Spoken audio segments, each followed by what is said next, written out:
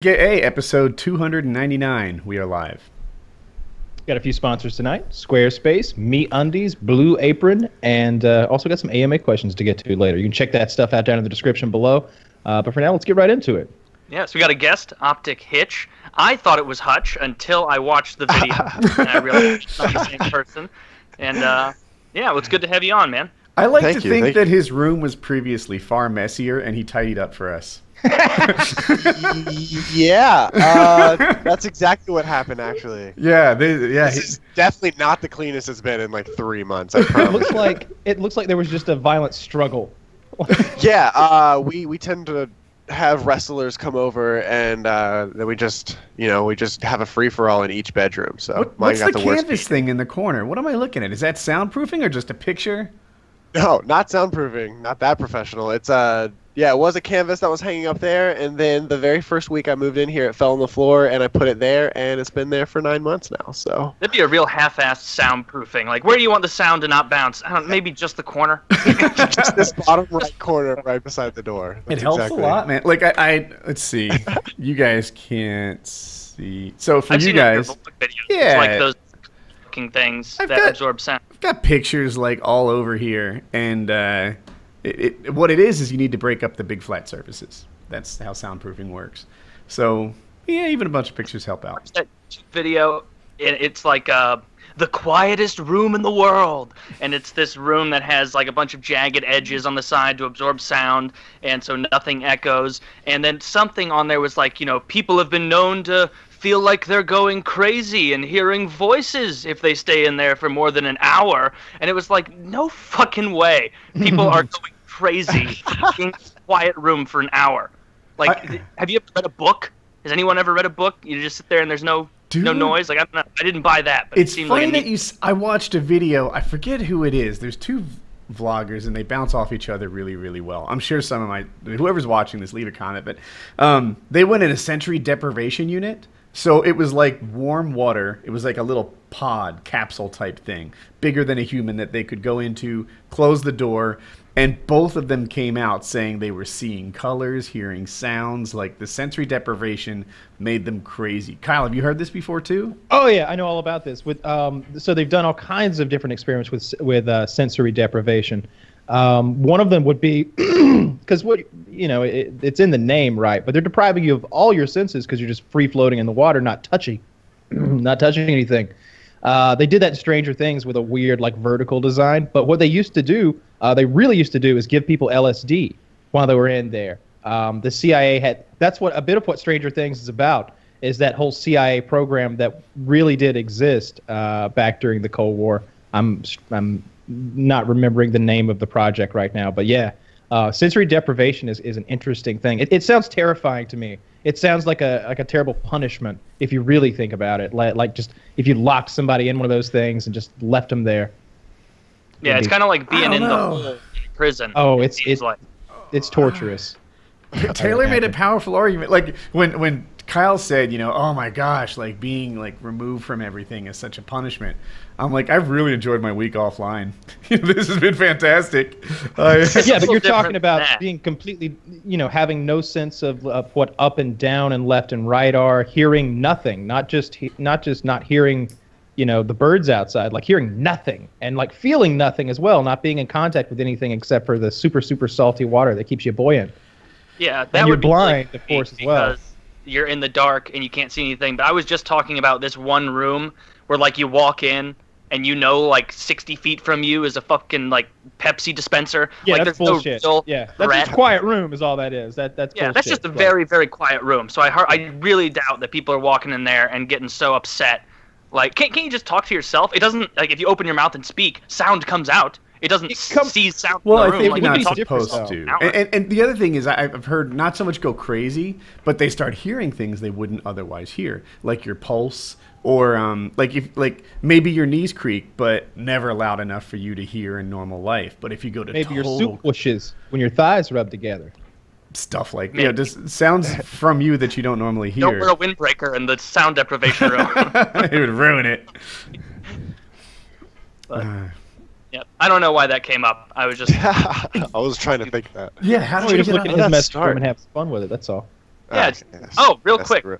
before we go further into the show. So I did over on the podcast I do with Melissa, my girlfriend, Truly Terrible. We did a drinking episode, and so if you want to check that out, just type in Truly Terrible, or maybe there's a link down there, maybe not. Just type in Truly Terrible podcast, and you'll find that on my channel. But people think it's funny, so hopefully you enjoy it. I did that last week. Right? The last week I was like, I made a homemade shotgun in my vlog. So if you don't watch my stuff, I want you to think they're all like that one.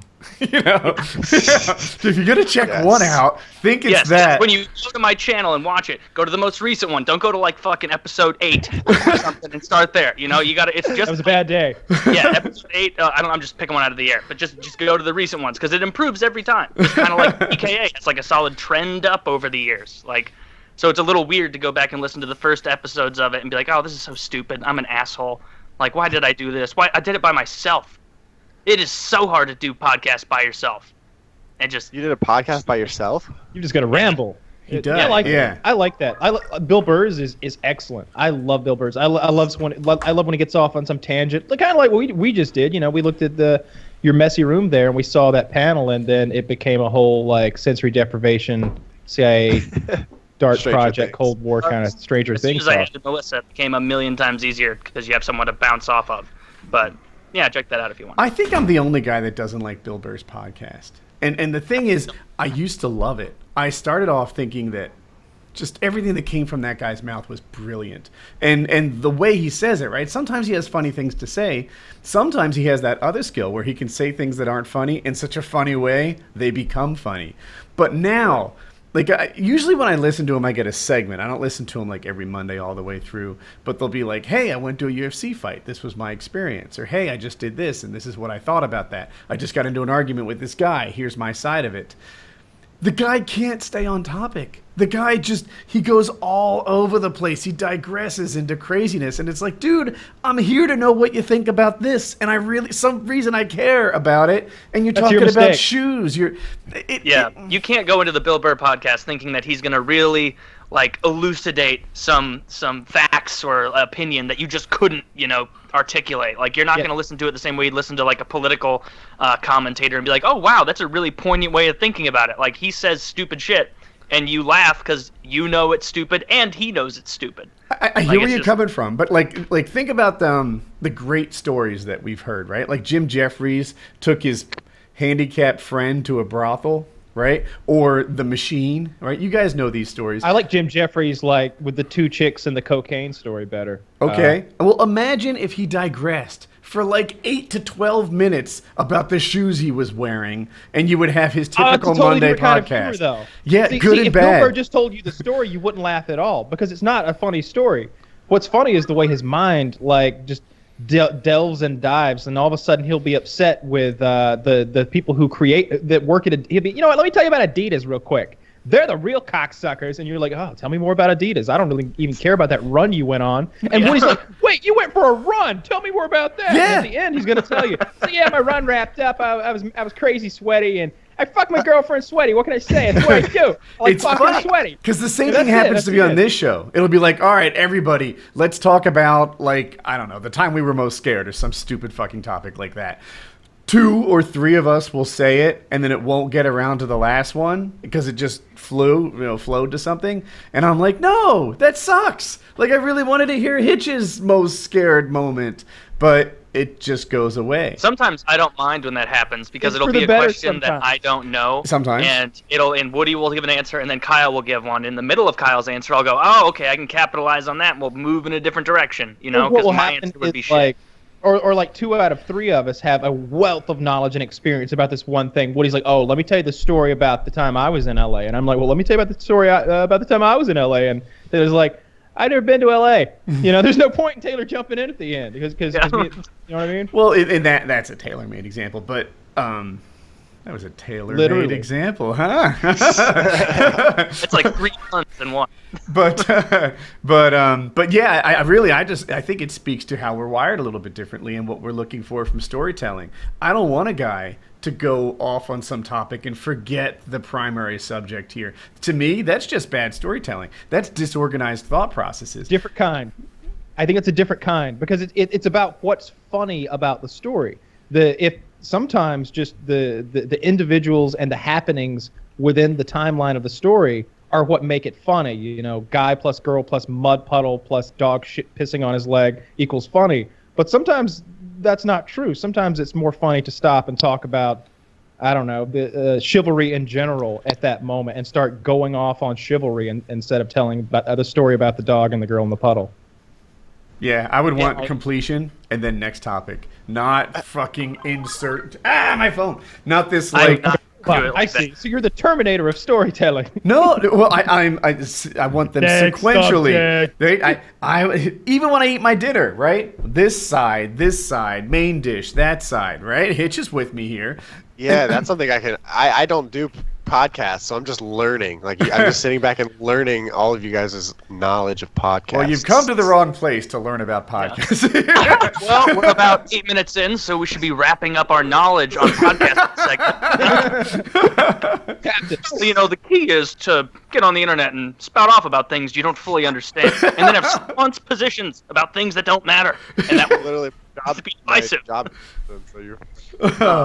So you don't know what you're talking. So you eat your food like it's a homework assignment where you're like, first I do math and then history and then literature or whatever it is. Like, you don't just kind of eat around. Frequently I do, yeah. You know, it's not every time. Like, I don't like, I'm not stuck about it, but yeah. And oftentimes, like, sometimes I take heat for it. People be like, dude, you have some potatoes. You know what? I will get to the potatoes when I'm goddamn ready for the potatoes. I'm working on the peas right now. You know, I don't have to have all that shit on my plate at once. Do you count them when you eat them? Peas? No. Yeah. That would be loony. Yeah. That would be crazy. That would be loony. Yeah, that's where loony begins. No, but yeah, there's probably other people out there the same way. We're like, yeah, I like to eat one of these things at a time. You finish it, then you move to the next one. And then there are some, I'll admit, that are meant to be combined.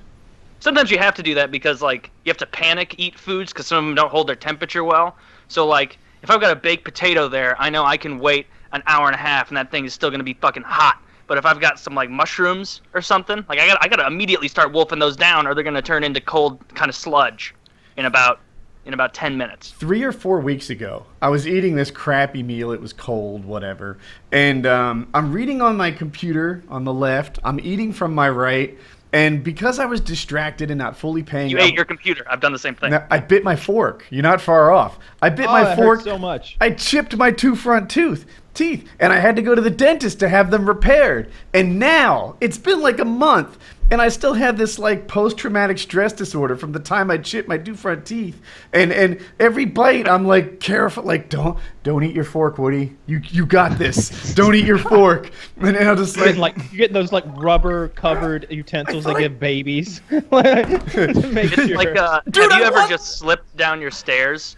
Like, you've been running down the stairs and you just slip and just and you fall pretty hard. It's like when you do something that you've been doing your whole life without mistakes, and then you suddenly just call your entire being into question when you fuck up on something as fundamental as eating off of a utensil or walking down the stairs. And then for like the next couple months, like every time you get on the stairs, it's like, well, you know, 2015 Taylor wouldn't have needed a handrail, but let's just be sure. I went down the stairs. Not as invincible as I thought I was. I'm a stair master, man. If I fall downstairs, I am never hurt. Never hurt. People are like, are you okay?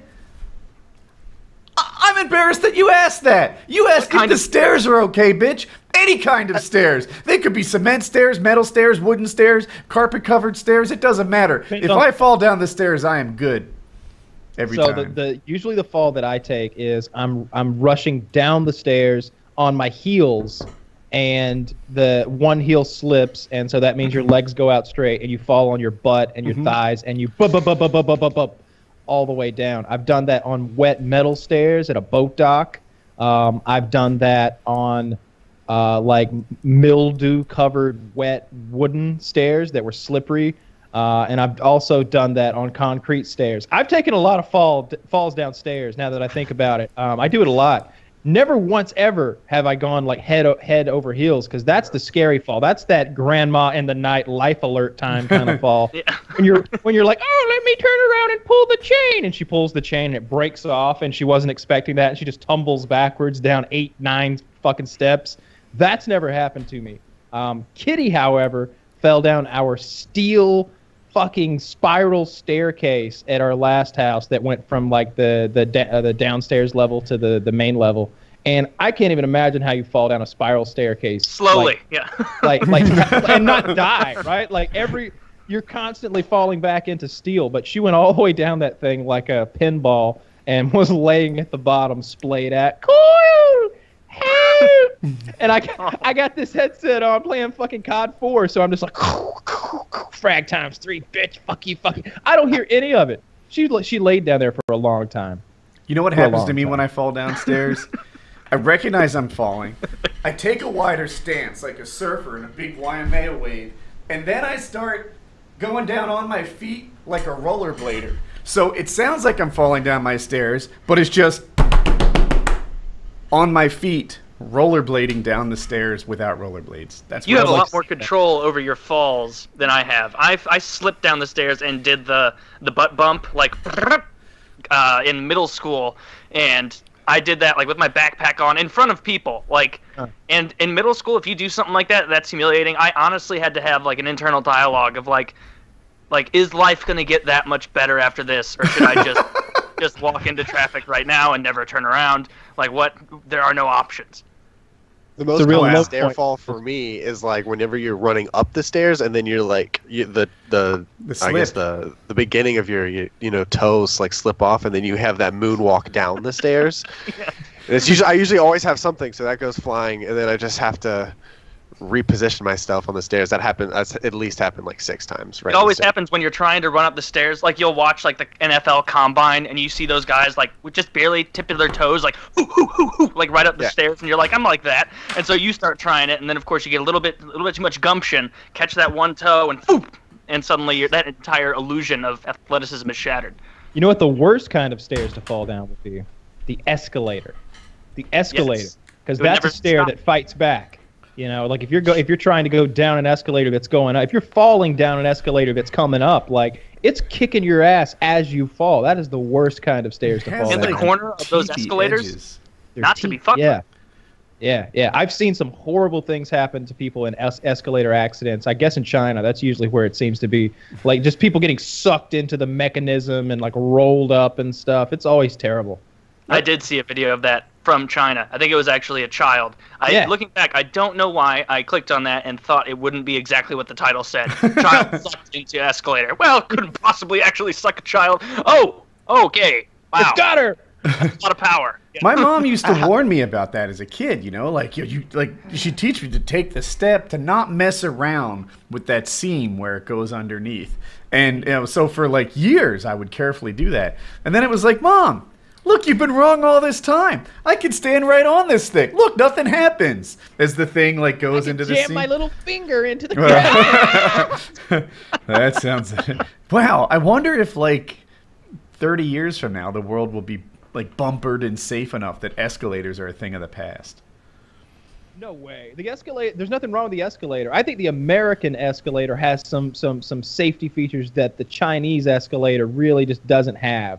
I really believe that because, I mean, I imagine that maybe a shoelace could get pulled in, and that could be a problem for a child. But I feel like as a grown adult that I have enough power in my leg and body that I'm just going to snap that shoelace off before it takes me in. All right, that's just what's going to happen. Or you just take the shoe off because you're a big boy.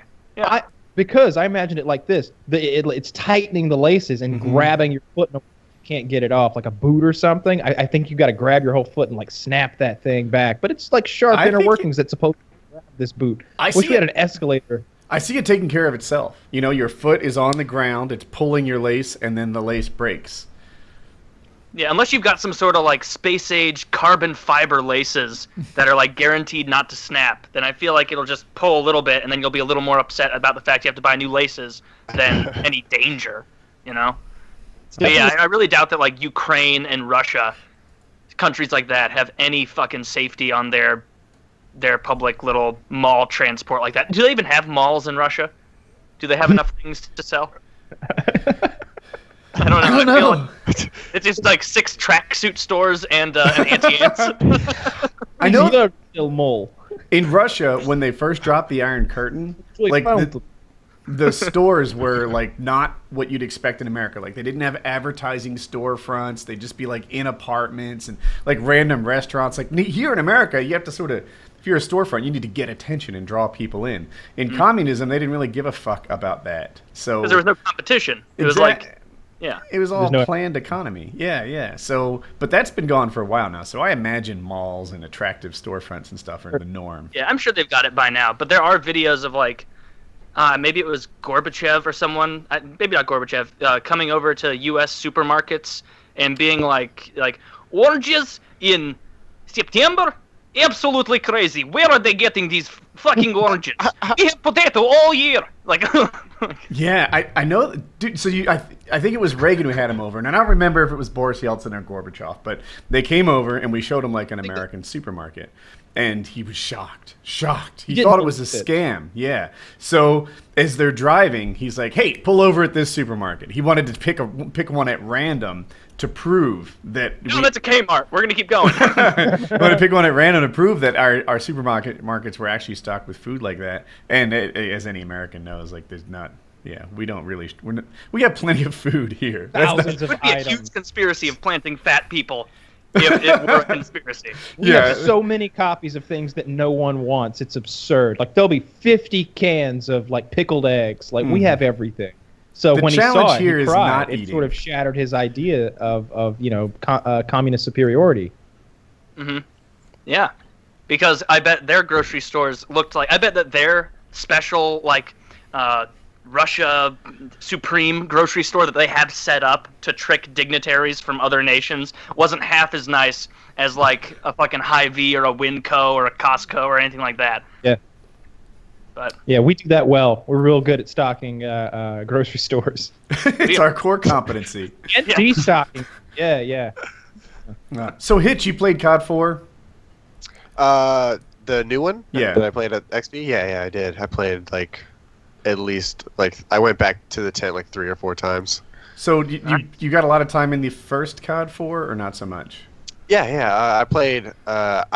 I started playing towards the very end of like or towards the beginning of Modern Warfare 2. So I went back and played COD 4. I didn't play it during its like time, but I really do enjoy the game.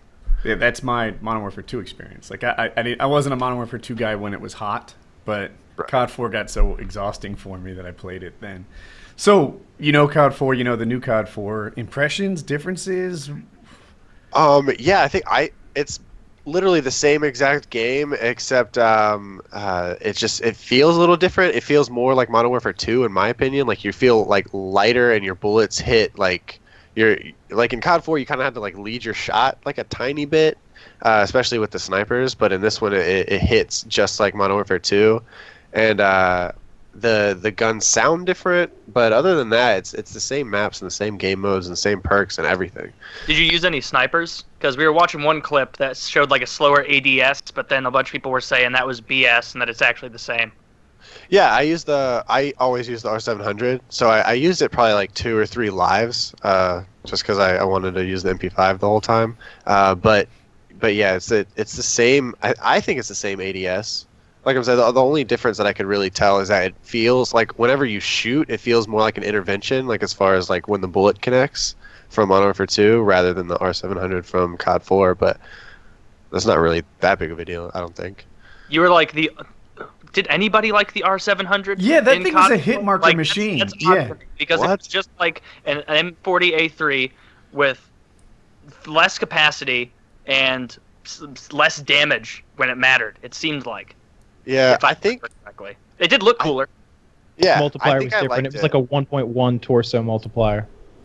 Yeah, and I think it got like a fraction of the less hit markers against Juggernaut, if I remember correctly. Yeah. So that's why I started using it. And I started using it because like I used to watch these like PC montages, and this sniper named Stevie used to use the R700 a lot. Does he still play? It's the best looking of them. Especially in Blue Tiger, it's a really nice gun. I think the scope might go Blue Tiger 2 or something. It's a really good looking gun. I saw that Domination, you now switch sides. I thought that was a good addition. So you're gonna have to play the bad side of Bog now and see if you can handle that. I think that'll be fun. I did see that the gun sounds were different, especially the Desert Eagle. It sounds more like the Modern Warfare 3 Desert Eagle, but it looks great. It looks like a lot of fun. I'm curious to see just how many people are going to be over there playing Call of Duty 4 Remastered or Modern Warfare Remastered, versus how many people are going to be playing Call of Duty 22 or whatever is also coming out this year. That I don't even know. Advanced Warfare, is that what it's called? Yeah, Infinite Warfare. Yeah, I didn't know either. I would have helped you if I could. I don't give a fuck. Extreme Warfare, right? That's the one this year? No, it's called Battlefield 1. That's the one I'll be playing, and it's Modern Warfare Remastered. That's what I'm into. I've really enjoyed watching all the footage this week. From everybody from Hutch to that OpTic Homage, I guess maybe his name is. Just great footage. Got to see a lot of sniper footage. Hutch did a COD commentary, which was fun and refreshing to watch. Did you? And, I only saw the title of it. Hutch made a video called like "No Bullshit, How Is It?" Did you watch that? Yeah, I watched it. What was the summary? Like, what was your takeaway from that commentary? He likes the game and he thinks it's exactly like COD 4 except with some improvements. Great, save me a click. He's got good footage. He's going crazy with he's got a silenced P90, I think, in that video. Running around, getting a lot of kills, doing well. Yeah, that's the game I'm probably most excited for. The more it gets close, like I was sure that it was going to be, some computer game because I'm trying to get into that more now, as you guys know, since Kyle and I are playing more. But just the more like watching little clips of old COD 4 online, it's just like, oh man, this game was just so much fucking fun. I can't wait to play with like hopefully a similar group of people as I played COD 4 with, which is to mean a bunch of people who are decent at the game. Oh, we're going to recruit people. This is going to be good. So I already messaged Socrates and Impulse because I still got them on Skype. I'm like, do you still play Call of Duty? Because I want to get them. But yeah, we've got the PKA fan base to recruit from. We'll get a couple of 3KD players, 4KD players, something like that. Exactly. And I looked at my friends list not long ago. I still have like all the like legends from OpTic on there. Like Nade Shot's on there, Rambo's on there, Merc is on there. I've got to like. There's no reason that I have to lose. That's a choose to, really. But the friends I'm excited about reaching out to, like Kyle did, they're not actually like they're not as good as me, but I really enjoyed their company. I want to like do that again too.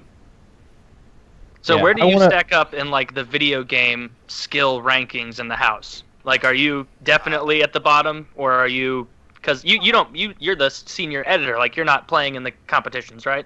Right, yeah, I'm not playing. I mean, I stream, and I've played Call of Duty forever. That's how I got in. I started playing Call of Duty before I started shooting videos, and then I just kind of, like, used that as a way to get into the scene. So it's like, I'm, like, no stranger to the games.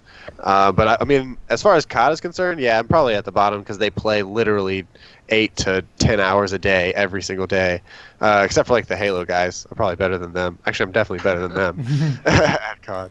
Do they bitch and moan during the day sometimes the way people do with like traditional jobs? Like they'll come out in the kitchen and be like, "Oh God, I just can't get this gameplay. Such bullshit. What a day!" Like all stressed out, or is it mostly? Well, it's mostly the competitive players do that a lot. They're just like, oh, I can't believe I have to scrim. We're playing like this team that's not nearly as good as us. It's going to be a waste of time. And they just like I don't know. There's things to bitch about. They will find things to bitch about.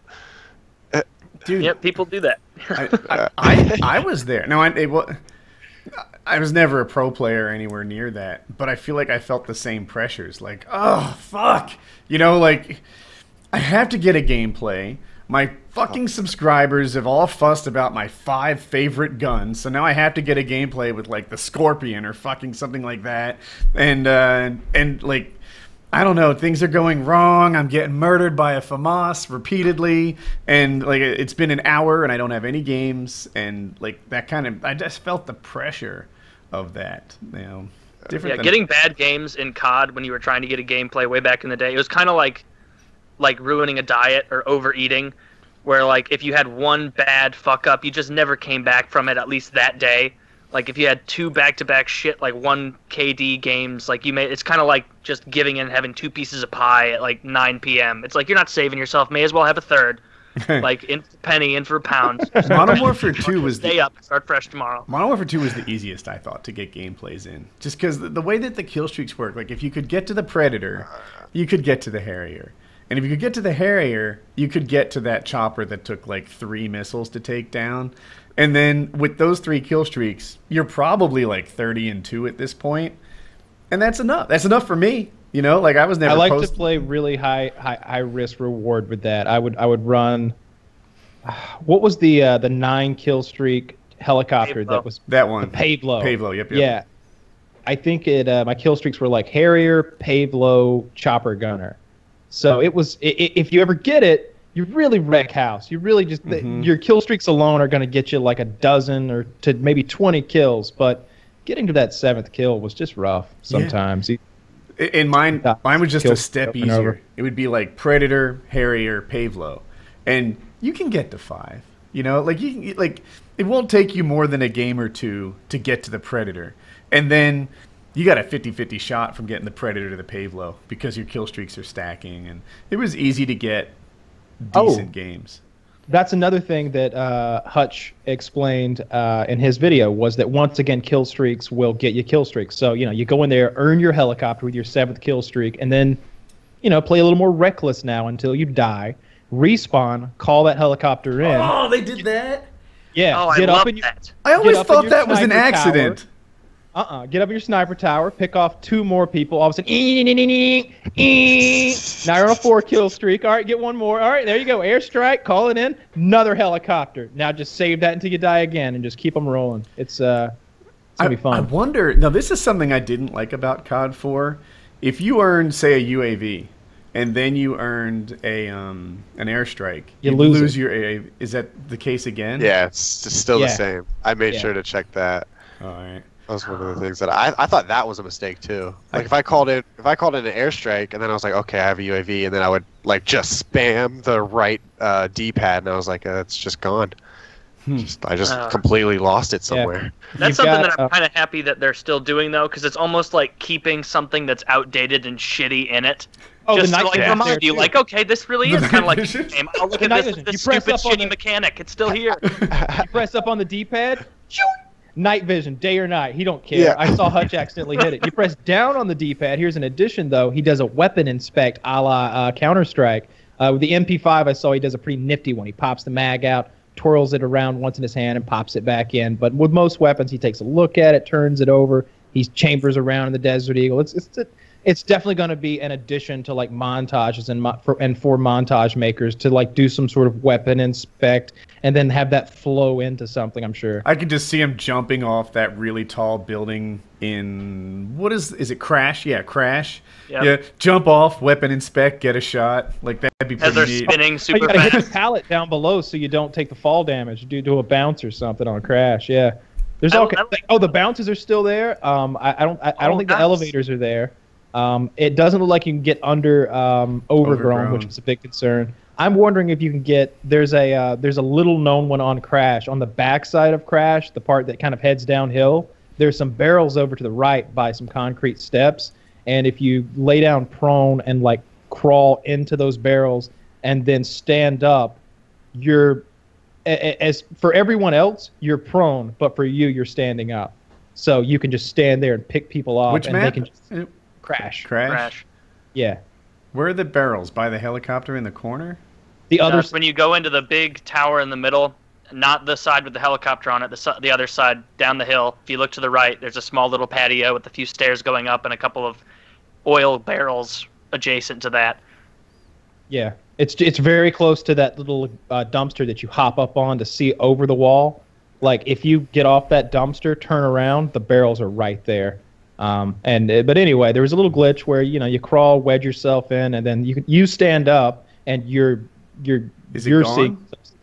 I don't know. I haven't played the game. Those are the glitches that I really hope they got rid of, but the ones I hope they left in there are the ones like on Ambush, where you can like sprint jump and RPG jump up into certain places. I like that, but none of the hide under, because you can still get shot. If you can still get shot from where you are and die, then I don't think of it as that bad of a glitch. But if you're a douche who's like fading into an oil barrel and just getting a huge kill streak because nobody can do anything about it, they keep running at you with grenades, trying to like cook it and kill you too, but it doesn't work. Like that's aggravating. About ambush though, you don't want them leaving the map because that sucks too. No, stay in the map. Yeah. But if you leave the map, the same thing. You can't kill them anymore. You know, you can still. Yeah.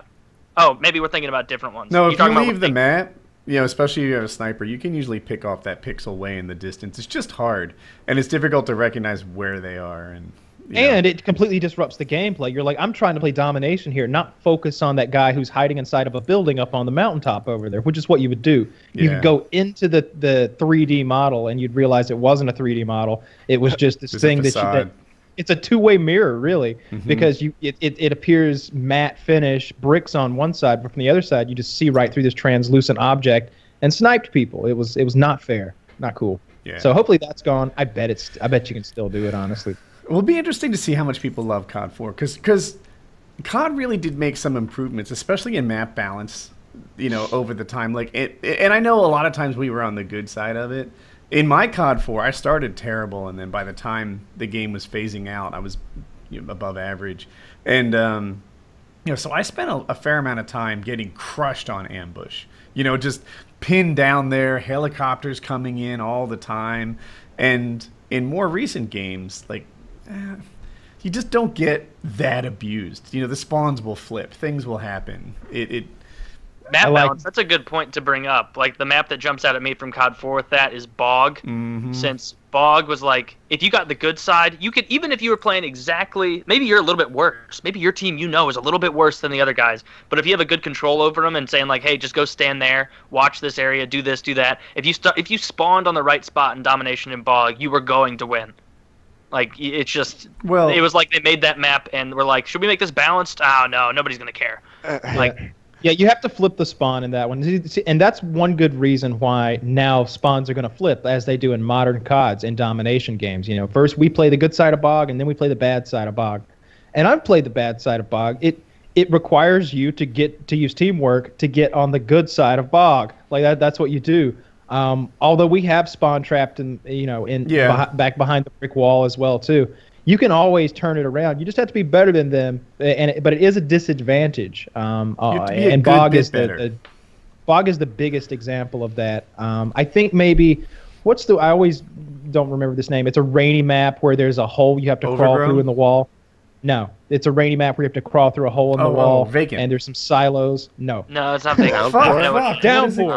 Downpour. Downpour. Yeah. Downpour is a one-sided map. If your teammates know not to push past a certain point, if you just keep them back on their side of B on the other side of that wall, it's a very one-sided map. And you get your defenders on the back side of Grandma's, not in Grandma's, on the back side of it, looking through the windows, through the house, through the door. You can lock that whole map down. So I'm looking forward to maps that allow you to really spawn trap the fuck out of people and farm them for XP, like their single player character models. That's what I always enjoyed.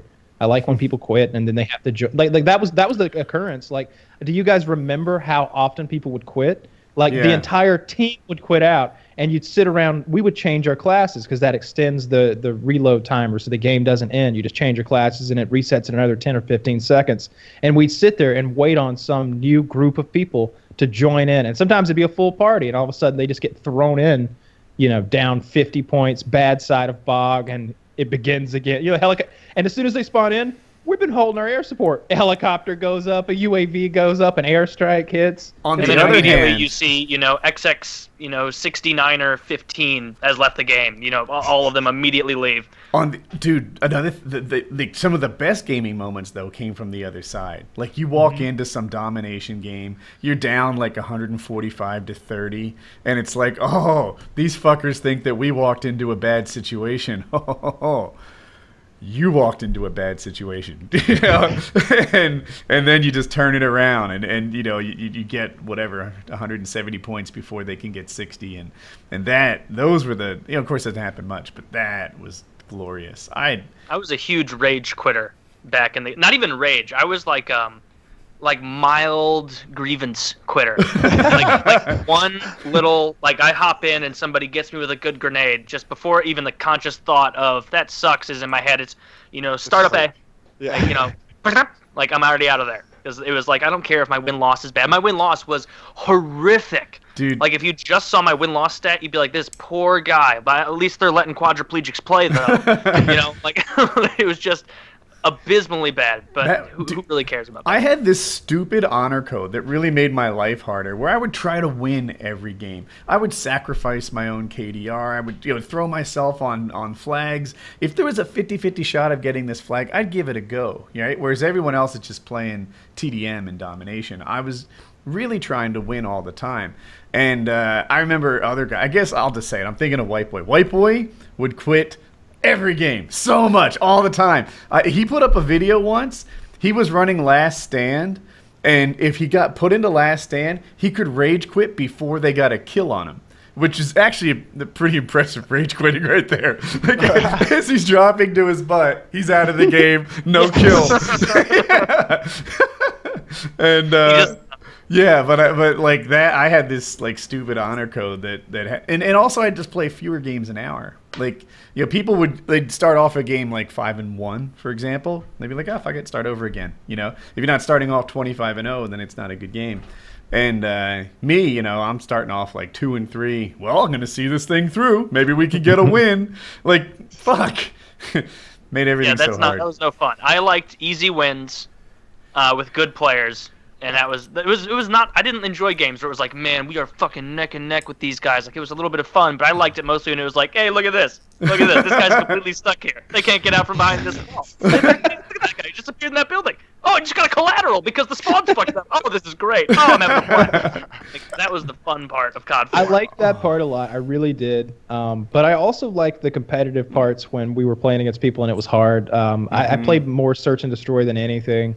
It seemed to be where the better players were toward the end of the game. Everybody was using dead silence. You know, everybody was using headsets, and we would run into people that we played in game battles and public matches, and I loved that because there were some high intensity moments when you're all right, Marine, you're the last one, get it done. And you're like, fuck, all right. Bombs there was ticking no down. Skype calls. There weren't anything. Like, literally, you were talking in a party, or you were talking in game chat, and as soon as you're last alive, like, it's just silence. Yeah. It's sensory deprivation. You know, everybody's watching you. That's the big pressure, right? Like, it's not just playing hoping to win. It's everyone's judging you. Everyone sees exactly what you're seeing. They know your decision making. You know, if there's some, you know, the hint of a claymore, like red trail, would taper off, but sometimes it'd be barely visible, and it's like, yeah, if you don't see that but your teammates do, there was a lot to it. It's fun. It was fun. Sometimes it was like not fun, but if you're like in a search and destroy party like that and you're the last one and you don't know anybody in your party, sometimes it was a little bit funny just to quit from there. I hate you. I've never done anything that in my life. You're the last one left, comrade. You know? Now they're the last ones left. Like, you know, they lose that round. Oh, there were so many mean people in Search and Destroy because I wasn't good enough at Search that, like, it was rare that I'd be the last guy and actually put together a little chain of like bop bop bop bop. Oh wow, 4 of them, well done. Usually it was like I get maybe 1.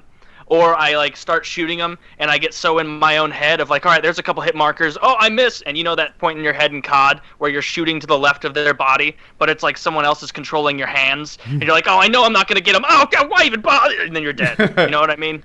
Dude, Rambo did an analysis of Search and Destroy with another player. It's a long video. I'm gonna call it like 30 or 45 minutes, and it's like his thought process on how he plays Search. Super eye-opening. It's probably 2 years old now, but it's the greatest search strategy video ever made, according to me. And it's so hard to be patient in Search. That's the biggest problem for me with it, is that you get, like, I play domination 95% of the games I play, so I get in the habit of like, all right, I sprint forward. If I die on the way to this point, who cares? But if I make it to that point, it's going to be a huge benefit if we cat B right off the start. And so you try and do that in Search, and people are just so meticulous and like surgical with like, they'll walk like 6 feet forward from where their spawn point is, and you'd be like, oh, right. Oh, okay. Oh, there's that idiot again. Like, and every time I sprint, I'm like, maybe I can beat him. Like Dude, there before he can. The upside of Infinity Ward games is BDOM is pretty much protected on every map across every Infinity Ward game, right? Treyarch, dude, Treyarch, I love you, but your domination maps are fucked. Like, they'll be like, all right, we're going to have 5 elevated positions, windows all looking at some open field, and we'll put BDOM in the middle of that field. So it's a fool's errand to try to take that. And if you think about Treyarch maps, like again and again, there's no cover. But if you think about Infinity Ward maps, like Crash, you know, there's protection right there. Overgrown, it's right next to those steps. I mean, I could go through the whole list. In Vacant, that one's a little tough, but at least it's indoors. Is Vacant's the one we use? Block was the tough, shotgun, and so is Showdown.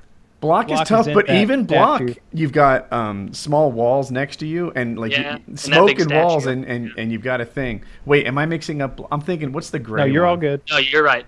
What's Showdown the gray one?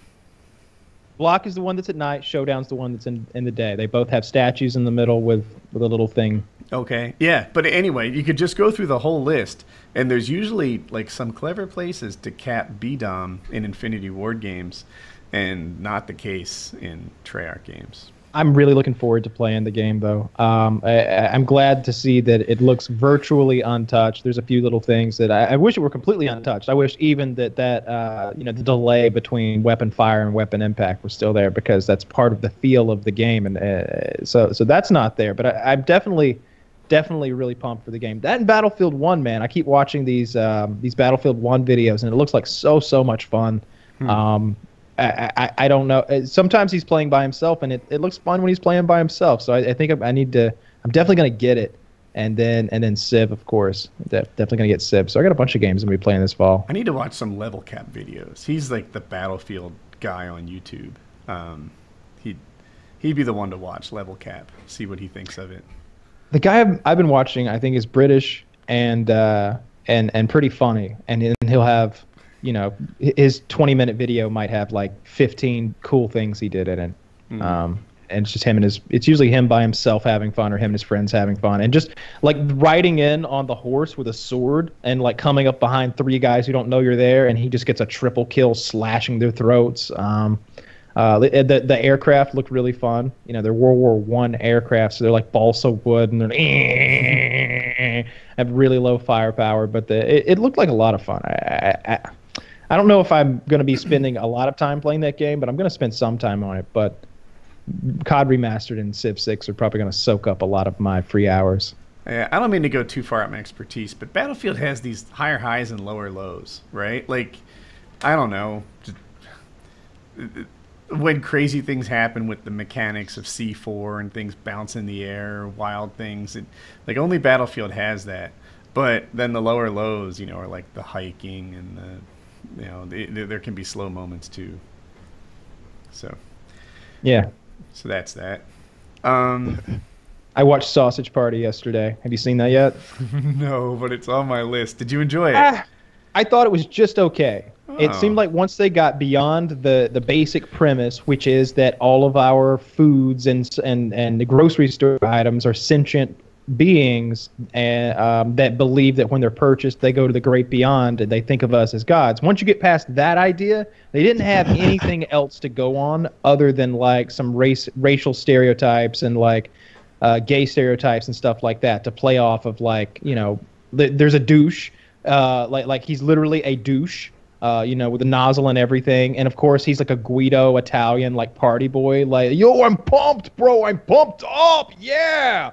And he's just like, he's a douche. He's literally a douche. He's like, he's talking about getting up in that jizz. He's like looking at the woman who bought him, like staring at her camel toe, like, oh yeah, bro, getting up in there. and so he's just a complete like asshole. He's kind of the villain of the thing. And you know, there's a lesbian taco. Who is really into the bun. She wants to go down on the bun. And you know, let's see. Oh, there's a bagel who's a Jew, of course, and whatever that Arabic like flatbread thing that they make falafel or something. Yeah, there's but a falafel is the whole thing. The bread itself has some name. He's just the Arabic tortilla.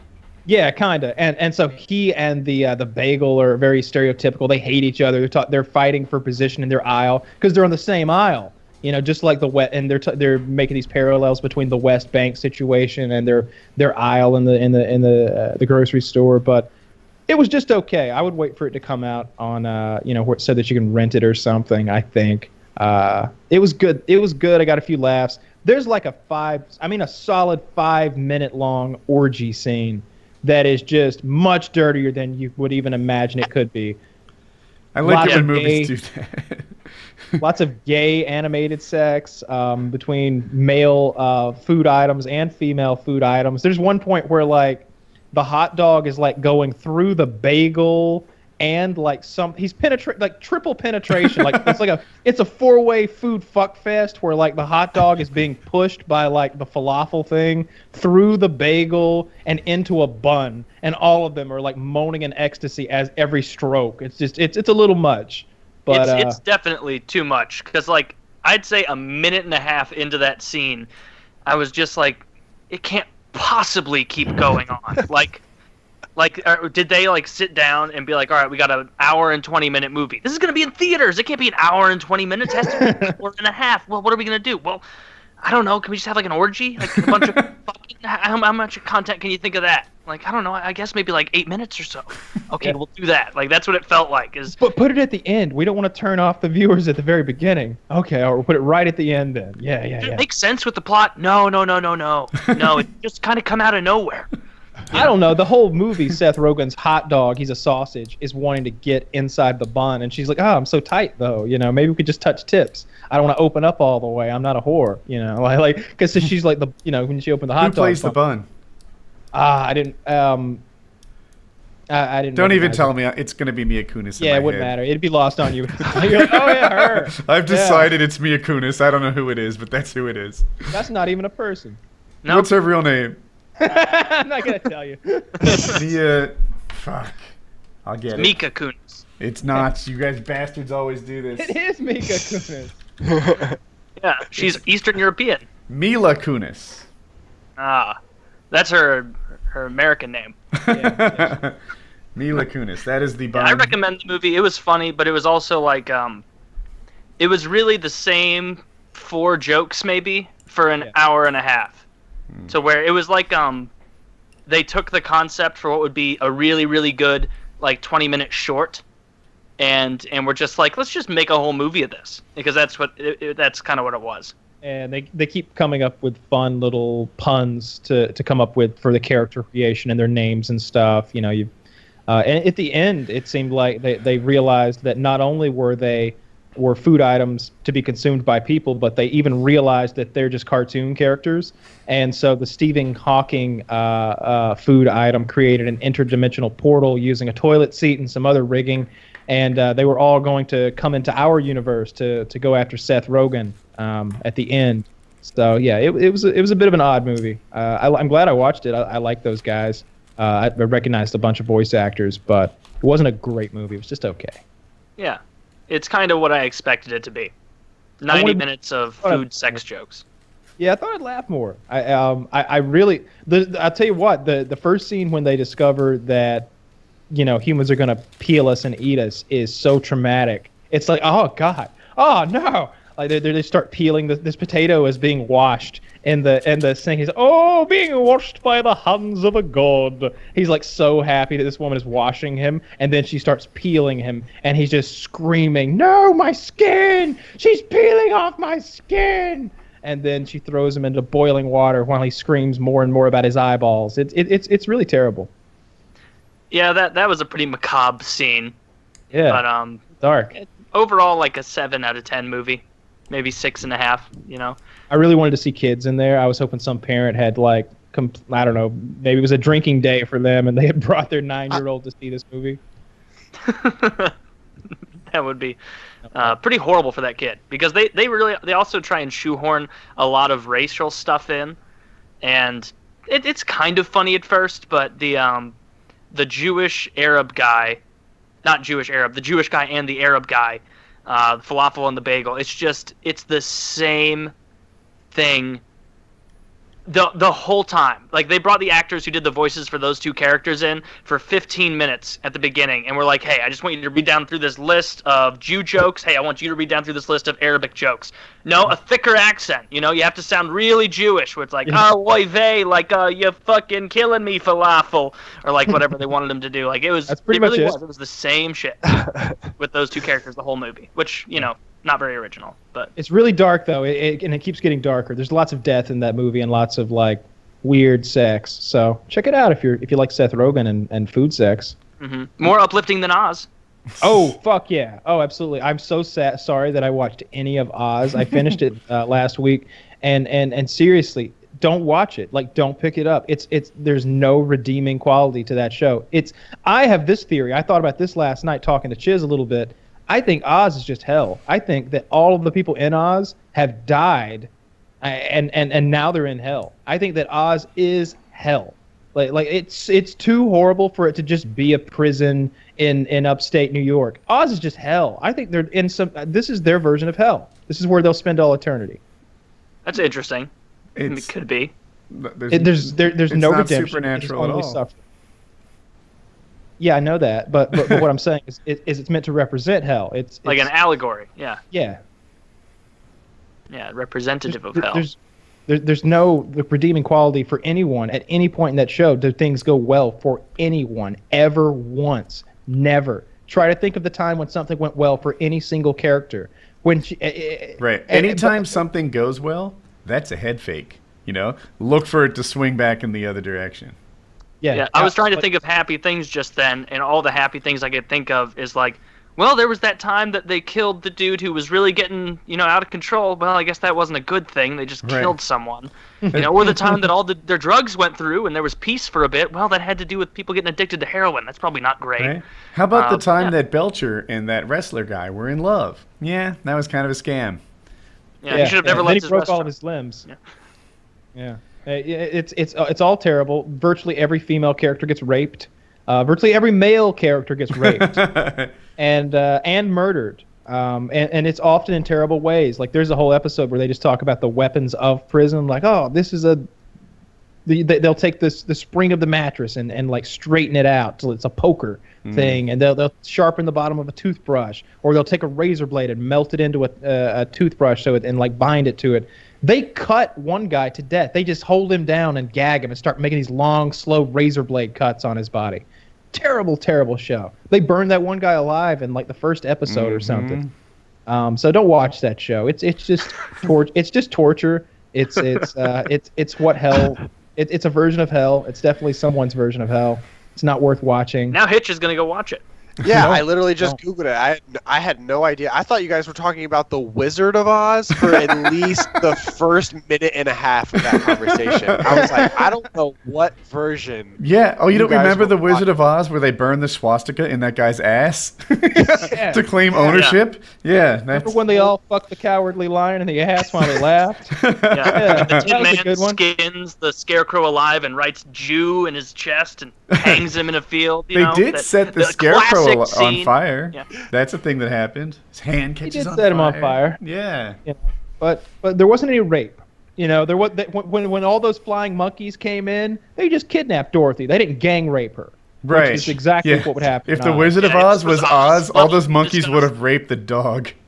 I want to see that. See, now this would be a great Saturday Night Live sketch or something. Just the Wizard of Oz, but use the Oz like font, text from the show, and then just have that gory ass intro, but with Wizard of Oz animated characters instead, like the Iron Man with the scar on his face. He's Alvarez. Like everybody's somebody. That would be. They still have the flying monkeys, but they're like Oz level intensity. So when you see them flying in, you know they're coming down to tear off your testicles or rip your fingers off and eat them. Like they're not like the hunky dory monkeys that flew in. And all things considered, the flying monkeys in Wizard of Oz were very well behaved.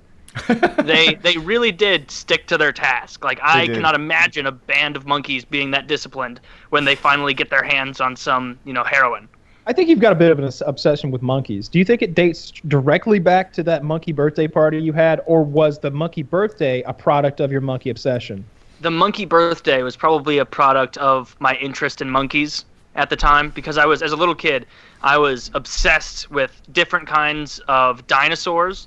like learning everything I could about different kinds of dinosaurs and where they lived and what time periods they lived in and all that, and also the different kinds of monkeys and where they lived. And monkeys became more exciting over time because it was like, well, I can go to the zoo and look at some monkeys. I don't want to go to the science center and look at the same pair of T-Rex bones every weekend. Like, it's just not as contemporary as monkeys. If you're a tailor, the monkeys come to you. I have a new topic. I wanted to talk about monkeys some more, but okay. Yes, what do you have to say about No, go ahead. My topic can I fit want in some anytime. monkeys. That's all I'm saying. Like I want to have some sort of a monkey experience after hearing Taylor's story. Like, I don't want to possess a monkey. Oh, okay. I've told the story before about that girl who went to the guy's house who was keeping monkeys in the cages, and it smelled like death. So you don't want that. You don't want a monkey as a possession, a friend or whatever. But I'd like to be visited by a monkey. I would like to pay like a petting zoo guy to come over and, you know, have a monkey hang out with me for the day. I think it's like a boat, where it's like you don't want to be the guy who owns the boat. You want to be the guy who can go over and hang out with the guy who has the boat. You don't want to be the monkey handler. Mm-hmm. You want to be able to pop in to the monkey handler's house, hang out with a little capuchin. Oh my God, it's great, swinging from my arm. That's so neat. And then head out. Not have to worry about the fact it's going to get cranky later because it sees you eating a Twix and it can't have one, and so it picks up some feces, some fetid feces, and hurls it across the room at you. Like, you don't have to deal with that. If you had an outdoor monkey, what would the advantages be, right? Like, every so often we get like a field mouse in the kitchen that we have to trap and kill, right? If I had a monkey, would he catch the mice around the house? Would he catch the cats around the house? Yeah. No. Like, what would a monkey do? The cat by the tail and smashing it into concrete, just furiously, like with no regard to the fact that the cat is slowly becoming pulp. It's just like a dog with a toy. He's just smash. What the they don't care about. Like, if you had a monkey, I think the kind you want would be an organ grinder monkey. They're called capuchin monkeys. Sound you can look like those a friendly up. monkey. The organ grinder monkey. Yes, they're the ones that they would sit there on the street in those little Aladdin hats and like grind the organ and around. I want an anus ripping monkey. That's the kind that I prefer. The organ grinder monkey is just a little passe at this point. I want the anus ripping monkey. An organ grinder monkey? Like, what? Why do they call it an organ grinder monkey? Do they take their organs out and grind them up and eat them or something? Like, what? No, because they're grinding the organ that they're holding. Oh, okay, an organ. Okay, well, yes. See, I got some mental images of intestinal grinding. You still had Oz on the mind. You know what I was like with the organ grinder monkey thing, like you'll see like in movies like in depicting olden days when apparently some dude from Serbia's way of making a living is bringing one monkey with him that he gives an instrument and then stands around and collects money on the monkey's behalf. In the time that it takes to train a monkey to not only play music, but to be disciplined enough to not sprint away at the first sign of food nearby and ruin your career, I feel like you could go into the trades. You know, you could learn something more valuable. Like, don't put all your eggs in that monkey basket. I guarantee if it runs away or passes away, you don't just have another backup monkey sitting around. If you did, you have to spend a lot of time training it. It's just not a very good career choice. So I have no sympathy for those people. Monkeys are really worthless. I've been looking at this monkey diet and like things that, like, you know, if you have a goat, you pretty much don't need a lawnmower, right? If you have a cat, you have fewer like mice and rabbits and shit like that, you know, around the yard. If you have monkeys, nothing. They eat fruit. They scream and squeak and bark at each other all day long. They eat barks and like ruin your trees. They're really not helpful at all. You don't really want monkeys around the house because they're just a pain in the ass. They fuck shit up a lot. And yeah, they're too rambunctious, and it's very risky keeping an animal with hands around. Because at least with like a dog, you know, it's not going to get into your sensitive paperwork unless you leave it on the ground. Like a monkey, you can just come home and it'll find stuff that you lost. You know, just ripping it apart. Like, oh, god damn, my jacket, I still had that? You've just been tearing little bits off and throwing it away? How spiteful of you. Yeah. You know? They eat a lot of fruits, but who has fruit problems? Yeah, monkeys don't. It depends on how many. So I think it depends on what kind of monkey and like what you want the monkey to do anyway. Like if I got a monkey, I'm gonna be just fine with him having a little personality, being friendly with people, and maybe, you know, some people be interested in hanging out with him. But I think they've got maybe like monkeys for blind people, or monkeys for people who have other disabilities that like help them do things. Helper monkeys, sure. And that would be nice if you had a super well trained monkey that would do things for you, do the tasks. Yeah, I would like that. You should look into the monkey rental option, yeah. Kyle. If you really want to hang out with some monkeys, maybe just call up your local monkey dealer and tell them you want to hang out with one for like an afternoon. You can Just one imagine. afternoon. I'm thinking that the people who have helper monkeys are likely to die a lot, right? You know, they've got big problems and diseases and heart. Maybe there's some like out of work helper monkeys that Kyle could pick up. Maybe. I don't Maybe. know. I think we might have lost Kyle. He's in the same unless he's doing a great job sitting still. Who does pick an actor that he looks like right now? Is that like a Pacino, a Jack Nicholson? Ah, he's gone. No, he looks like Jon Snow. Billy Jon Bob Snow. Thornton. He looks like Billy Bob Thornton in fucking Fargo with his goofy hair. All right. You know what I could do? What if I did the ad while we waited for Kyle to come back? Let's try it.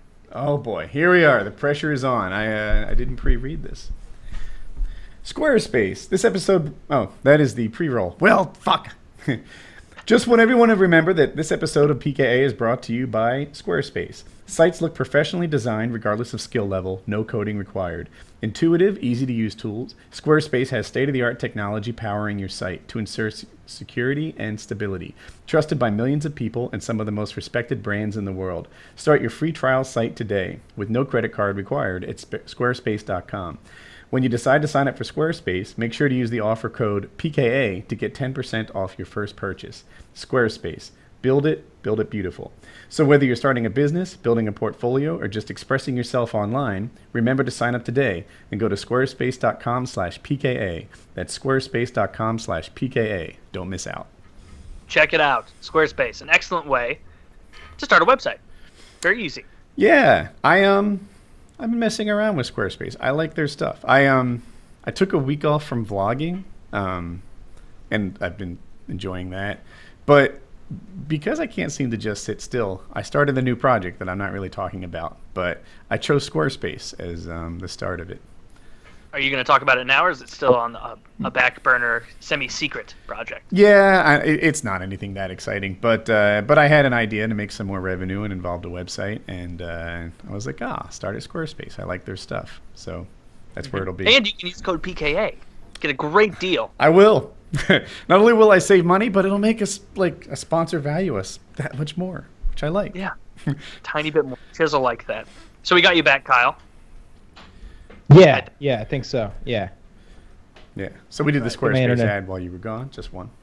Excellent. you're all caught So I think my internet went out for a second. What were we talking about? Monkeys? We were talking I about think Yeah. you get some trained monkeys and you'd be okay, but I think some sort of like you can just get a puppy, like some golden retriever, and you don't have to teach him shit. Like as long as you teach him not to pee and poop in the house, like he's all good. You can have fun with that. But with a monkey, I think you need some higher level education so that monkey is fully enjoyed. A well-trained monkey, I would imagine, could complete a number of tasks. You know, he could do all kinds of things. do your taxes.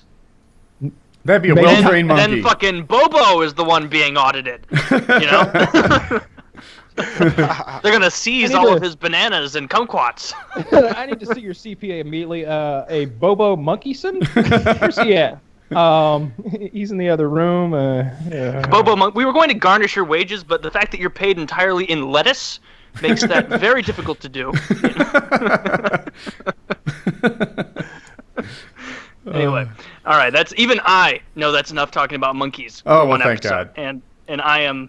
There had to be some kind of all a joke monkeys. about garnishing his wages, but his food was a garnish. There had to be something there.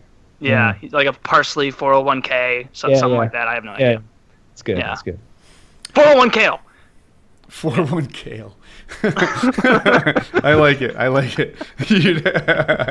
It gets better as I process it. Yeah. Anyway, sorry. See that? On a side note, that's the kind of humor that I like. I like I value saying funny things way over saying things in a funny way, which is why I think Bill Burr sometimes falls short for me on his podcast. That's definitely, there's some truth to that, definitely, because people who have like Bill Burr, obviously, like he has a Boston accent, but in his humor he puts it on way more because He it's a punches funny it up. accent. Right. It's a funny accent and it has weird inflections, and so it makes for good humor. But a lot of the stuff he says, if some dude from, I don't know, Memphis says it, it's not as funny. Just like if you take the stuff that Larry the Cable Guy says and his like country bumpkin yee-haw accent and say it as like a Brooklyn dude. Like, it's not that great. It's just, I don't know. I do know what you mean, because there are a lot of comedians out there who get by in a huge way because of the way they say stuff instead of what it is they're saying. A lot of British comedians like that, I think, where they get by on not being like really funny, but more just being like smarmy Brits, where it's like, oh, I don't even have to explain the joke. You just don't get it. You tee hee hee. Like, it's a very dry sense of humor. Yeah, very dry. It's different. I see it way differently. Like really? To me, the cliche is the American comedian is the smartest guy in the room, and the British one is the dumbest guy in the room.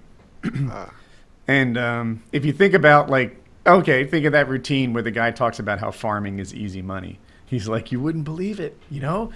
This corn, it just goes out of the ground from nowhere, and then you can sell it, making money on it. And then these chickens are made out of chicken.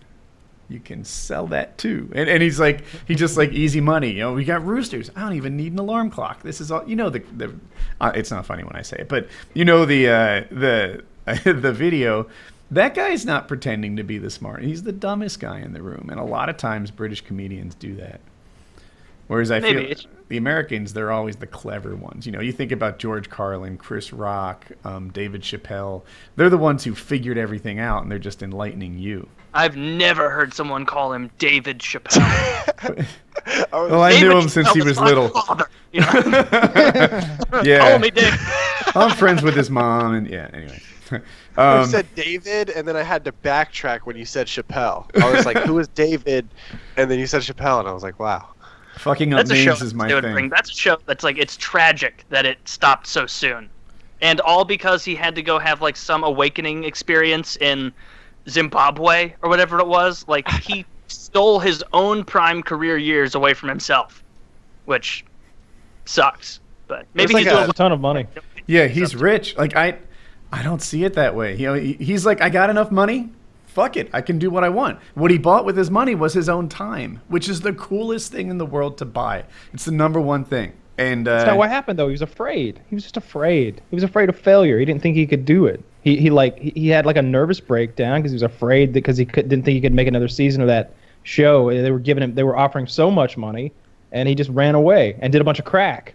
Like, I didn't know that. I don't think the crack thing is true. Yeah. Yeah, I think the crack thing was like a media thing. Yeah, there was like that's not true though. Yeah, he likes crack. There's like an inside actors interview with him where he talks for like an hour and a half about that whole span in his life, and it's like one of the best interviews I've ever seen. The interviewer was like a white guy with a beard who looked like he belonged in a room with leather-bound books, right? Yeah. Charles Lipton, I've watched the same one. I think so. It's like is he like the Paley Center guy? No, I don't know. I can't remember. It's that Lipton guy, the guy from the inside the actor studio, the one who like reads off the index cards and everything. James Lipton? Yes. Yeah, James Lipton. Yeah. Yeah, that was a fantastic interview. And I wouldn't have like best interview. thought that guy would do it so well, but he knocked it out of the park. Yeah, and he has a line in there where he's like, crazy is the worst thing you can call someone. Now, I can think of worse things, but he's like, it's because it's dismissive. You know, you call someone crazy, and then suddenly any defense, any retort, like it's all just gone because that person's crazy. You've dismissed him. And I don't know, it bounced in my head as like, wow, like they really hurt his feelings because that was the prevailing opinion. You know, he just went crazy and didn't take the $50 million. But if you already have $30 million, you might not care about the other 50, and you know that's about where he was. Yeah, I think he's lying. I think he was on crack cocaine in Africa. I don't think so. Has he talked about that before? He was like, he was like out there with his family. Like him and his family moved to Africa. Yeah, they like crack cocaine too. Yeah, he's just sharing the wealth. I think he wanted to go where he wasn't famous. I think that was his explanation, wasn't it? Yeah, and I don't know, pretty neat. But what was I gonna say? I had a Chappelle point. It's gone now. Sure. I have a new topic. Woodycraft shut down today. Today was the last day of Woodycraft. Hitch, if you don't know, I had this Minecraft server. It was pretty popular. At its peak, it was one of the top 4 or 5 Minecraft servers in the world. And I don't know. People started shifting away from the kinds of games that we had to mini games, and our mini games. I had 2 problems. One, as hard as we tried, they just never seemed to be wildly popular. Our player base didn't like them. They'd be excited about them for 2 weeks, and then they'd fall off. And Right. two, they didn't make any money for us. So they were just like loss leaders that no one played, and was like, well, fuck, you know. Whereas like Hypixel, for example, managed to monetize theirs. So over time, like the player base just shrunk and shrunk and shrunk, and it was like, all right. Oh, and then Mojang changed the EULA so that you couldn't sell the kinds of things that made Woodycraft profitable. Right. And it was just like, it was almost a graceful way to wrap it up. It's like, all right, you know, the EULA changed, the server's been headed in that direction anyway. Let's call it a wrap. And so in the springtime, I made it so that we didn't sell anything, because I didn't want to be like selling things up to the day we shut down. And here we are entering the fall, and I didn't know when the last day was going to be. I could have looked it up, but like there were different. Woodycraft at its peak had like 20 servers, and different ones were like expiring on different timelines as we added and removed them. And it was going to be at a point where like a server that all the traffic went through went down, and that happened today. Like the Bungie server expired or something. And I don't know. It was a really good experience. It grew me as a person. It grew my bank account. I appreciate that about it.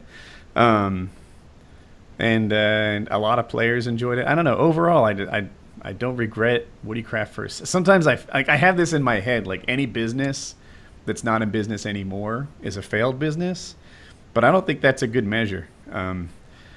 I grew personally, I grew financially, emotionally. I'm richer in every measure for having done it, and it was a win. So, but it's over now, and that's that. I don't know. Easy. Yeah. So now I think literally the same thing happened with the OpTic Craft. I was never into Minecraft, or especially on like the behind the scenes server side of things. But hearing Hector and Will talk about it, because those were like the two big people that did the OpTic Craft. As far as personalities, I think they said like the same thing happened after that. It was like a monetization thing. What actually happened with that? So they changed the kinds of things that you could sell. And OptiCraft, I'll tell you, it's mostly a faction server. And factions was also the biggest thing in Woodycraft. It's a game mode where, like, you probably know the smallest thing about Minecraft, where you kind of build things and mine it, etc. Well, in factions, you would build these like bases or forts, and then it'd be protected so other people couldn't just dig it. They had to make these cannons that shoot it. And with that basic thing, you mine it, you collect your things, you put them in a fort that's hard to raid, and you sort of get wealthier and more powerful and etc. And you can combine two like low-level sets of armor to make it a higher set of armor. And people would play this game for about 4 to 6 months nonstop, around the clock. Right? Australians are valuable because they can protect your base while you're at school. People would pretend to be your friend for 6 or 8 weeks to get access to your base and then rob you blind. People would just like oh my God, there was the in the game stuff, and then what we had a real hard time shutting down was the out of game stuff. And people would like DDoS and SWAT each other. They would send people sent, of course, the SWAT team pizzas, bouncy castles, sailboats, and cranes to each other's houses, like as a way of like, oh, you're gonna raid my base? Well, there's a bouncy castle in your backyard now, bitch. You know, how do you like that? Jeez. A real one. And that stuff, like, we would ban all the time for it, but it got hard to ban people. They would just come back on like broken and cracked accounts and start fucking with people, and then we had to ban on like the shadow of threats. You know, people would be like, I don't know, you're gonna get ramrodded, you're banned. Ramrodded? Like, what the fuck? Dude, I don't know. It sounded like DDoS to me. Fuck off. Like, you know, because if it's a code, like, you can't just use dog whistles to intimidate each other and let that go by. And, so we had to, like, start getting... We had people on staff who were hip to the lingo more so than me, who would be like, that when he says he's getting jackhammered, that's a reference to like the Raw Hammer Crew, and the Raw Hammer Crew releases docs, and like, oh my God. Yeah, and it was like, it's being a prison warden basically. Dude, it was tough, and then like I had staff, I had a young staff guy, and they went after and like doxed his parents. So now his parents like social security numbers and out there and stuff. And I'm like trying to make this right. I bought his parents like credit fraud protection services so that, you know, like, because I felt bad, you know, like because their son worked, they're now suddenly the parent. That was another one of the reasons that, you know, we kind of just like, there were a couple bad actors, cyber criminals really, who were just like attacking staff and other players and stuff like that too aggressively. But over Minecraft. But Minecraft is a dirty game, so you don't see that stuff happening in the higher levels of gaming. It's only down there where you dirty miners, where like people like that shit doesn't happen in COD, like not regularly. Like nobody ever sent me a fucking crane. That's outrageous. It must have something to do with how much time you've got in your sand castle, as it were. You know, we talk about the Civilization games that can last 12 solid straight hours, but in Minecraft, if your base and your faction server is a year old and it represents 1 year of your team winning more than they lose, then I guess I could see where you could get real upset and maybe want to send someone a bouncy castle or a bunch of pizzas or something. Hitch was asking him. I didn't get to the point more directly, but Mojang made it so you couldn't sell things that gave you an advantage in games. So we would like sell a rank, for example, where every day you'd like get a set of diamond armor, for example. And Mojang was like, nope, now the only thing you can sell are like hats and pets that follow you, and like when you walk there's like a trail of water droplets or shit like that. And factions players were not interested in that kind of bullshit, and it made persistent game modes not that profitable. And like, I don't know, that combined with just how much of a pain in the ass it was to run after a while and sinking profits and stuff, it was like, you know what, all the things are coming together, it's time to wrap it up. So I kept it going for about 4 months on my own dime, you know, without selling anything. And today it like, I just sort of like got the emails and stuff, servers suspended and donezo. So yeah, it was a good chapter, but let's on to the next one. It's the end of an era.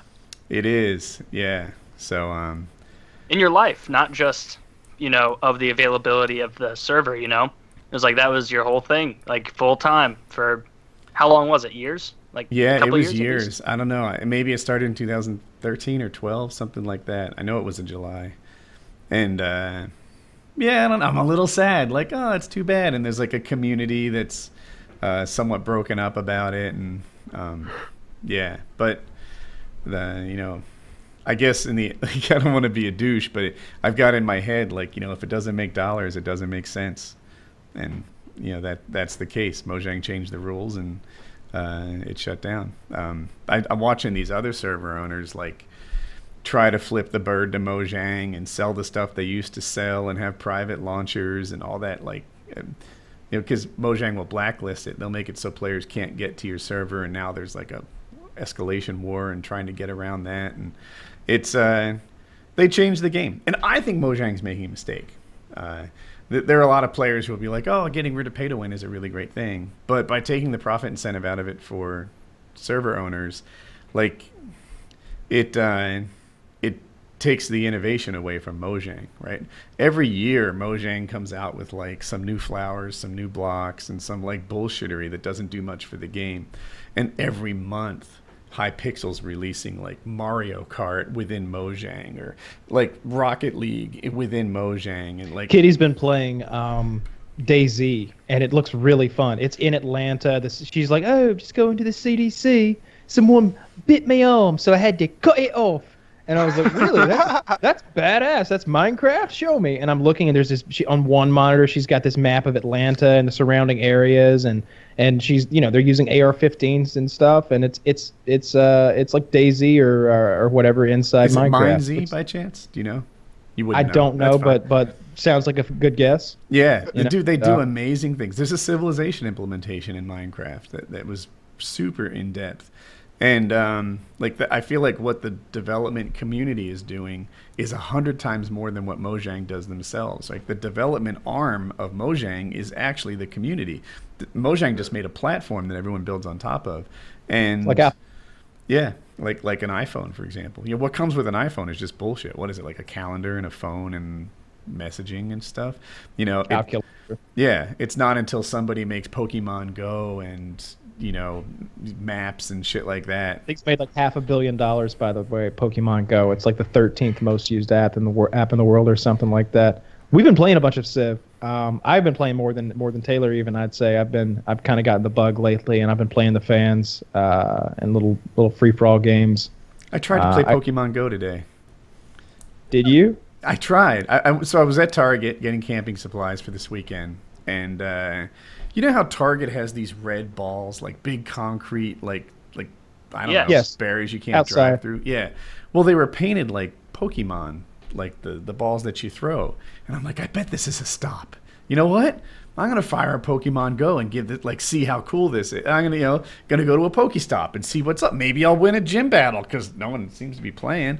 I was all excited for like a minute, and then it wanted me to log into my Google account, and it's like, motherfucker. Like, you forgot who I was, you piece of shit app? Like, I fucking hate you, Pokemon. And I'm going ballistic because logging into my Google account, like, it's protected, right? I don't know my password to Google. It's a password that a human couldn't possibly memorize. You have to, like, log into LastPass and then get your password from that. And it's like, I don't know, 20 characters long, and it looks like your face hit the keyboard.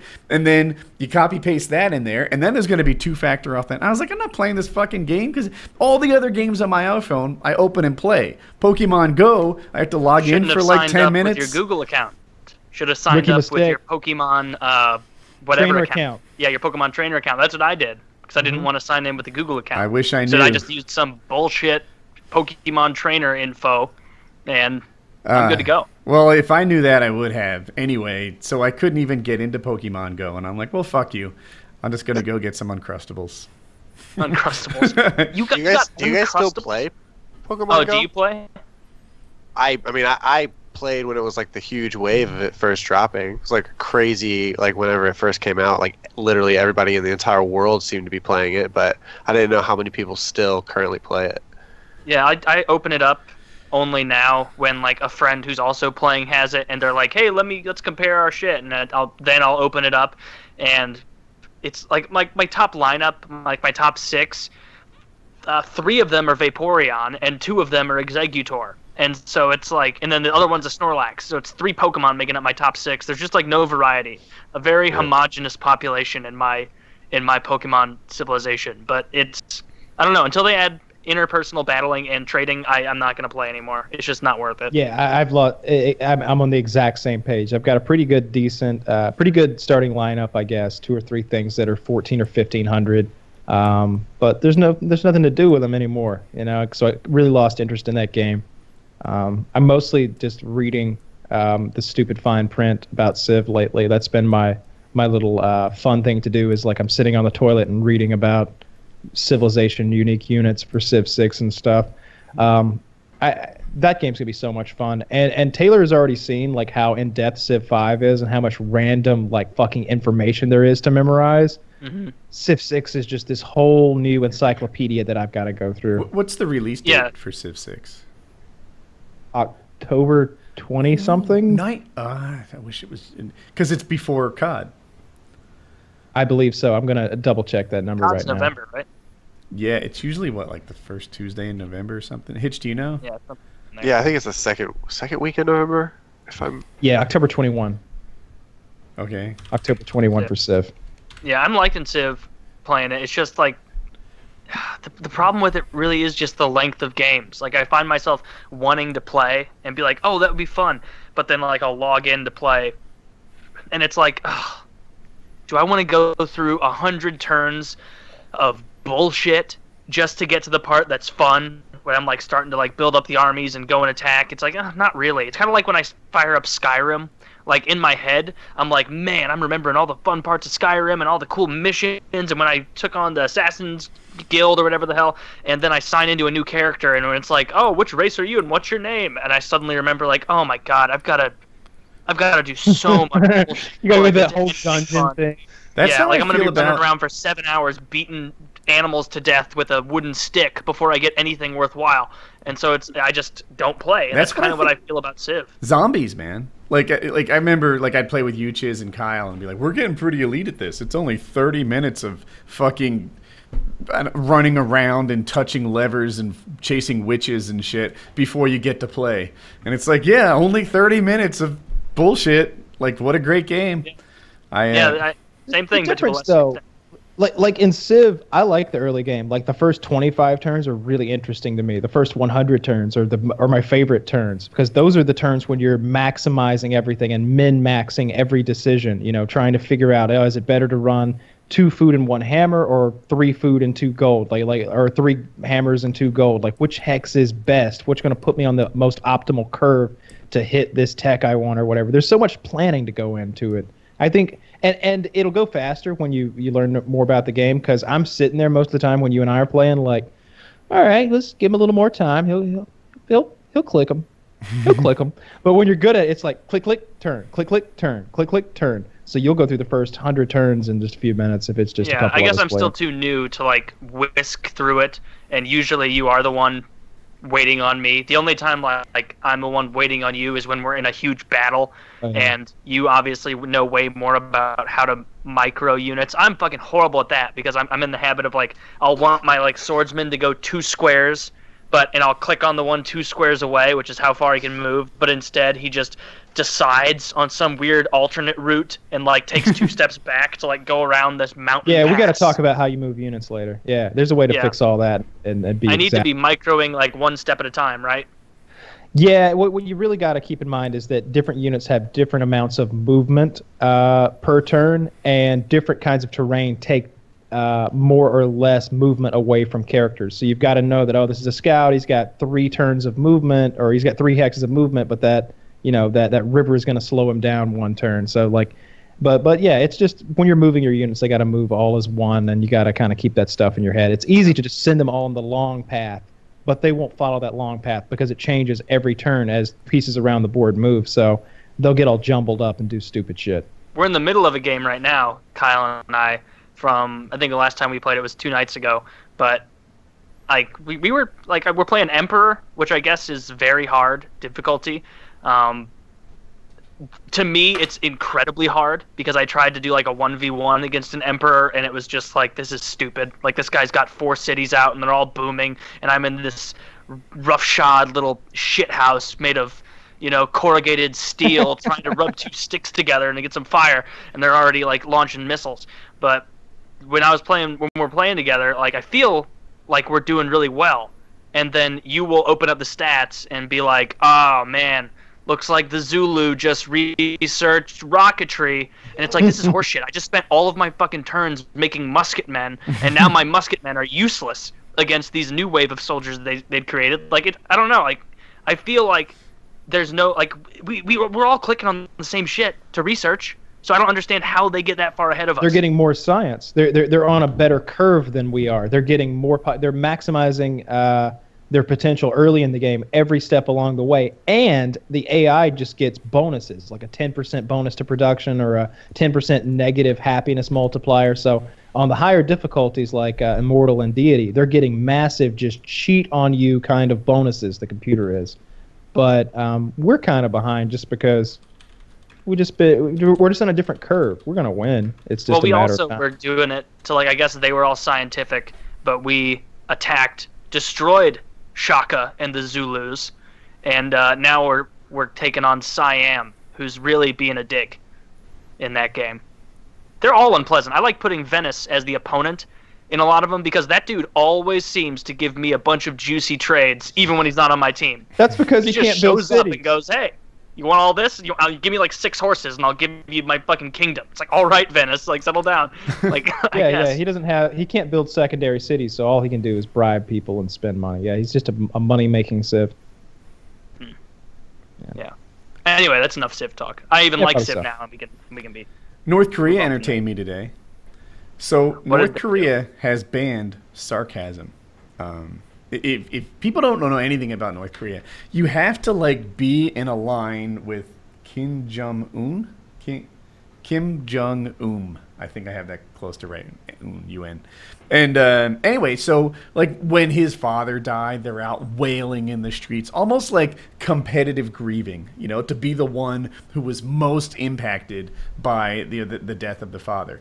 And just checking something. So like culturally, they're not allowed to disagree, and the more in alignment they are, the better. But it looks like people have been using sarcasm as a way to disagree. You know, like there are a couple examples in this article that this is all America's fault.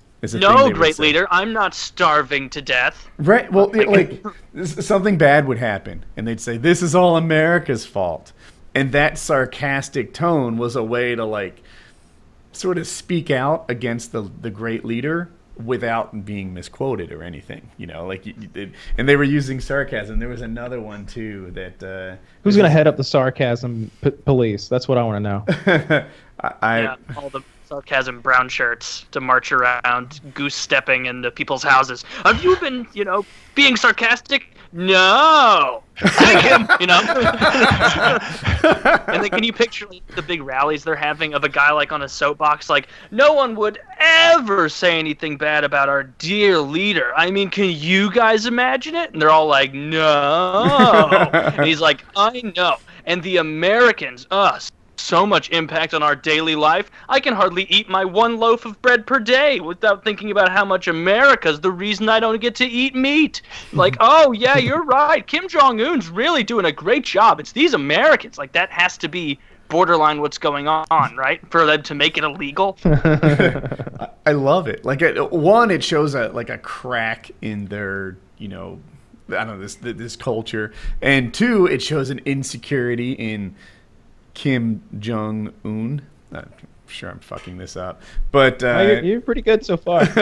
But yeah, anyway, sarcasm now illegal in North Korea. I love it. They can't do something.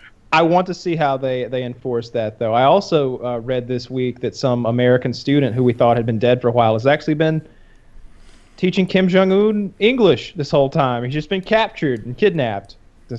Well, that's good news. Are you serious? Yeah. Couldn't he, like, why not just kidnap a Rosetta Stone, you idiot? You don't need an actual guy. Like, was this guy like a certified instructor? Or was he just... I think he just wanted a real English-speaking person. You know, it's weird about the kinds of people that they want to teach you English, because I've told this story before, but like my ex-girlfriend had a friend who had this great opportunity to go to South Korea to teach English. And I was like, so you speak Korean? And she's like, oh no. I was like, so you like studied Korean studies or something? Like you're familiar with the region and what they do there? Oh no, never been to that part of the world at all. And it's, well, they're paying you $80,000 a year. Yeah, 80. And they're putting you up in this house. Yep. They really need people to teach English. And I'm like, I speak better English than you. Like what is this madness? How are you going to teach it to them? She's like, well, they speak a little English, you know. You just gotta get them indoctrinated into. This doesn't sound right. But yeah, like she's not an English teacher. She doesn't speak any Korean. But she got this gig teaching English just because she's an American English speaking person. Apparently that's good enough. I don't know how much they get. I was under the impression that they were paid largely in their room and board when they went and did things like that. Maybe they make a good amount as well. I didn't think they did. But I know that was like the thing for a bunch of girls I knew in college that were getting degrees that didn't really have any relevance. And they'd just be like, oh, I'm just going to go to South Korea and teach English. And it's like, you don't speak very well at all. So that's going to be a bunch of Valley Girl Koreans over there with weird inflections on their voice. And like that, I don't know. It was funny seeing that, because there's no way. I watched something else. Maybe it was about Japan. People from the U.S. teaching English in Japan. Might have been Korea. I assume it wouldn't be Japan just because we're talking about Korea. But apparently those students do not respect the English American teachers at all, because they're all like 23-year-old white chicks who show up over there, you know, in their little Gucci bags and their white girl clothes and their pumpkin lattes, and they walk in and start just speaking English and don't show respect for the culture enough. And I don't know, I'll need to find it. It might have been like a Vice video, probably not that prestigious, something maybe a couple echelons lower. Vox. But it was pretty neat. Is Vice still around? Man, I think don't it even is. know about that. I haven't seen it in a while. Oh, did you hear about the CSU story?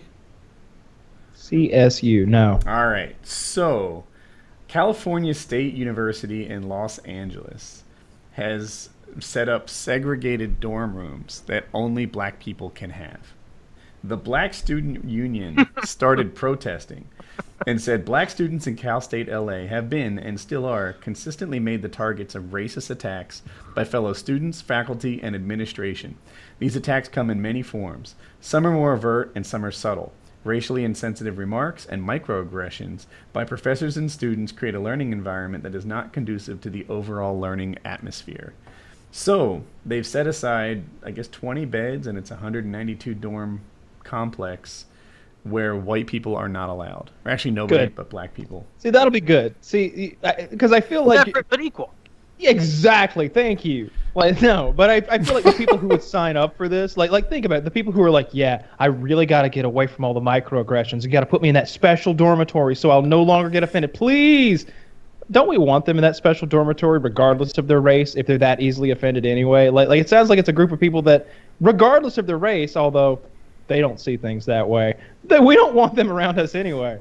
Like if they're choosing to go into some sort of protective custody so that they'll no longer be upset by some random person walking down the sidewalk or some chalk on a sidewalk.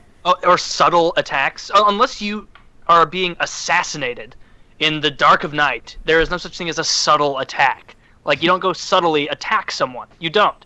They're just trying to use the word. They do this now, where they take words that don't mean what they want it to mean, and they pretend it does. Well, they'll say, like, oh, we're being attacked every day on campus, attacked with bulletin posts that we don't care for, attacked with poorly seasoned food in the cafeteria, attacked with homework that I did not consent to do, by the way. Homework and it's like, no, these aren't attacks. This is the same nonsense where they use words that don't mean what they do, and then they lessen the meaning of that word. That's the reason that, like, if someone is called a racist now, like, my first question isn't like, oh man, like, which race do they hate?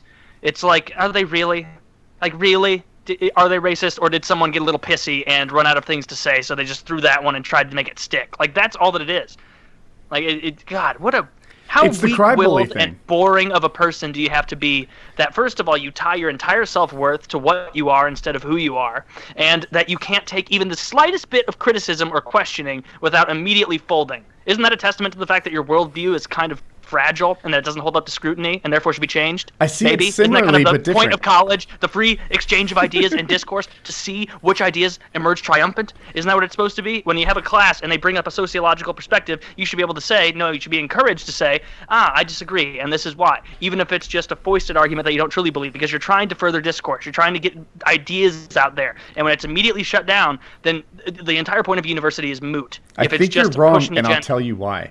I don't think that they are saying, oh my gosh, I'm slightly offended, and they collapse. They say, aha, thank fucking God, I'm offended, and now I am in a position of power. I have a list of demands for you to execute on because I, Matthew Woodworth, have been offended. I'm going to need you to set aside a separate area of the dormitory for me and people like me who have been offended. And if you don't deal with this, this is our student union. This is our list of demands. This is what we expect from you. We will go to the press. We will go to the internet. We will Twitter and YouTube and have the world of fucking social media come down upon your ass because I am a cry bully. Right? I'm a cry bully, and I am going to just fucking push you around and scream at you and do whatever it takes to get my demands met because, for some reason, being a pussy is a position of power nowadays, and I don't like it. Victimhood has so much power. If you can convince, in this day and age,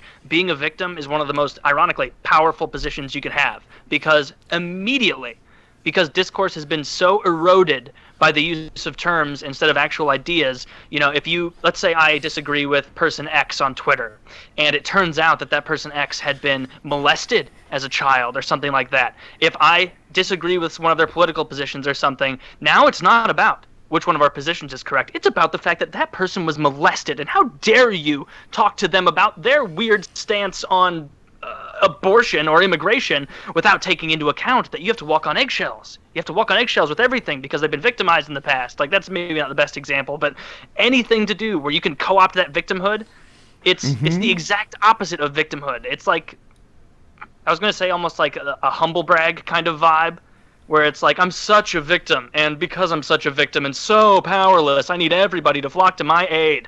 You know, I couldn't possibly defend myself. I need all of Twitter behind me. Like, yeah. I don't know. It's just gross to watch, because you know that most of those people doing it know exactly what they're doing. They're not stupid. They enjoy the fact that they're getting authority and power and the ability to influence people's lives because they don't like the way you said something. Not even the thing you said necessarily, the way you said something. Yeah. Just don't care for it. Unnamed microaggressions are going to cause you to give me shit. Not shit, give me stuff. Like, going to cause you to bow to my will, because there are microaggressions that, you know, kind of rub me the wrong way. When's the last time that all of you guys were microaggressed? Every day, I think. I don't know. Like, think of the best microaggression in the last few days. Some guy gave me shit for HUPIT. This wasn't even in a micro, but I don't know why this guy got into my head. You know what? Let me read it. It won't take me long to find it. It's fucking asshole. Let me give him a stage to really stand on here. Yeah, right? I want everyone to know that if they send me bitter messages, they better believe I'll read them in front of everyone. Yeah, right. I see where you're headed with this, but fucking I'm doing it. Al-Qaeda writing you let me tell you, now a word from Al-Qaeda. So here it is. Please don't act like you shut down HUPIT for the players. You never advertised it on your channel, and you alienated thousands of people that way. I met some of my best gaming friends on there, and what you did by deserting it and then holding on to the domain was pretty dickish. Also, what did you really do there? Saspin and the other mods did most of the work, spelling check there. I'm sure it was hard for you to keep it running, spamming PKA every week, and never going to the website. All right. Quick word for cocksucker here. One, Saspin, who did most of the work. Saspin was a great partner. I don't have any negative things to say about him. But it's worth noting, I built that fucking website while Saspin was either on vacation or a business trip or something, and then showed it to him afterwards. Hey, look what I did. I built this thing. And then when it had performance issues as it got popular, I separated the presentation and the back-end layers apart and put them on separate machines so that, you know, we could scale up and have like 2 presentation layer machines and 1 on the back end. And I did that. Saspin handled the mods and stuff, which might be why he thinks that Saspin did all the work, but it was really pretty evenly divided. To say that I didn't advertise it is bullshit. People were giving me shit about how often I advertised it, and I had... Way too... We all did. We all did. We had these stupid fucking overlays we were putting on our videos. Yeah. Like me, Wings... I forgot about that. Woody. Like, random people who weren't even affiliated with us would just slap it on their video to make it look like they were, like... You gave me one, and I wasn't good enough at editing to do it, and so I never did.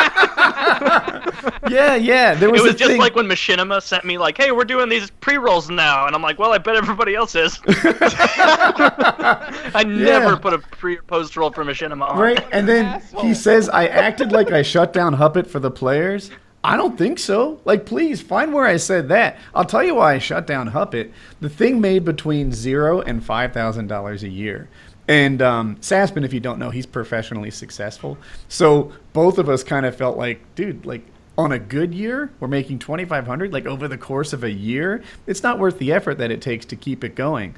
And like I said before, you know, if it doesn't make dollars, it doesn't make sense. So it's $200 a month, and it's a lot more work than that's worth. Yeah. It's not worth having to like file the taxes on that thing. My god, the fucking taxes are still a pain in the ass. Like, I've tried to shut down that LLC so many times. I think I got it this year. We'll find out next year if the IRS is like, you owe me $200 just to keep this fucking thing around. And this letter recently. This is a recent complaint about HUPIT Gaming. 3 days ago. 3 days ago. Yeah.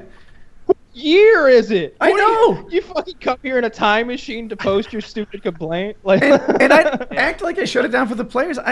Did I ever say that? In what world is shutting it down like a benefit to the players? I shut it down because it didn't make sense anymore. It wasn't worth I'll believe work. You shut it down for the players when a black guy is president.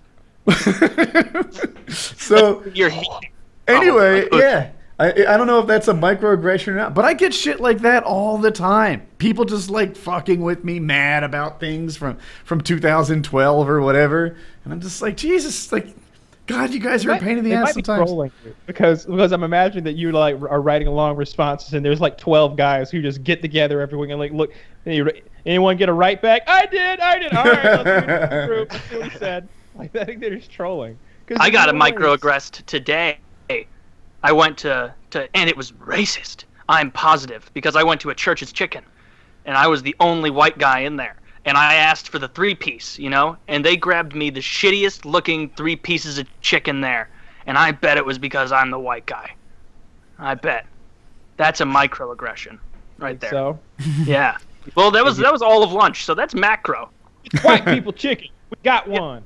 Yeah, get the white people chicken. It's cold in the back in a plastic bag.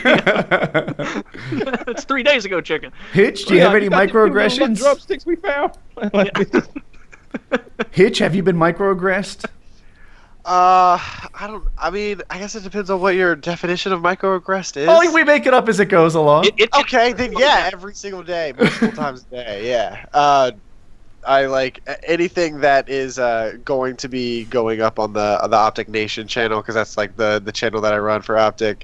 I'll just get if it's not out on time, or if we're having like scheduling like issues, like we're in the off season of like the documentary series that I produce, so like I didn't put it up this Tuesday because we're in between seasons. It's like a 3-week break. Just get people just say, man, like you're not trying hard anymore. You don't care about us as the people that get to watch. I get that one all the time. Like, yeah, you like and it's just people that log onto their computers, go to check to see if the video is there, and it's not, and then they just get angry. They get angry because they weren't able to get their video, when in reality it takes a lot. It takes a lot to put videos like that up. So. And I've even said, you know, like I'm not gonna make one of those videos for 2 weeks, but it doesn't matter. You're still gonna get bombarded. You're a dick. Well, I'm really sorry about that aggression that you weathered. You weathered the storm. And I was hoping you were gonna be like Hector comes in every day and he's like, get that work done, cracker, and he like slaps, like gives you the backhand, and like really. I was hoping there were gonna be some racial stuff, but I think it's. I'm trying to think. I don't think there's really been any time in my remembrance that I felt like I was being treated badly because I was white. No, that's the thing. It doesn't have to be for any discernible reason. You just pick something that kind of upset you and then claim that it was a microaggression, and unfortunately nobody's going to buy it. But if you were anything but a white guy, everybody would have to respect it. Oh, so I see what you're saying. So you're saying you just wait until something rubs you the wrong way at any time, anywhere, and then you reverse engineer a reason why it happens to you. Is you ascribe motives to the person who did it in order to make it seem malicious, when in fact it's just the way that people are. Yeah. Okay. Yeah. I had the opposite happen to me. I went to Chick-fil-A today, right? And there's this like really pretty 18-year-old girl like at the window. It's a drive-thru. Carter? Say it again. She's 18. I'm something like that. And anyway, she's like super nice to me. Like, hey, how you doing? And I'm like good. And she's like, all right, how's your day going? I was like, fine so far, I guess. You know, that'll be 8:53. I'm like, cool. Like, do you want any condiments? And I'm like, no, I'm fine. She's going on, like, huh? Are you sure? There's nothing here that, like, you want? Like, I could get you something? And I'm like, what the... like, I'm 43, right? One of my superpowers is being invisible to 18-year-old girls. Like, that happens. It'll happen to all of you. And she's being so sweet. And you know, like, later on, like, you know, we get the money. She gives me my car back. Are you sure? No condiments? Nothing here I can do for you? And I'm like... No, this is a drive. Just went into dirty old. My manager's watching, and he thinks that I'm hoarding condiments. So just tell me what you want. Right? No, really, honey mustard, ketchup, whatever you want, sir. Just one. She asked me at least 3 times to make sure my day was good. At least twice on the condiments, and a couple random like how you doings. And I'm like, man, this girl is really taking an interest in me. But she was so sweet about it, right? She was so sweet about the whole thing.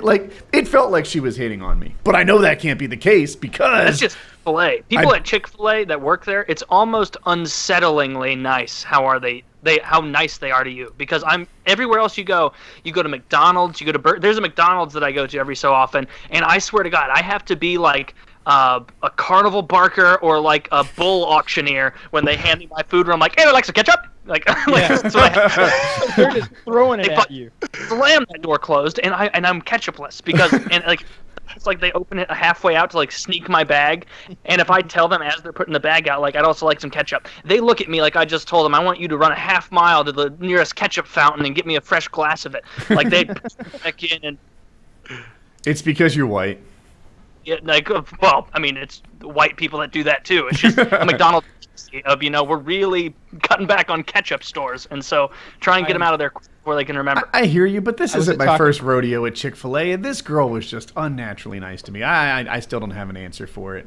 She those big ketchups there, the really big one that's like you can either peel the whole pouch back and dip into it, or you can just peel the front off and like squeeze it out. Capitalist innovation right there. They got the ketchups. They do have the best ketchups by far. Chick-fil-A does. Chick-fil-A. Yeah, they don't give you bullshit packets. No. Taco little cups that you like squeeze the ketchup into, which are very frustrating. My daughter Taco Bell tried to not give me any hot sauce the other night for my $26 worth of Taco Bell that I had. and I was just like, the diet's done. That's like 60 No, tacos. this is like a week ago. I'm still eating fairly healthily, but it's like $26 worth of Taco Bell. It's 2 bags, and one of the bags has a box inside of it. Okay, like it's a lot of fucking food. And she just hands it all to me, and I had already said, like, she was like, you want any sauce? And I was like, yeah, a little of everything. Because I want, like, 5 or 6 of every kind of sauce they got. There's no sauce in the bag. There's no spork for my cheesy fiesta potatoes. There's no straws for my soda. So I just sit there, and, like, it's nighttime. It's like 11 p.m., and I'm just looking, and nobody has come back, and maybe a solid 45 seconds has passed. So I just go, and just lay on the horn for like a solid 3 seconds. Let's make sure they hear. And someone comes shuffling over the door like, yeah, what is it? Some hot sauce and some ketchup and some straws and some napkins. And they just looked at me like I was insane, and I was just like, yeah, now. Like I was so angry. And he looked at me like I was crazy. I was like, yeah, now. Like what the fuck? Like I just bought $26 worth of like this bullshit food that you sell. Like, come on, I want my hot sauce. That's a huge sum of money at a Taco Bell, too. Like, so that's no joke. That's like I keep reiterating it because it's so goddamn much You're Taco an entire Bell. Construction crew worth of food. More. They've got a 10 for 10 deal. For $10, you can get 10 bean burritos. I got $26 worth of Taco. Did you get 10 bean burritos in your $26 order? I don't do that. Because that would have been disgusting. I've done it before. I've ordered 10. I've ordered 5. I've like mixed it up because they will. And I've gotten like 5 soft tacos, 3 crunchy tacos, and 2 bean burritos, and then just eat it all myself. That's gross. Yeah, I love it. I really love Taco Bell. And normally, Sharandra works up there, and I'm not just saying that. That's her name. Sharandra has been selling me Taco Bell since I was 17 years old. She's been working at Taco Bell, and when she's there, I recognize her voice. I know on the speaker that I can talk quickly because she knows the menu. But if it's anybody else, I know it's a real crapshoot. I'm not. Do you ask for like, is Sharandra there? This is a real ordeal. It'd be quicker if you could grab her. Well, she doesn't make the food. She's got those nails that are like crazy long and curved. So she actually has a hard time even handing me the bag. But she puts the stuff in there. I think those nails help her like really capture a lot of extra sauce or something. But she's just swiping the card. One of those crane machines that grab like stuffed animals and stuff. They're crazy long. But yeah, I hate just fast food employees. I know they're working for minimum wage and it's a shitty job, but it is different when you go to Chick-fil-A. They're happy, they're perky, and they're good looking. They have some sort of interesting hiring practice there. Because like every time I go to Chick-fil-A, I see one chick in there that I'm just like, I wish she was over here. I wish she'd put my ketchup into my bag, and that's not a clever euphemism either. I just wanted to come over here. There's always some good looking chicks at Chick-fil-A. Yeah, Chick-fil-A really changed the game. They don't have that downtrodden look to them like Burger King and McDonald's employees have. Like if you're at Burger King, like those people, you can tell they know that this is life is on that downward curve. They're like, some of them walk around like they're the ghost of someone who was murdered at a Burger King 6 years ago and just can't escape. That's now their destiny. Just whoa, set in there, and I feel for them. But at Chick-fil-A, everybody's having a good old time. They're like. Everybody's high-fiving everybody back there. It's Cold a bunch of like Stone early 20s. Is the peak of that kind of behavior. They sing. They sing. Often zippity-doo-dah. They will sing as many times as you put change in. Or maybe they don't do that anymore. They probably changed the policy to where they only have to sing like once every so often. Because they used to do it to where every time anybody at all, they have to sing. Just put some quarters in and keep them going. That's great. Yeah. I got microaggressed at a Moe's Burritos the other day. She rolled the burrito. All right, look, first of all, rolling that burrito up, whether it's Chipotle or Moe's or Willie's or wherever, we're talking about the big burrito place where you look through the glass and tell them what you want on it. They're all the same. If you don't have a professional burrito roller there who's getting that steamy burrito rolled up in time, then it's just shit. And so this lady like sticks her thumbs in it like she's trying to like blind a Game of Thrones character and just gouges in it. And I was just like, and she's about to roll it up in the foil, and I was like, whoa, whoa, whoa, whoa. She's like, what? Some salsa verde? And I'm like, no. You know what? Like, I was like, well, it looks like the burrito is torn. I can see the beans coming out. And she was like, oh, I didn't notice that. And I was like, yeah, I'm going to want a new one. She's like, okay. So she goes and gets a new tortilla and flops it down. And she takes my old burrito and just flips it upside down on top of the new tortilla. And I was just like, no, that's not really a new one, is it? I was like, see, now all the ingredients are kind of homogenous and mixed together instead of creating that layer process that you're actually going for when you create the burrito. I didn't say all this at length, but I was basically like, I want a whole new burrito. I want you to start from scratch here. And there was a little bit of a meltdown, but finally they gave me my burrito. Was it one? Wait, did they? So they took the burrito and they like kind of just lifted it up like a tissue and like let the contents pour onto the new. No, she plopped it. She took this burrito. She unrolled my burrito. She unrolls my burrito, and it's just like a homogeneous mixture of chicken, black beans, rice, pico de gallo, sour cream cheese, and guacamole. Just like you mixed them together, and she just flops it upside down on top of a fresh burrito, flour burrito tortilla, and then that's supposed to be okay. That wasn't okay. Yeah, if that's a microaggression, I was microaggressed a couple of years ago at a Qdoba when they did the same thing, but they didn't even, because I've had it done before. It's happened to everyone at Chipotle, Qdoba, Moe's, whatever, where they fuck up your burrito and you're like, oh, can you just put it in a new fresh one? And they do exactly what you said. I've never minded it being a little bit mixed up. I don't care about that as long as it's a fresh tortilla that's not perforated or punctured. But what this person did, this girl, she must have been new because she punctured my burrito and she didn't have to be called on it. She immediately went over, warmed up the next tortilla, grabbed it, brought it over. But she just placed the old burrito in the new burrito and then wrapped it on top. And it wasn't until I stopped her like, whoa, wait, that's two tortillas.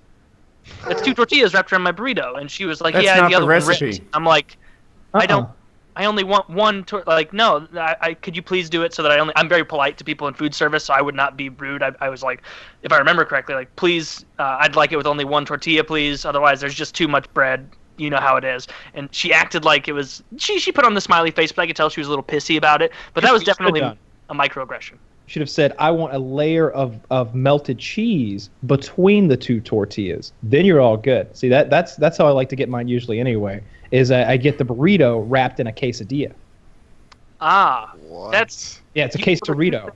Tell them to kind of jerry-rig it into your food of choice right there. No, they do that. That's a thing. You ask, if you're like, hey, make it a quesarito. They're like, oh, good choice, my friend. They know. They just take another, they take the tortilla out, and put the cheese on it, and then they roll your burrito up in that. So you've got... You know what they're really doing is they're looking at the people behind you in line going, another fucking asshole ordering off. Yeah. Oh, is that what you want, sir? You want me to make you 3 entrees and just make it a big amalgamation of all the same ingredients? Would you like me to do that? Okay, sir. Everyone, we're going to wait. We got someone here who wants 3 things in one. I know, sir. You're probably ordering. You have to get back to work. That's fine. This gentleman right here wants a quesadilla. It's an $8 burrito. They can take their time and roll that fucker up. And, and of course I do the double meat trick where you don't tell them it's double meat until they've done the first scoop.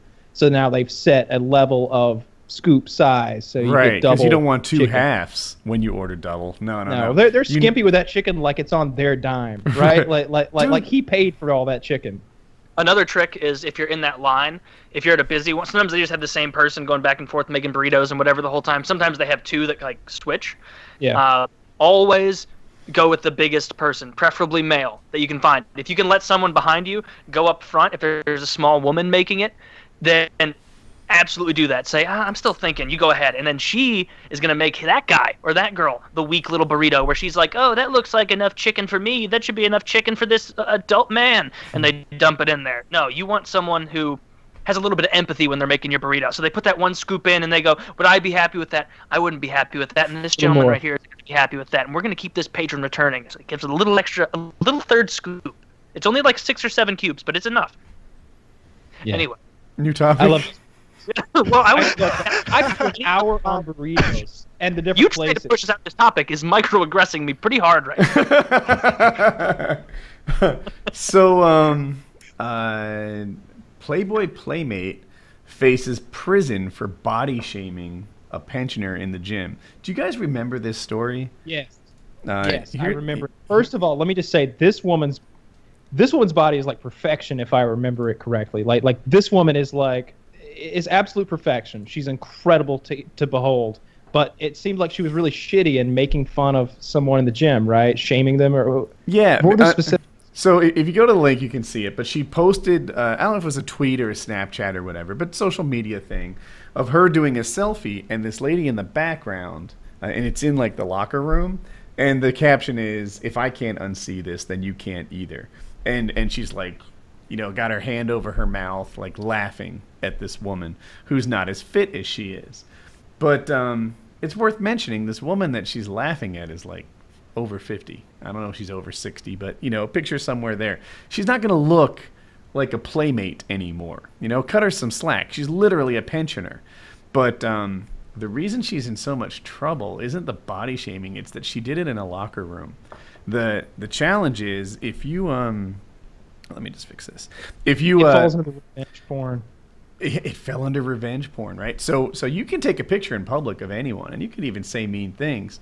But if you do it in a place where there's this expectation of privacy, now you have a problem. And there aren't many places where there's an expectation of privacy, but the locker room is one of them. You can literally see like some people in the locker shower room stalls and stuff in this you photo. Feel like some people in the locker room are like aggressively confronting you with their nudity. They're like, "Hey, this is where it gets done. Yeah, we're in the locker room now. Look at it. Look at it." like old guys at like health clubs and stuff. I was at it was like a resort bed and breakfast, like a whole thing where you got a massage and they went to a sauna. And there's like benches in there, and like I've got a towel on, and these dudes are just walking around, just hanging dong everywhere, and they're not in great shape, and they don't have particularly big dongs, but they're just it's almost offensive the way they do it. And I don't mean like, oh, I'm offended. I mean they're doing it in an aggressive, offensive way. They're like, look at my dick. I would say not particularly big dongs are the least offensive. I don't want to see your tiny dong, and I certainly don't want to see your giant schlong. If they have mid-sized dongs, those are the people I would invite to walk around. Gray pubic hair and low, big egg-sized balls. I just don't like it when there's like I have no problem being naked in locker rooms and like walking around naked, but like there's a difference between walking around naked in the locker room and just dilly-dallying. And a lot of those guys are just like, when I go into a locker room at a gym, I will shower, and then I come back, and I'm not in like one of those like weird hurries where it's like the guy like takes his towel off and then like shuffle it into his clothes, but like, you have places to go and things to do, and so you just start getting dressed and then you leave. It's only old guys who just dilly-dally and will spend 15 minutes, which doesn't sound like a lot of time, but it is just like 15 minutes. Like they're in there naked, standing by a bench when you walk in to shower, and when you're all dressed and leaving, they're standing there naked, maybe like holding their socks, like they're contemplating getting dressed. But it's like, that's what I don't like, is like why just stand around naked at this point? Like you're not going to shower. You put some fucking clothes on. Like if you're really attractive. Yeah. I don't know. I don't have that experience. That's really what I imagine here. Like I'm thinking that so the picture we're looking at has this woman all black barred out, but I wish I could see what she looked like, and that's probably going to be hard to do because this is like a criminal case now of some kind. Yeah. But she was wearing something. I've seen it with. I imagine like a one-piece like black bikini that she's like really hanging out of everywhere, but. Yeah. She should be pissed about that, though. Like, imagine how pissed, like, if someone took a picture of me naked in the locker room and then just put it out there and was like, you can't unsee this, ugly fuck. Like, I'd be like, oh, man, like, this is really hurtful. Like, my feelings are like... I'd be like, look, I spotted Sasquatch. Yeah, like it would be so just humiliating of like, wow, okay, so this person thinks I'm a big fat ugly slob, and now they are telling everyone that I'm a big fat ugly slob. Yeah, and I assume she's fat. You can't see anything behind this big black bar. So maybe it is that she's heavy or she's deformed. I have no idea. Yeah, it seems like a real tasteless, mean-spirited thing for her to do. And then she said, "I accidentally posted it. I meant to just send it to my friend." Like, that doesn't make it really that much better, you know? No. Like, you're still a piece of shit. Like, at the end of the I'm day. okay with that. No. You're still a piece of shit for doing that. Taking a picture of someone naked without their consent and just texting I don't think she's naked. She might be naked.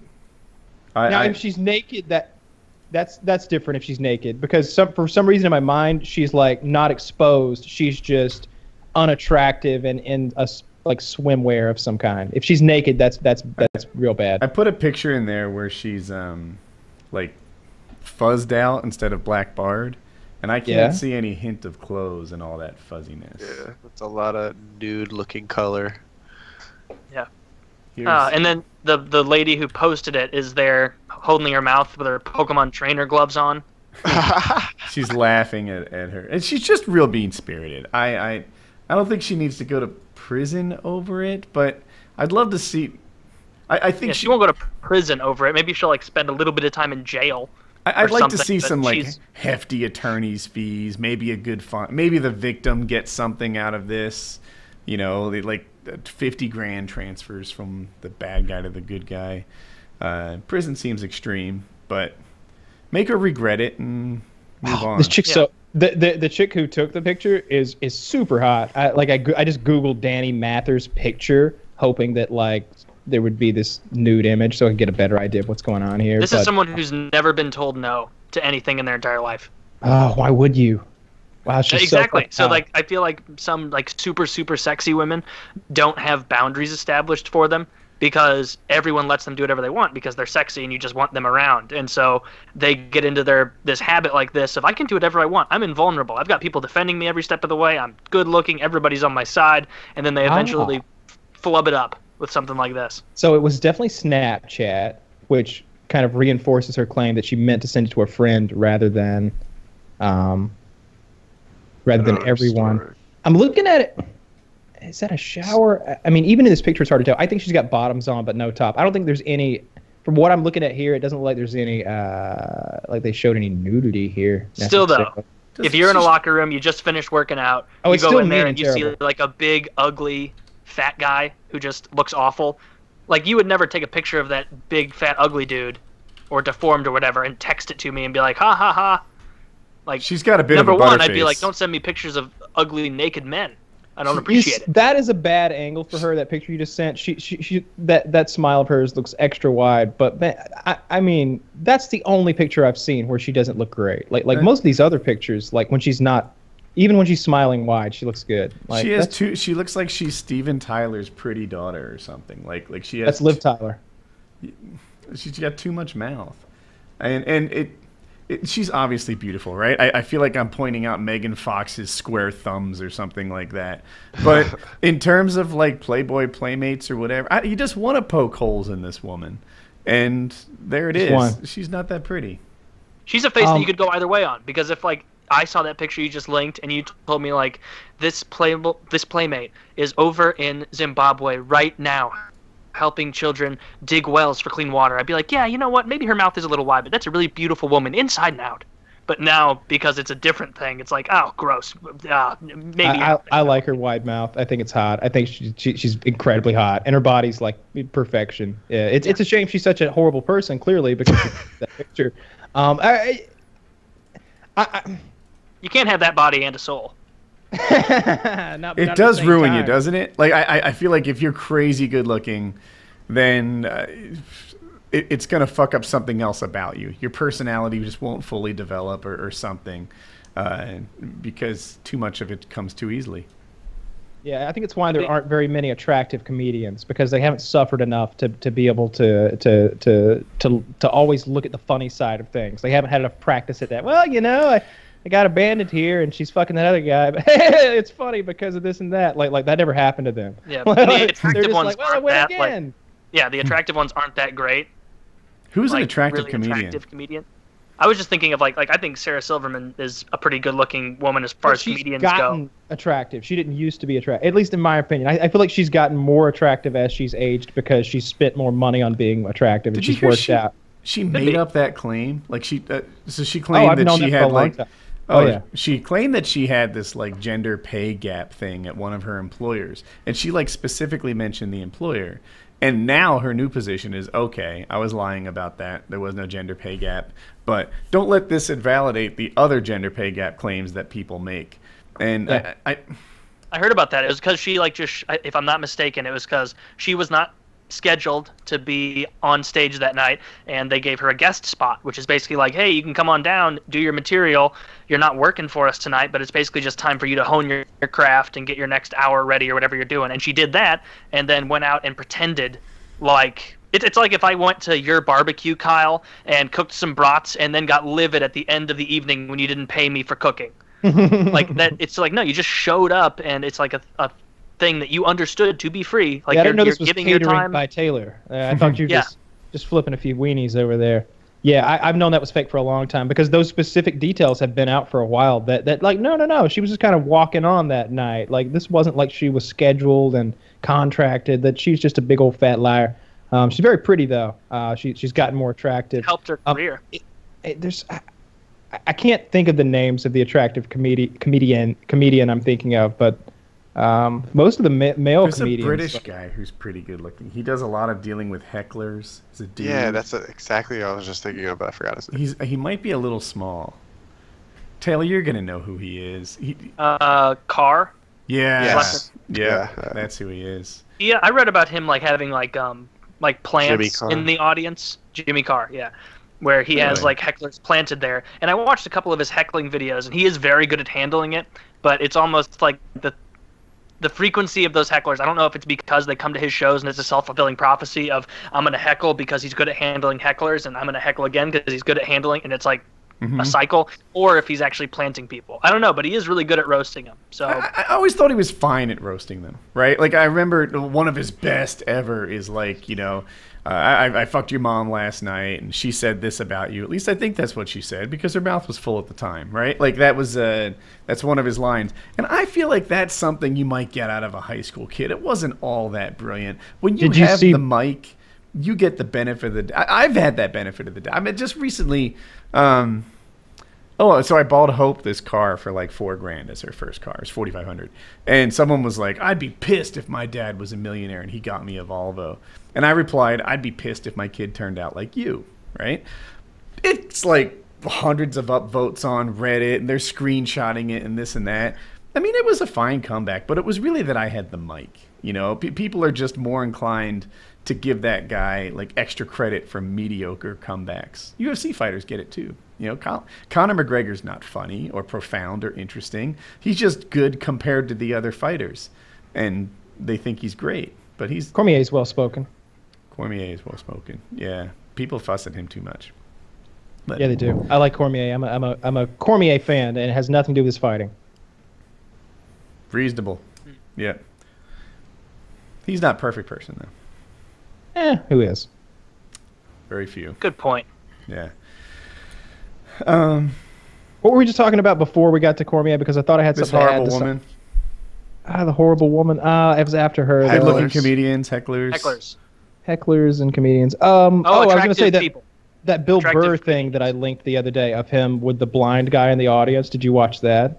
Yeah, I've seen that before. That was he's like talking to some guy in the audience, and the guy's like, "Oh, but I'm blind," and he's like, "You're not blind." Like, he's like trying to tell him he's not blind, and then finally, when I was like, "Here's my cane right here," I've seen that That's pretty one. good. Yeah, I like that. New topic? Yeah, Sure. let me get a MeUndies ad. I think it's Good about idea. time to Yes, talk a about little over underwear. 2 hours in, and it's time. This episode. Yeah, this is the right one. This episode of Painkiller Ready is being brought to you by MeUndies.com, who are changing up the underwear game like no one else. You wear underwear every day. That's 365 days a year, rain or shine. You need it to be extraordinary without an insane price tag. MeUndies understands this, and that's why they've created the world's most comfortable underwear. Luxury at half the retail price you'd find anywhere else. MeUndies is made from modal, a fabric that's twice as soft as cotton. That's twice as soft as whatever you're wearing right now. Most of us wear underwear every day, so why settle for low-quality multi-pack underwear that's scratchy and lame? MeUndies has tons of colors and styles for both men and women, which means you and your lady can finally have matching underwear. They release a new design every month, and on top of that, they even have free shipping to the United States and Canada. MeUndies has a money-back guarantee. If you don't love your first pair, you get to keep it for free. That's right, they don't want your used underwear back, so you have nothing to lose. The best part about all of this is that they're offering 20% off your first order when you go to MeUndies.com/PKA. So click the link in the description or go to MeUndies.com/PKA to get 20% off your first order. It used to be Jackie and I only had matching underwear when we had the latex and ball gag. Now, thanks to MeUndies, another time per week. Yeah, you ever try edible underwear? That's just a waiting to happen. Yeah. Tastes like shit. They're It's basically like a fruit really roll-ups gross. in your crotch. It's like a really gross fruit by the foot.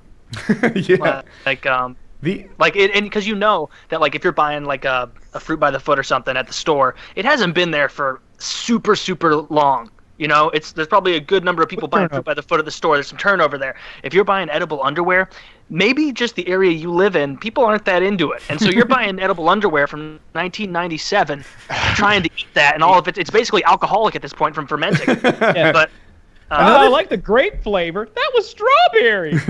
well, it's grape now. Yeah.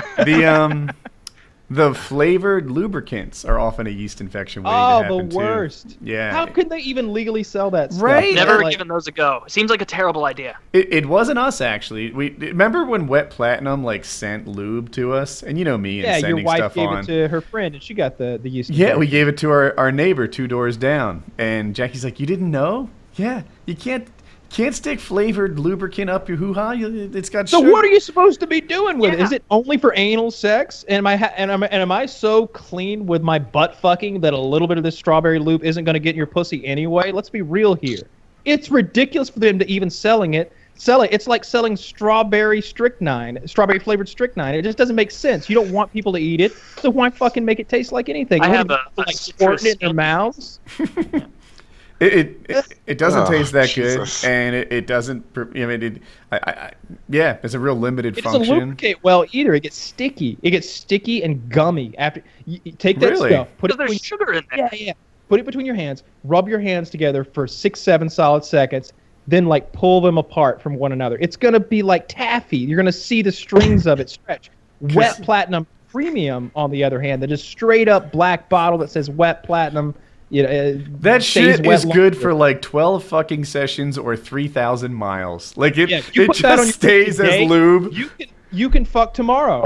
You're gonna be so- lubed up all week. Dude, It's too much. It honestly. is. It's like much. if you use a lot of it and then you go get in the shower afterward, it's an actual scrubbing session. Yeah. Like you have to get some special shampoo or something that'll Cut it. cut through the grease or oil or whatever it is. You will- Dishwashing liquid Get some in there. Dawn. I'm washing. Yeah, I wash my cock like it's a duck covered in oil after using that stuff. It's funny, you like an oil fuck, spill. you shower and it's still there, and you just Toothbrush in your cock. It'll be okay, little fella. Look at you. You all can see cleaned up. the meniscus of the lube settling on the floor of your bath as it's rinsing out. You know, it's My it's whole very, very midsection has intense. less friction than normal today. It just you can't get rid of it all. I use it for everything. I have put it on door hinges. I put I swear to God, and it's better than WD-40. It's gotta be. It's so slippery. It's like from Christmas Vacation, National Lampoon's Christmas Vacation, when he sprays the non-stick stuff to his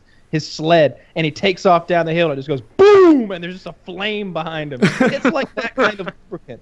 You spill that shit on hardwood, you better go get the mop. The something to cut it. You're gonna have to clean that. You gotta because call a guy to come put some carpet in because that hardwood's done. You gotta sand it out or something. It's yeah.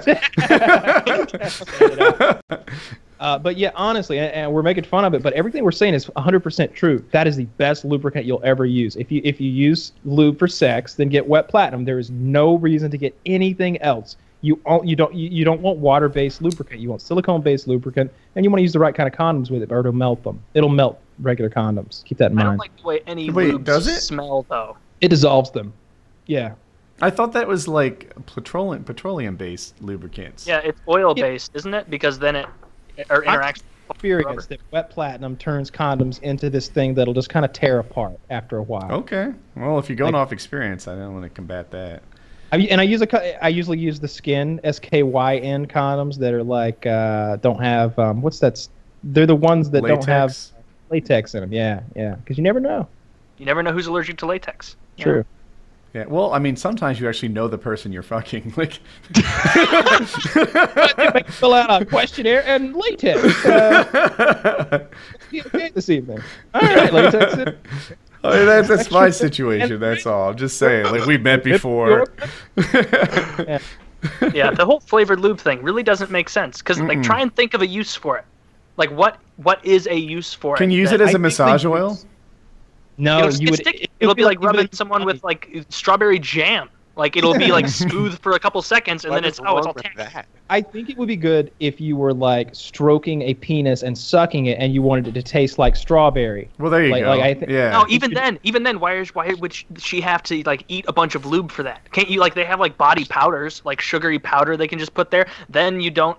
Sugary powder? Wait, does sugary powder function as a lube though? Because you do want some lube action. It's body. Just look up like a body powder. It's just like sugar stuff that you can sprinkle wherever you want and then lick it off. Shit. And it's not lubey. Are you talking about frosting another human being before sex? You want it to be lubey. That's the point of lube. That's Wings of Redemption style. No, right but there. it's not the point of lube in this situation because it's just what would the lube serve? If anything, it's just going to drop down between your ass cheeks. It's going to get all over the place. It's going to get sticky very quickly. You know, like hand there's nothing jobs worse can than the go feeling next of being level when sticky. you add lube. Wait, I don't understand what you're saying. Lubes enhance hand jobs. And I'm saying that she shouldn't be doing a hand job down there anyway. If she has flavored stuff all over your dick, get the hands out of there.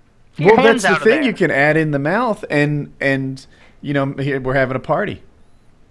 Maybe. I guess that's the one use I could think of that makes a little bit of sense. So you get the strawberry lube on her vagina. You get some peanut butter in her ass, and you get yourself a slice of bread. And just from you she always comes with want a bun. Now this is important with girls. Now this is important. Most people won't tell you this. When you're doing this, you want to go from the front to the back. Always the front to the back with that slice of bread. Okay, and don't use honey wheat.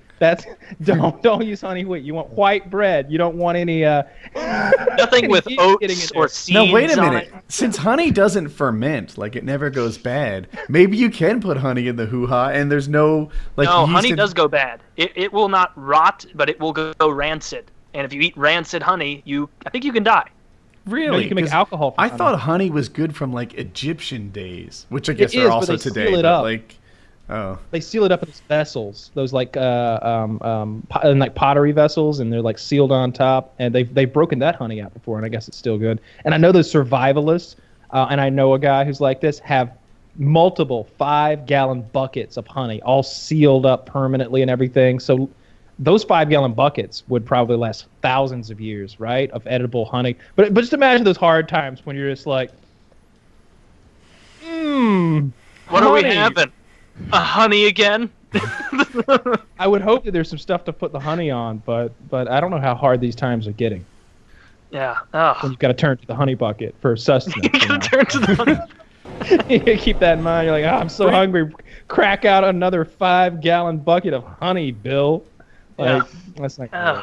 But yeah, don't use that fucking lube. Any flavored lubes, use wet platinum. That's the best lube I've ever used. It's the only use I like to order it from Amazon in the big bottle with the pump on top.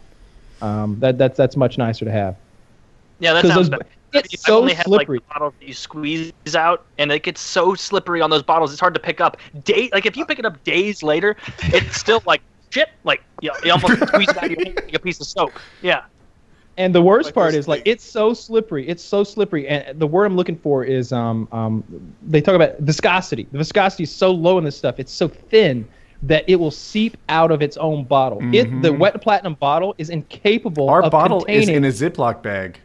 Yes, mine is too. Mm-hmm. It has to be, because if you turn it sideways even, you turn that thing sideways on any surface and wait 10 minutes and come back, and it has dribbled out a little quarter-sized splotch of wet platinum that will soak through bed sheets, into mattresses. Like it'll make the top of your dresser all of a sudden this nightmare zone where you put your hand on it to like push yourself out of bed, and your hand slips, your elbow hits it, then you fall on the floor like and the cry. nightstand, if it's ever had wet platinum on it, you'll be like, zoom! oh yeah, I remember that 9 months ago. Wet Platinum touched it, and it's still fucking lubed because it never goes away. So I like the pump bottle, and I've even gone so far as I went to Target and got myself like a porcelain like bottle dispenser that would be like for bath soap, and it's all nice, and I just fill that thing up with my big like I think it's either 30, I think it's 32 ounces. The bottle that I buy, it's $40 a bottle. That's a lot of Wet Platinum. It's a lot of Wet Platinum, but I'm pretty liberal with my lubricant, so I can go through those little $10 bottles pretty quickly. We're running out now, but they sent us so much Wet Platinum, I've never had to buy it. Like, if you could picture a 55-gallon steel drum, they sent us like the bottom 20% of it. Just like a box full of it, like all these. Jackie's giving them away. Some of these lubricants, I don't feel like I got enough. I remember getting like one. I got like. Did I give you one? I don't know. They have other kinds. Did you get multiple kinds? They have, I guess, flavored. Then they have the original. They have an anal blend, I guess. I didn't know that. I don't think they call it the anal blend, but they should. Who are they kidding? On there or whatever. Yeah, those are the only ones I've seen. I guess if you hit the mark on your first try, no need to keep innovating. Yeah. I must have been in the labs where they're like, we made a loop, and they're like, oh, okay, first try, I bet. Whoa, ate shit. So we slipped some on the floor, and he's like, all right, well, job done. Is this industrial or for sex? Well, I don't know. Just put it out in the market and see what people do with it. Little column A, little column B. Yeah, stops doors from squeaking and stops women from fussing. Yeah. We signed 2 huge contracts with Adam and Eve and the Ford Motor Company. NASCAR loves this stuff. Hitch, what are you using for lube? Join the conversation. Oh man, I'm just imagining Hector going watching in dry. This, looking at my screen, just saying, "Don't say anything, please. Don't say anything. Just laugh and." Oh yeah, because Hector told me he was an Astro guy, which to me implied what a rookie Hex was. So, just saying.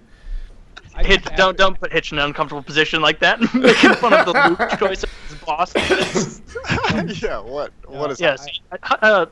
What's his name? Hex has been on PKA before. He hasn't been on when I was a guest, but I'm sure that he knows the flow of the show and that we tend to get a little silly. No. Sometimes. I doubt anybody would judge your lubricant of choice at this day and age when there's so much other stuff going on. Especially. Yeah, I'm actually learning a lot right now. I'm not gonna lie to you guys. You guys have. Get on Amazon right now. Just one click buy that stuff. You're gonna love it. It's comes wonderful. in a black bottle. If it's not a black bottle, you bought the wrong stuff. Yes, it's very good. Yeah. We need to get them as a sponsor. Where's Chiz? Pride, they didn't have the money. That's how he got that big barrel of supplies. All they sent was product. I have shirts. I have a shirt that has the logo as big as my chest, and it says "Get Wet" or something. You can't wear. It's one of those shirts you can't wear outdoors. I just I put it on on a weekend or something, and every now and then I forget. I'm about to step out the door to go get Kitty a pack of cigarettes or something. I'm like, oh. Let's not keep it wet. Let's put a polo on or something. Yeah, like a complete invalid degenerate who walks around public with lube shirts on. Yeah, disgusting. So I really don't. Oh, go ahead. No, yours is probably better. I was gonna say you were talking about shirts right there. I don't know why it bothers me so much, but I really don't like shirts that are needlessly obscene and in your face. I'm not offended by it. I'm just offended that someone would look at it and think this is a good idea. This is what I should wear. I should wear something that has a big middle finger on it and says, fuck the world, I'm great. Or just some stupid, keep calm and fuck women. Or, I don't know. Yeah. I don't like the sexual ones because I want to be you don't have sex. I can tell because you're wearing that. I had a friend. His wife was a 10. Whatever, somebody's version of perfect. And they used to go off-roading together. He had this real nice buggy. And he always wore the same t-shirt, on his off-roading weekends. It said, I love head. And head is that they make skis for snow. And if you know that, then you sort of recognize the head font and know that it's sort of saying, I love this brand of skis. But something about his wife being in the passenger seat as he wore the I love head shirt, it was oh. And that's her. Yeah, it seemed a little. It was extra crude when he wore it with his girl, and because it's almost implicating them. And it's if I wore a shirt that said anal sex is the only sex, and then I took Melissa out to dinner. Even though it's me being a dick wearing that shirt, just to sit there and be well, well, now I'm implicated in this weird kind of sex thing that you're doing. So I don't like that. I don't like the over-the-top sex dirty shirt. The shirt that says "I'm with stupid." Like in my head, the "I love head" there's like an arrow that says "She sucks my dick," and it was just like like you're. Look, I'm as down as the next guy, right? Maybe more so, but I just feel like. She doesn't deserve that. It's a bit crass. Yeah. It's a bit on the it's a bit on the nose. I like shirts that are a little bit more witty. Like if I'm gonna wear a shirt that I think is funny, like one of them that I have that I don't know if it's funny or not, but it's a picture of the Hound, but he's been cartoonized, so he looks like the Colonel from KFC, and it says HFC, Hound's Fried Chicken. And I think that one's funny. And if you watch Game of Thrones, you get the reference from like, I'm going to have to eat every fucking chicken in this place. That was a great scene, great episode. So, like, little shirts like that I think are funny. But, I don't want big hairy balls or something on my shirt, something disgusting that makes me look like a jackass. I try to avoid graphic tees in general. Jackie went through a phase of buying me every shirt she thought was funny at the store. And I just had a whole wardrobe full of, like, X-Wing TIE fighters and Superman and like she goes to Target. That's what it is. She got you the whole lineup at Target. They had this section. I know what section she went to. I don't know. Yeah. All right, so you go to Target and they've got this whole thing of T-shirts folded up. They're usually often not even hung. But then they've got like a display of that T-shirt, and they take they fold into a square, and they put that square behind like laminate of some kind, and you can see this big board of every kind of superhero, Led Zeppelin, AC/DC, Spider-Man, everything Marvel, old-timey bands, anything trendy or they think would be cool for a graphic tee, and they're like $14 a piece, and she just went yep. So you're like Iron Man, Spider-Man, AC/DC, like the Beatles, like. You got the whole collection. I know this one time. And I'm just not that I dress up or anything, but at least like a step beyond graphic tee. Can I get a polo shirt here and there? I go through. We have all my we have like this long hanger. What is it called? The pole. It's a standing clothes rack, I think. Yeah, and it's just like shirt like this one. No. You wash them a couple times, and graphic tees look like the trashiest of shirts. I have the same problem as you in a lesser extent, but I will be looking through T-shirts sometimes. I'll just be going to a friend's house, hang out or whatever. But there's still like silly graphic tees I have from years ago that I don't want to wear. Where it'll be like, oh, I could wear this one. This looks like it'll fit. Oh no, it's a picture of the Monopoly man with that says "I make it rain" on the front. Can't wear that. I'll look like an idiot. Oh, I'll take this one. Oh, it's got a weird looking dinosaur on the front. Do I want to look like I'm really into dinosaurs? That's weird. And just like looking through all that, and then eventually, I guess you settle on something plain or like a polo, which I hate wearing polos, so that sucks. Really? Yeah, I like polos a lot. That's my favorite thing. I like to get a nice T-shirt to match the polo. Like if it's a black polo with like a purple emblem, I like to find myself a polo or like a purple like V-neck to wear underneath it. Do I like you have polos. an ironing problem with the polos? Like that's the thing. A T-shirt I feel like doesn't need an iron. A polo does. I usually have someone iron my clothes for me. Me too, but she fusses back. That's one of her jobs. You should buy her a nice iron. Like maybe that would do the trick. I just feel like the trouble is it's like there's an implied like, hey honey, can you drop everything you're doing and iron this right now? And no, it's like it's Monday. I should have at least 7 or 8 iron shirts for my week. Don't you want me to look nice and professional when I go out and put my best foot forward for this family? When I look nice, I feel nice about myself, and I feel like not only do other people treat me better, but I work harder too. Could you do that for me? 30 to 45 minutes of your time from each week to just ensure that every day I'm feeling like the best version of your husband. Could you do that for me? Would you do that for me? If not, maybe I could hire this Rosarita chick. I found her on Craigslist. She's 22. She's an exchange student, and she could stay in the guest house. She loves ironing. She loves ironing and strawberry flavored wet platinum. Just saying. Yes. Yeah. She never gets infected. I like the way I look in polo shirts more than in graphic tees. I just hate the feeling on my neck for like the first 40 minutes of wearing them, where it just feels itchy and kind of shitty. Oh, Chiz just linked some breaking news. I can tell from the thumbnail. North Korea. Large quake detected close. Is this sarcastic? North Korea nuclear test suspected after artificial quake. 5.3 earthquake detected close to the test site. Yeah, so they're testing nukes underground again, which is illegal. I don't think they give a shit. I- They don't that recognize isn't- your authority on that. He's like, oh, did we set off our hydrogen bomb the wrong way? Sorry. Yeah. Maybe I'm next so time we'll do sorry. it in your atmosphere. Oh, that's not that funny. It does bother me a little bit that they really are trending towards nukes. Like, well, of They course they got 'em. have Like, nukes, yeah, but they to already being have able to nukes. deliver It's the the nukes. delivery. Yeah. Even the delivery, like, I read this Reddit post one time that was very informative about how far behind they are with the delivery, and it seemed to have a credence to it. He just went on in depth about how difficult it is to get the missile that will deliver anything significant anywhere that bothers us, really. Now, of course, they can hit South Korea and, start a whole little nuclear war right there. But as far as mainland U.S., which I don't know about you, but that's all I really care about at all. Us here in the contiguous 48, we're all safe from any sort of North Korean nuclear attack, I'd say 100%. here's my counter to that. I bet the guest we had, Sailing La Vagabond, could get their boat all the way to a port in New York City without anyone fussing at them.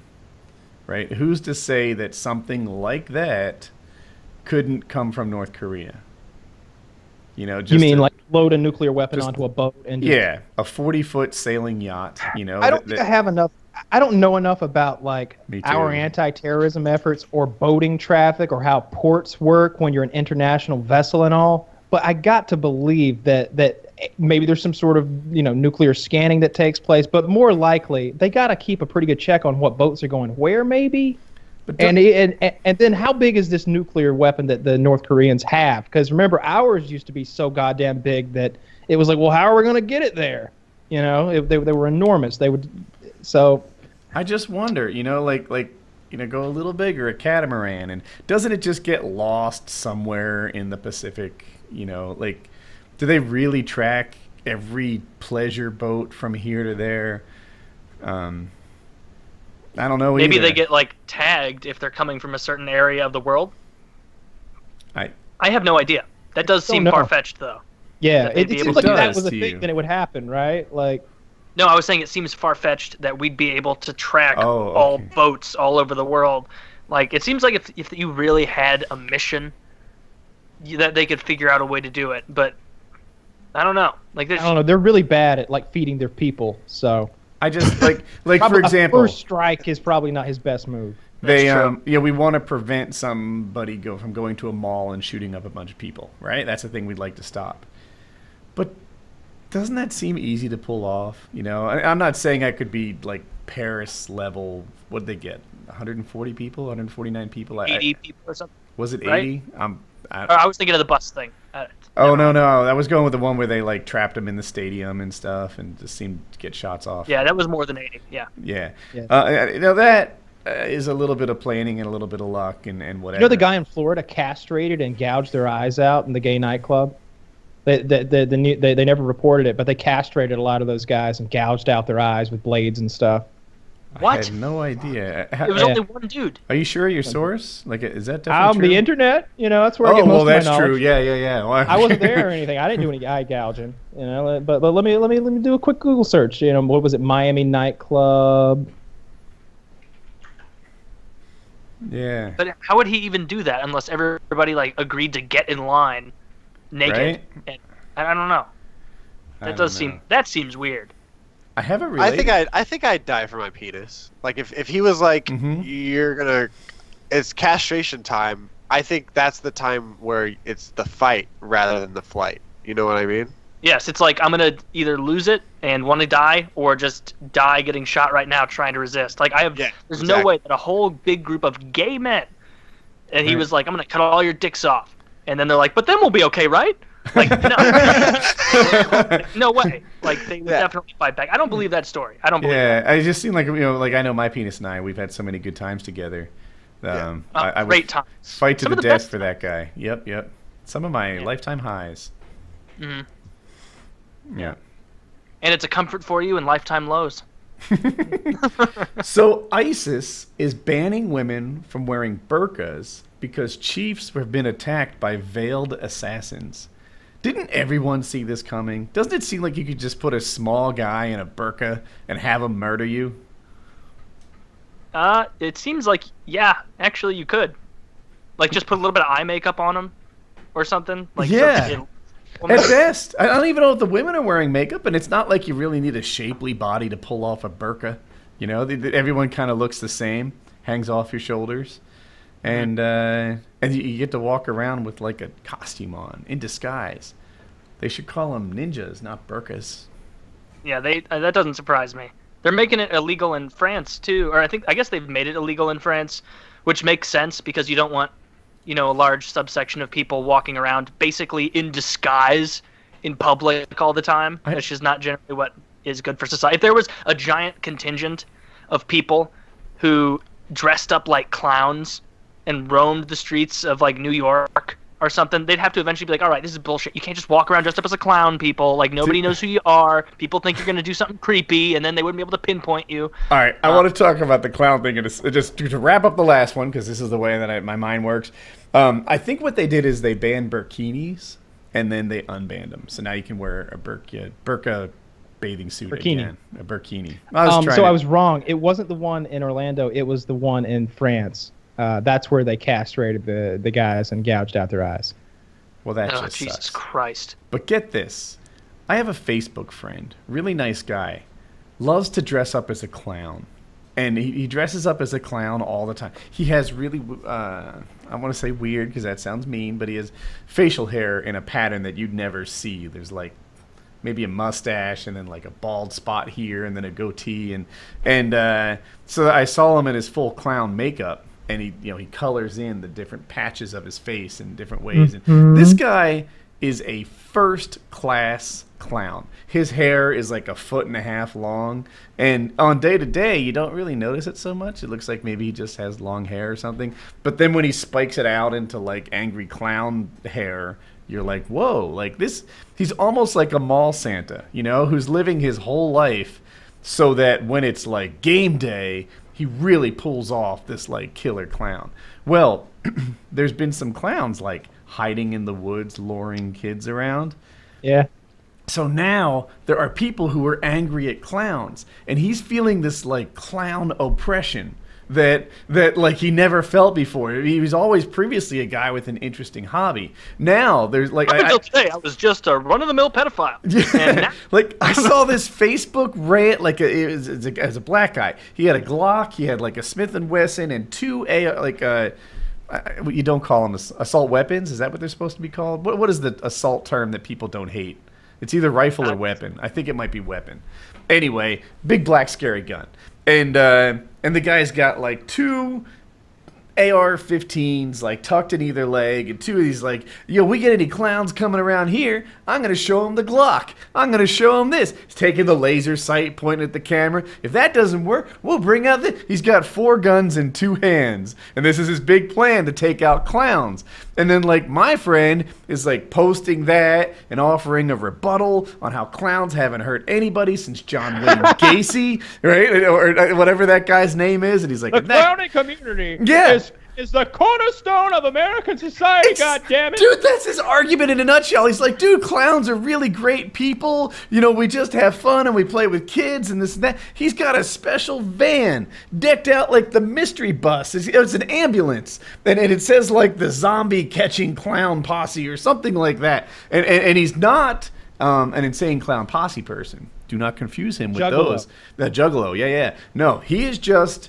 a clown enthusiast. And it's I don't know. I don't know how much I like a clown enthusiast. Dude, the Facebook posts on it are the best in my feed. Just Is him. He excited that they're remaking it? I don't know. I'm really just watch. He hasn't mentioned it. Really, he's just standing up for clown rights.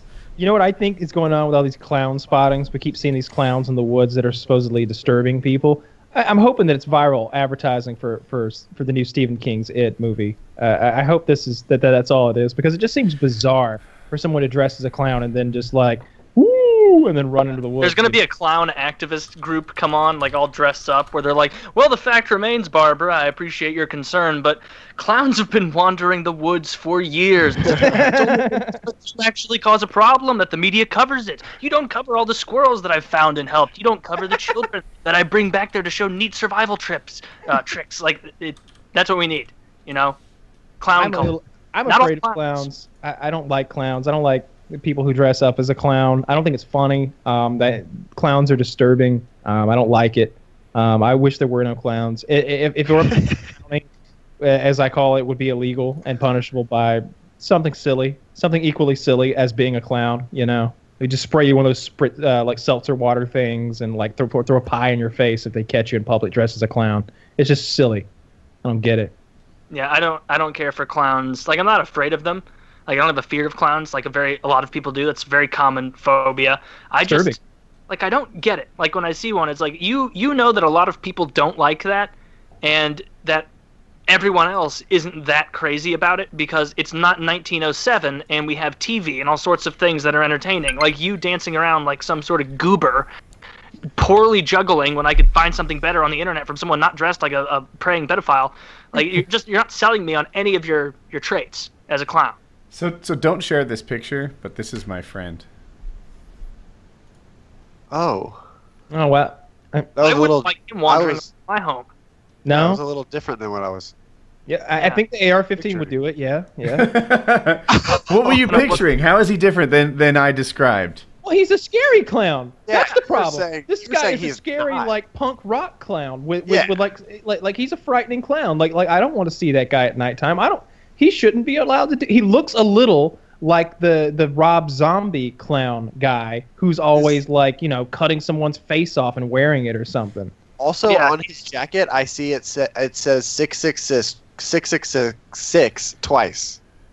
So so this is not even. It's on both of his chests.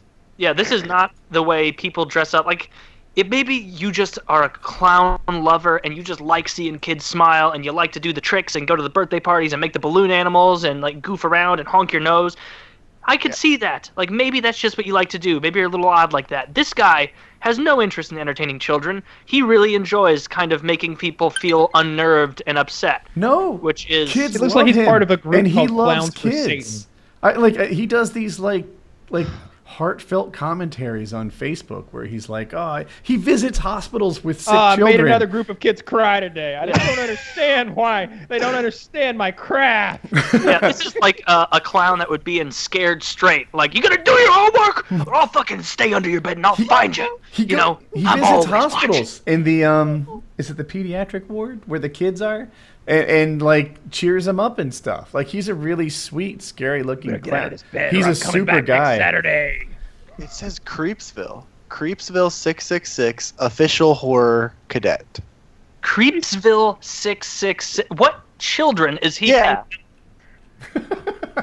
He's a really great guy.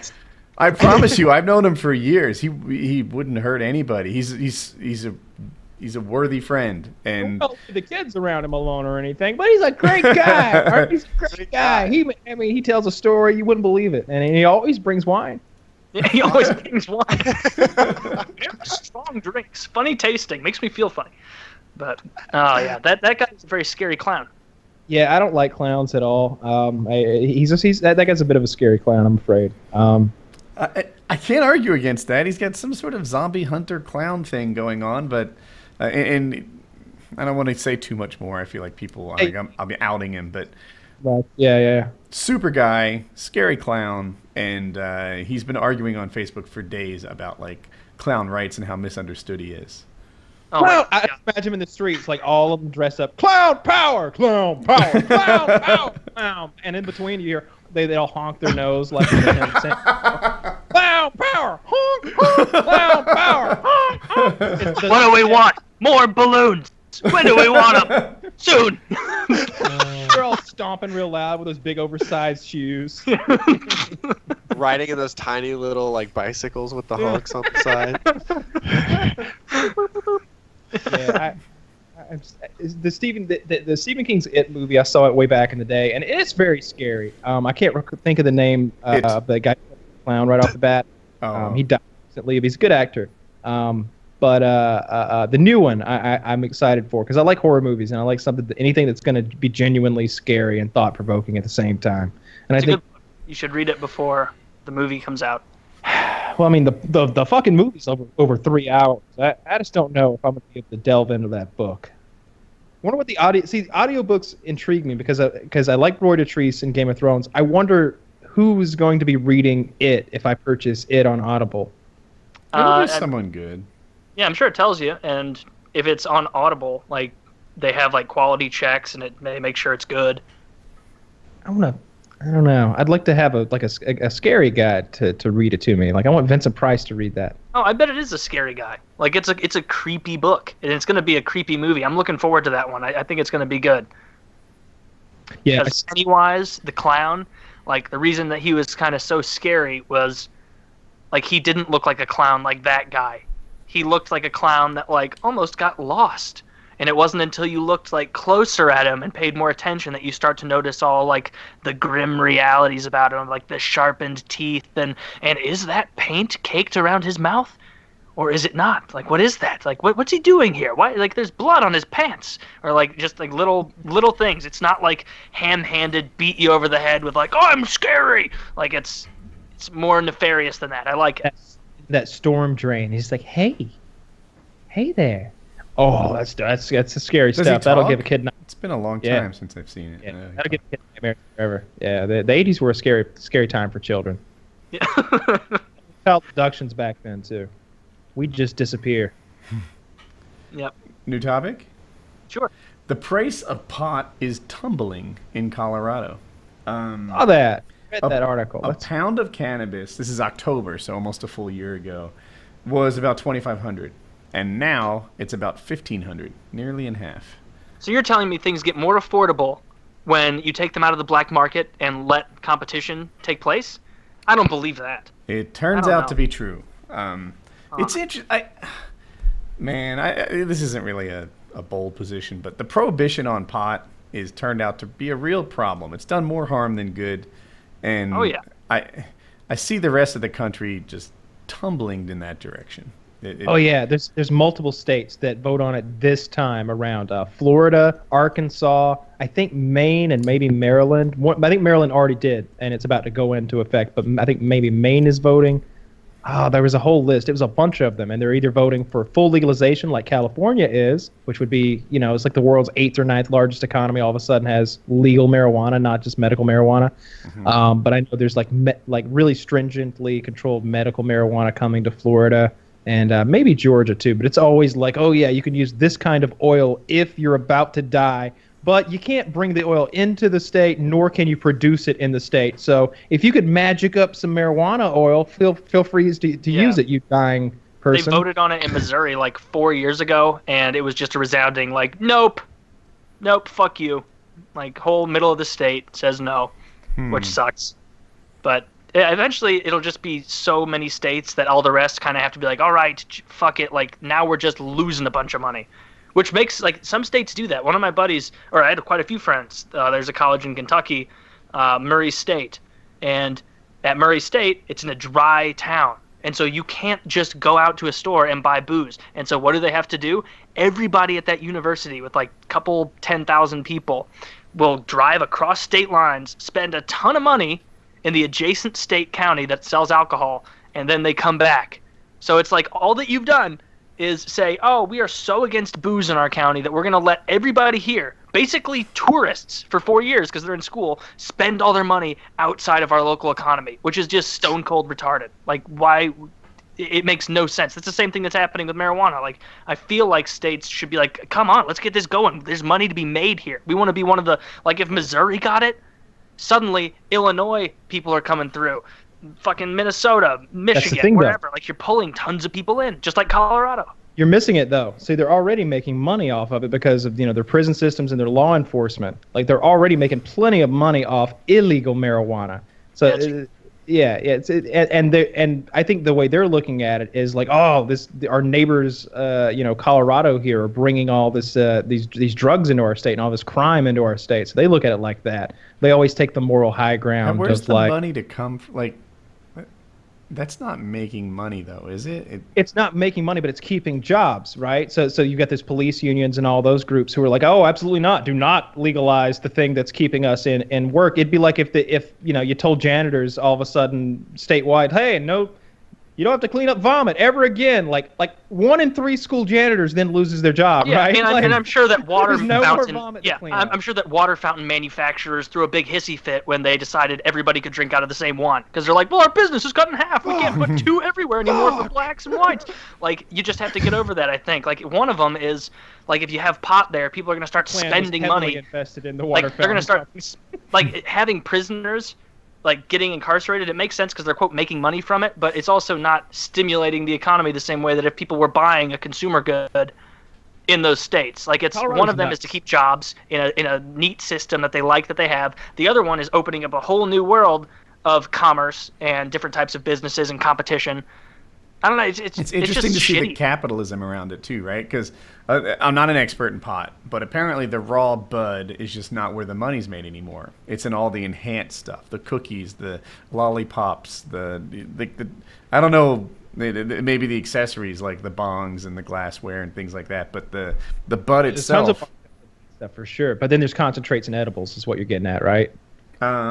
yeah. But it seemed like it was more clever than just like cookies, that people were doing stuff with it that you have can't stuff do like at home. they have like gummy bears and sucker. I have a couple friends who live in Colorado and will send me pictures of stuff that they buy, and it looks like you walk into like the candy aisle at a CVS and just grab a bunch of stuff and they take a picture of that and it's like, okay, you just showed me a bunch of snacks, whatever, but there's little X's on it to show how much pot's in there, and it's like, this is a Baby Ruth, but if I eat the whole thing, I'll probably have a panic attack. It's like, there's like the pot version of Gatorade and things that, like, I feel like people at home can make brownies.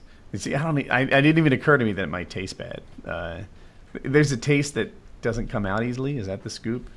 I've never had a pot Gatorade, so I have no idea. But that doesn't sound like, if you told me that, I don't know. That just sounds gross.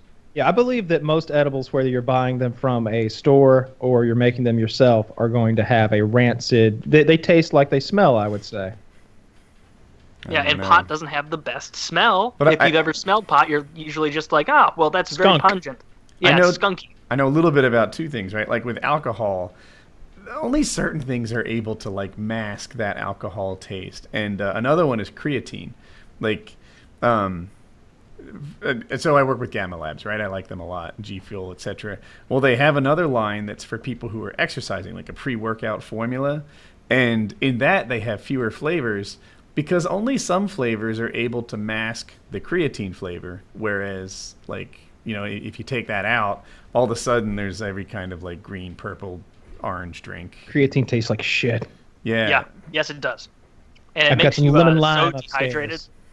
Yeah, you got to drink a ton of water. That's there were kids that died from that. Their coaches, they would be on creatine, and their coaches would have them out there, like, doing 2-a-day football practice and not giving them water, and you dehydrate and fucking die. Yeah.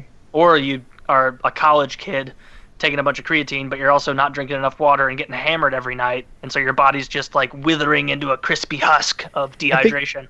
I think one of the things you were maybe like referring to, Woody, is like some of the processes that they now use to obtain the concentrates. There's CO2 processes, and then there's butane processes, and then there's some other ones. And there's a big contraption that's going into creating those concentrates. We were watching a YouTube video the other day, and they had created this. It was 99.999% THC, and they were clear crystals that looked like meth. It was a clear crystal that looked like meth, and there were little granules. And he would take this little spoon, and he spooned up some of this crystallized THC, and he poured it into his thing and smoked it. And he was dripping. But first, he dripped some terpenes on it for the flavor. So it was pretty ridiculous. What's a terpene? That's what's like. No, that's what I like about the idea. Those are like the flavor notes being, of marijuana. I like the idea of weed being legalized as like that legal drug, because it's like it's the not scary drug. It's the one that, like, if you're walking around at a concert and you see people with like a scary looking like crack pipe, you're like, all right, we're standing not fucking here. We're gonna go stand somewhere else. If you see somebody with a joint, you're like, okay. More likely than not, they're going to smoke that and then kind of sway back and forth and just be in a good mood. I'm not afraid. But I don't know. I just don't like making it seem scary. You Right? know, like white crystals and powder. Like when I see white crystals and powder, I think scary drugs, which is probably just a stupid dare campaign that seeped in. But when Kyle said that, I was like, someone's gonna OD on THC. I know no one's ever OD'd on THC, and you can't. It's not a thing. I don't know. I just feel like it's just not a thing. If I drank a coffee cup full of THC crystals, would I not die? No, I don't think you would. I just don't think you would. I think you could. I think if you ate a coffee cup full, I think a caffeine overdose. I think you could definitely overdose on caffeine and die before you would overdose on. If someone makes me a peanut butter and jelly sandwich and replaces the jelly with that fucking wax that people smoke, is that not gonna kill me? You'd be fine. You'd be fine. Really? You could OD on salt water so easily. You could go buy a bottle of like a handle of Everclear, which is just, I don't know if you guys have that in your state. A lot of states don't have it, but it's just super concentrated grain alcohol, like 99%. Blasted on grain alcohol. Like you could kill yourself on that way easier than marijuana. Like people accidentally die from alcohol. You can't kill yourself on marijuana, or someone would have done it by now. Like look at the society we live in with warning labels on shampoo and fingernail clippers and people having their cars burnt up by their iPhones, right? Q-tips have to pretend they're not for your ears. Thank you. Yeah, because of the legal ramifications of suggesting that someone sticks something inside of their head. You just can't do it because people are so dumb and irresponsible. So, if you could kill yourself with weed, someone would have killed themselves with weed by now. They just would have. Yeah, I'm thinking... Like a dozen people die every year from vending machine accidents, right? Like, don't forget that. And then transfer that to marijuana. Those could be related. Yeah, that's an indirect weed accident. Pepper! It's definitely happened where, like, someone's probably gotten really, really high and then done something stupid, of course. Now, and then killed themselves. That's marijuana related. How many people were trying to score some weed and the system pushed them into a scary neighborhood where they were then stabbed to death? You know, like you could call that a marijuana-related death, but nobody has ever eaten. I bet you could eat more marijuana than your stomach could hold, and it still wouldn't matter. And it's got to be heated up to become psychotropic anyway. So like just eating that wax, while it would taste bad, I think, and maybe constipate you because you're like eating some sort of you're eating wax, see gunk. It wouldn't get you high at all. You know, you'd have to. I didn't know that. Yeah. Oh. I didn't know that about wax either. I figured anyway, you could just eat it. I think that what's happening in Colorado is super interesting. Like, you know, regardless of where you stand on pot, if you're at all interested in economics, like adding capitalism to this thing and legalization and watching what's happened, and they've taken it from these, like, I don't know, crazy Mexicans growing it in the middle of a forest in like a tiny little plot and growing garbage to like scientists with grow lamps and indoor, like, you know, perfect cultivation, you know, and guys who are just like really passionate about their flowers, and they don't look like flowers to me, but you know, whatever, we'll go with it. And now like drinks and lollipops and all that stuff is like where the money is made, and the other stuff is just getting so cut rate that, like, you know, the profit margins are down, and it I don't know, I'm just fascinated by what's happening with pot, and somehow Colorado is still the pot state, right? Like, who else has legalized it? Alaska, I think, did. Washington did. That's it. You think it's just Washington?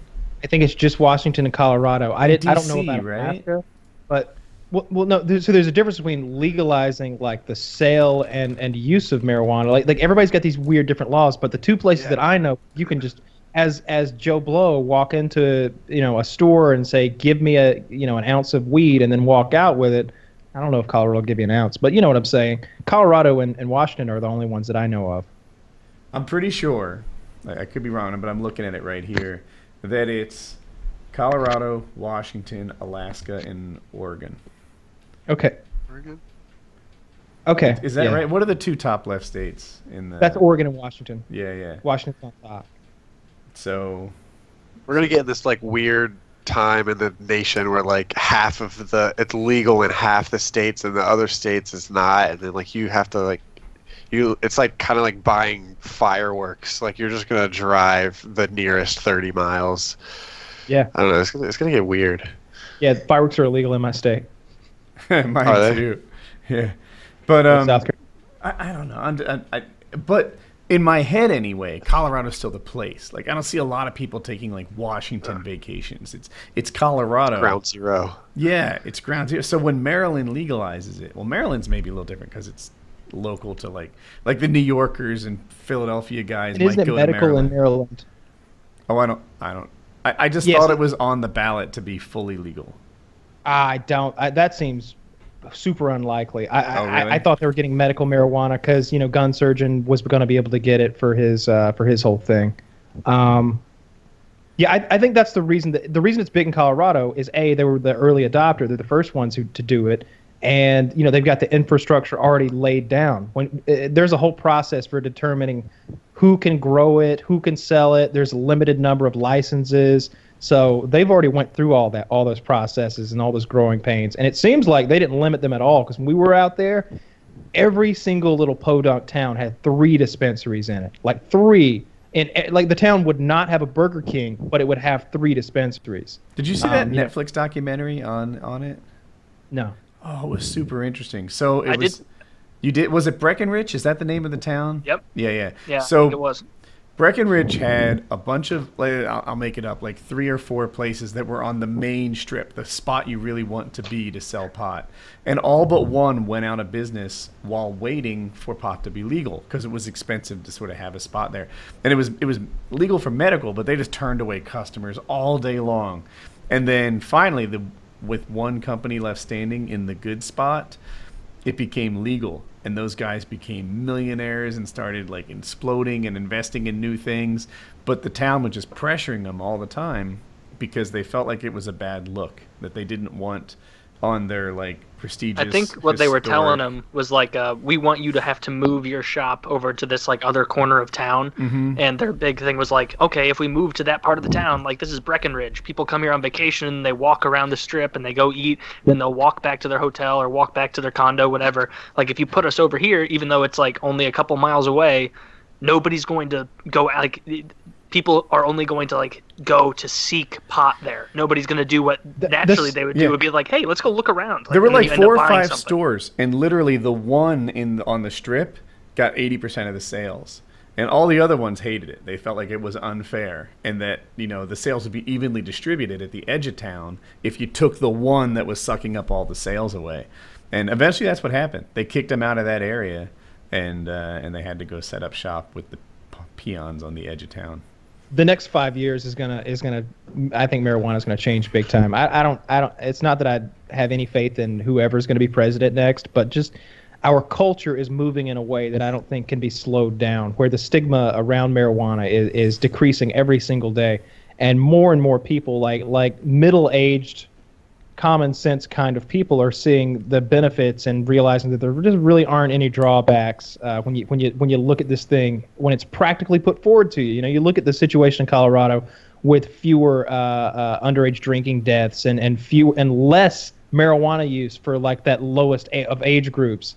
They made weed legal in the state, but children are doing less of it. You know what I mean? Like there's your proof right there. Because now it's like right? booze, like regulated. You have to find, it's regulated. You have to find someone to buy it for you if you're not of age. Same thing. We always said that when we were in high school. Like it's so hard to score booze because nobody wants to like no adult wants to be the one to slip us a case of beer. No adult wants to buy me a bottle of vodka. But we all knew that you could go get weed easy because Crazy Mike's weed is illegal. So he'll sell it to kids. He'll sell it to adults. He's just trying to sell it. He doesn't fucking care. He's trying to get rid of it so he's not holding on to this illegal substance anymore. Yeah, sure, take it. It was always so much easier to get marijuana than it would be to get alcohol. And we wanted alcohol. It was hard to get alcohol. If I didn't have my old buddy Chuck, I just Chuck got me laid many a time because it was just like, not that I was like yeah, drink more, come here. It wasn't like that, but like I always had alcohol to take to a party or to facilitate an event that could only transpire. That made you the alcohol. Belle of the ball in high school. Belle of the ball. Yeah. Always had alcohol. I would go on these awkward trips to the liquor store with this 40-year-old like homeless looking man. And there I am, 17, 18, 19 or something. And I'm trying to like not draw a lot of attention to us at the liquor store. as to what we're doing. I'm like, yeah, Chuck, you get yourself a little something, and you get me a little something. But I know better than to get like $100 bottle of liquor. We got to get something that he might believe you would buy. So let's get you a $45 bottle of liquor. And then I just remember him, like, he grabbed a 6-pack for himself and had these soggy handles from sitting in the cooler. It was a cardboard, like, 6-pack holder. And the handle came away, and all 6 beers fell to the concrete floor right there at the cash register and just, boom, just shattered. Glass and beer all over my feet, his feet. And he didn't even lose it. He didn't skip a beat. He goes, motherfucker, that cooler made this thing so goddamn soggy. I ain't paying for that. Give me another one. And the guy behind the counter just went, yes. And I couldn't believe it. I thought for sure we were about to be investigated, like brought under a closer inspection, and he was going to be like, get that fucking kid out of here while you're at it, you old hobo. But instead, like, gave us a free 6er of beer and got out of there with my... Did you ever pull a hey mister when you were younger? Never. I would be... No. What's a hey mister when you find a stranger to buy it? A hey mister is when you go to a liquor store and you look for an adult outside a liquor store and you go, hey mister, could you... if I give you $20, will you buy me this? And then usually what they would do is just keep walking. But every once in a while, you come across a real degenerate, and they will do it for you. Usually in exchange for some crazy markup. Like, it's one guy, like 1 second he's walking in on his phone or doing whatever, and, you know, just no thoughts of anything. And then you give him this proposition, and immediately it's like, okay, but you got to buy everything I want too. It's like, what? Well, what are you going to buy? Well, now I'm going to buy quite a bit. Ever get robbed by a hey mister? I have. Getting very thirsty just talking to you here. Yeah. I'd be like, here's $20. We want a case of beer that costs like, whatever, 8 or something. And they used to have Peels. It was the cheapest beer. Anyway, and then, like, he'd leave, and he'd be like, yeah, you know, I bought myself a Michelob with your 20, and there's nothing you can do about it. And I could beat you up, so... Yeah, that was like... And you should be like, oh, well, let me find a new... I guess it's not like you're going to rat him out. You're out of luck. Well, you don't do it alone. You have a whole group of hoodlums there so that they know if they rip you off, like, maybe there's some car damage coming their way, you know? Well, we're like 17 at this point. Like, think that Woody and his friends are a threatening, hoodlum-looking bunch, yeah, though. We weren't. And then at 19, I turned 21 with my fake ID, and that was the greatest. I remember one time, I was in, like, a freshman in college or something, and the guy behind the counter I went to high school with, he was in my class. So I whip out my fake ID, and he goes, Woody, come on. I know you're 21. And I was like, yeah. You don't have to show me that. I know you're 21 already. And he just sent me on through. Oh, that's a good guy. I went in when I was 19. Like, one of the ballsiest, like, alcohol buying moves ever is I didn't have a fake ID on me when I was like 19, and I went in on behest of my friends because they're like, you look the oldest, just go in and try and do it. And so I just went in, put it down, and like pretended to be like, you know, really engaged on something, like acting like trying to look the way that I imagined adults look when they're like, fucking business, you know. And so just did that, and he just sold it to me. And it wasn't until like later that you realize, like, that dude working there doesn't really give a shit. He's just at a gas station working. Like, if he thinks you like look 21, he's just like, whatever. His thought is, I've got 48 minutes until I get to go home. Not, I gotta make sure I keep this place locked down and secure. Only legal purchases when I'm running the show. Like, they just really don't care that much. And so actually some of them do. Some of those people really do take it seriously because it's like a little power trip. Get in trouble too. Now, Trouble. If the business like sells cigarettes to a minor, like they'll send undercover kids in, like people who look like they might be 20 but they're really 17. And they'll send them in there to buy a pack of smokes. And if you sell this grown-ass looking man a pack of smokes, they come in like, oh, you're fined $5,000 and fire that employee too. Like, they really lay the hammer down on you. I was telling you the other night about how when I was 19, my little go-to was to have my 2 friends go into the bar, get a table and a pitcher of beer and 3 glasses, and then after they'd been ID'd, not that they probably would be because they were 25 or 24 or something like that, and my 19-year-old ass would just kind of slide right on in and start drinking as quickly as possible, because once I start drinking, they have served a minor. Yeah. and it's like, oh, you really want to see my ID? Because you might be opening a whole box of worms you don't want to get into. Might want to just bring us another pitcher of Miller Lite and just let the night flow. You know what I mean? Like, but I just remember that bartender was like, no, I have to see. And I was like, you've given me beer before. And she's like, I did not see then.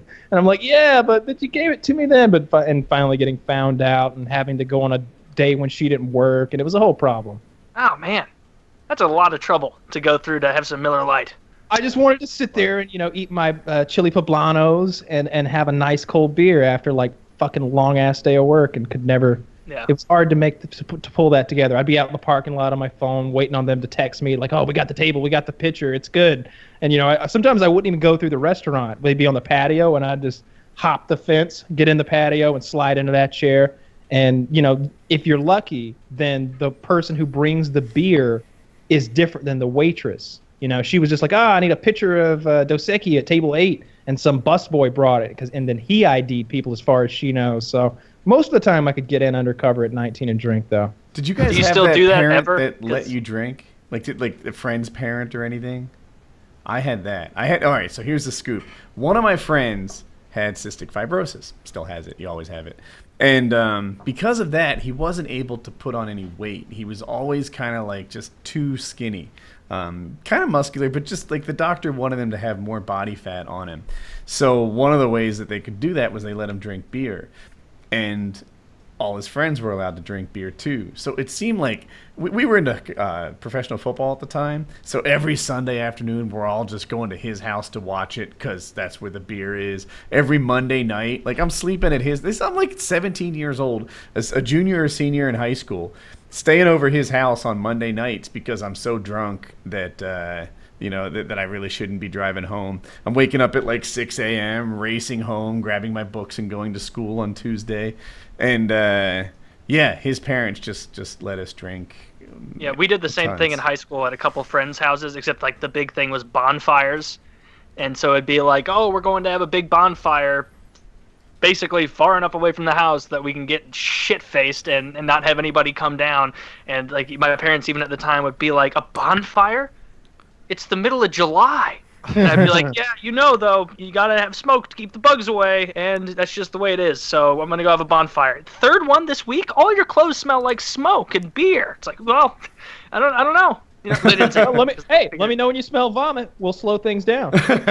In hindsight, the whole letting your kid drink thing turned out like it's kind of a selfish move, right? Like I'm keeping my kid here at the house, home and safe. All your kids, I don't know, fucking figure it out, I guess. I'm the one driving home on a motorcycle at like 6 a.m. at Mach 1 to get to school on time while he slept in his own bed. Because there were also like stupid parents, though, that would like call and check up on their kids and like have like strict rules of like you have to be home by midnight or whatever it is, their curfew.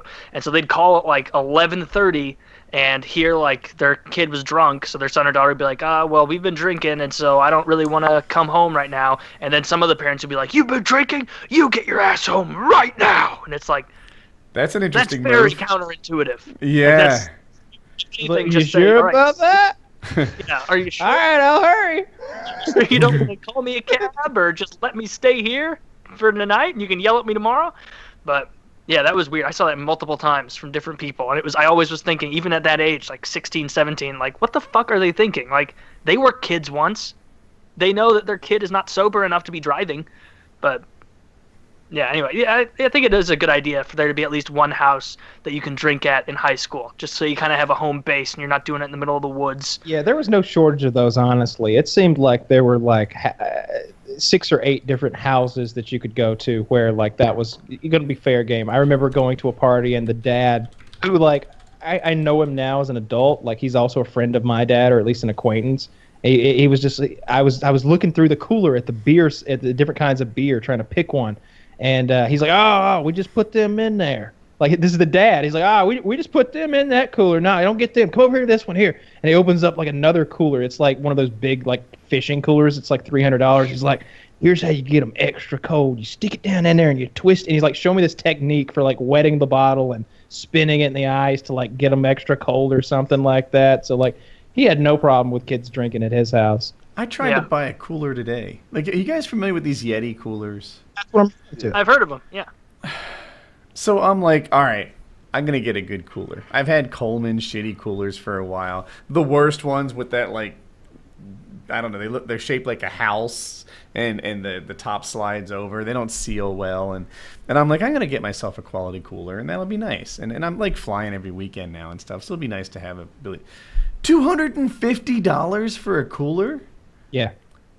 Dude. Yeah, you picked an expensive brand. I mean, that's a fishing cooler. The guys who use that are putting fish on ice and leaving them out there for 2 days or something like that. But that cooler will keep your beer cold on ice, not just today. It'll be cold tomorrow and on ice. But that was like my point. Like so I'm going camping. Tomorrow morning I leave and I come home Sunday, right? So I want my food to stay good through the whole weekend. And when I use a regular cooler, you just got to be careful because you're shifting from on ice to in cold water during the weekend, and not everything like your packaged stuff is okay, but your bananas are going to be soggy and like it'll ruin them. So I'm like, all right, I'm going to get a proper like Yeti cooler, but at $250, like, dude, yeah, I'd rather have a little bit of a soggy banana. These are the purchasing decisions that are keeping you poor people. Like, if you have a $250 cooler, no wonder you're not saving money. I don't have a $250. I'm going to whip out the old Coleman from 10 years ago, and I'll be fucking you're making a big mistake. It is a fine cooler. I'm sure it is. I wouldn't buy it either, and every time I see it, I'm like, fuck that. That's just too much. Because think about it this way, Woody. You could get an AC adapter and put a refrigerator in your truck for that much. Dude, I could buy a pop-up camper for $750 more. Like, the $250 cooler is just a wild spending decision. I called my wife. I'm like, honey, I came here to buy a Yeti cooler. I thought to myself, you know what? I've worked hard. I've saved some money. I'm going to get a Yeti cooler. I don't care if it's $75. I'm worth it. And then I'm like, $250? What the fuck? Like, this is, like, what the fuck? It was this big. It was like, and I called, and she's like, how often are you going to be using it? I'm like, I don't know. I don't know, but unless we move all of our food immediately from the fridge to this thing, we're not going to make for it pay for himself. It's just going to be a hole in our pocket. Like, I feel like I could buy a mini fridge and a generator for that much money. Like, it is a lot of $250 for a cooler. I don't get it. I don't get it at all. Buy a shitty cooler and just have a lot of ice on hand. Yeah. I don't know very much about them, but like it's definitely an outdoorsman's cooler, and specifically it's fishermen that I've always seen that like love this thing. And like I said, I think the deal is that, like, you know, this will keep your fish cool and on ice for like the whole weekend. You know, this is the top of the line cooler. I don't have any need for such a thing. When I need a cooler, oftentimes I will get that styrofoam $5 cooler at the gas station and throw a 12-pack and a bag of ice in there, and that's just the day's cooler. You know, I just don't use coolers that much. I'm thinking about Hitch.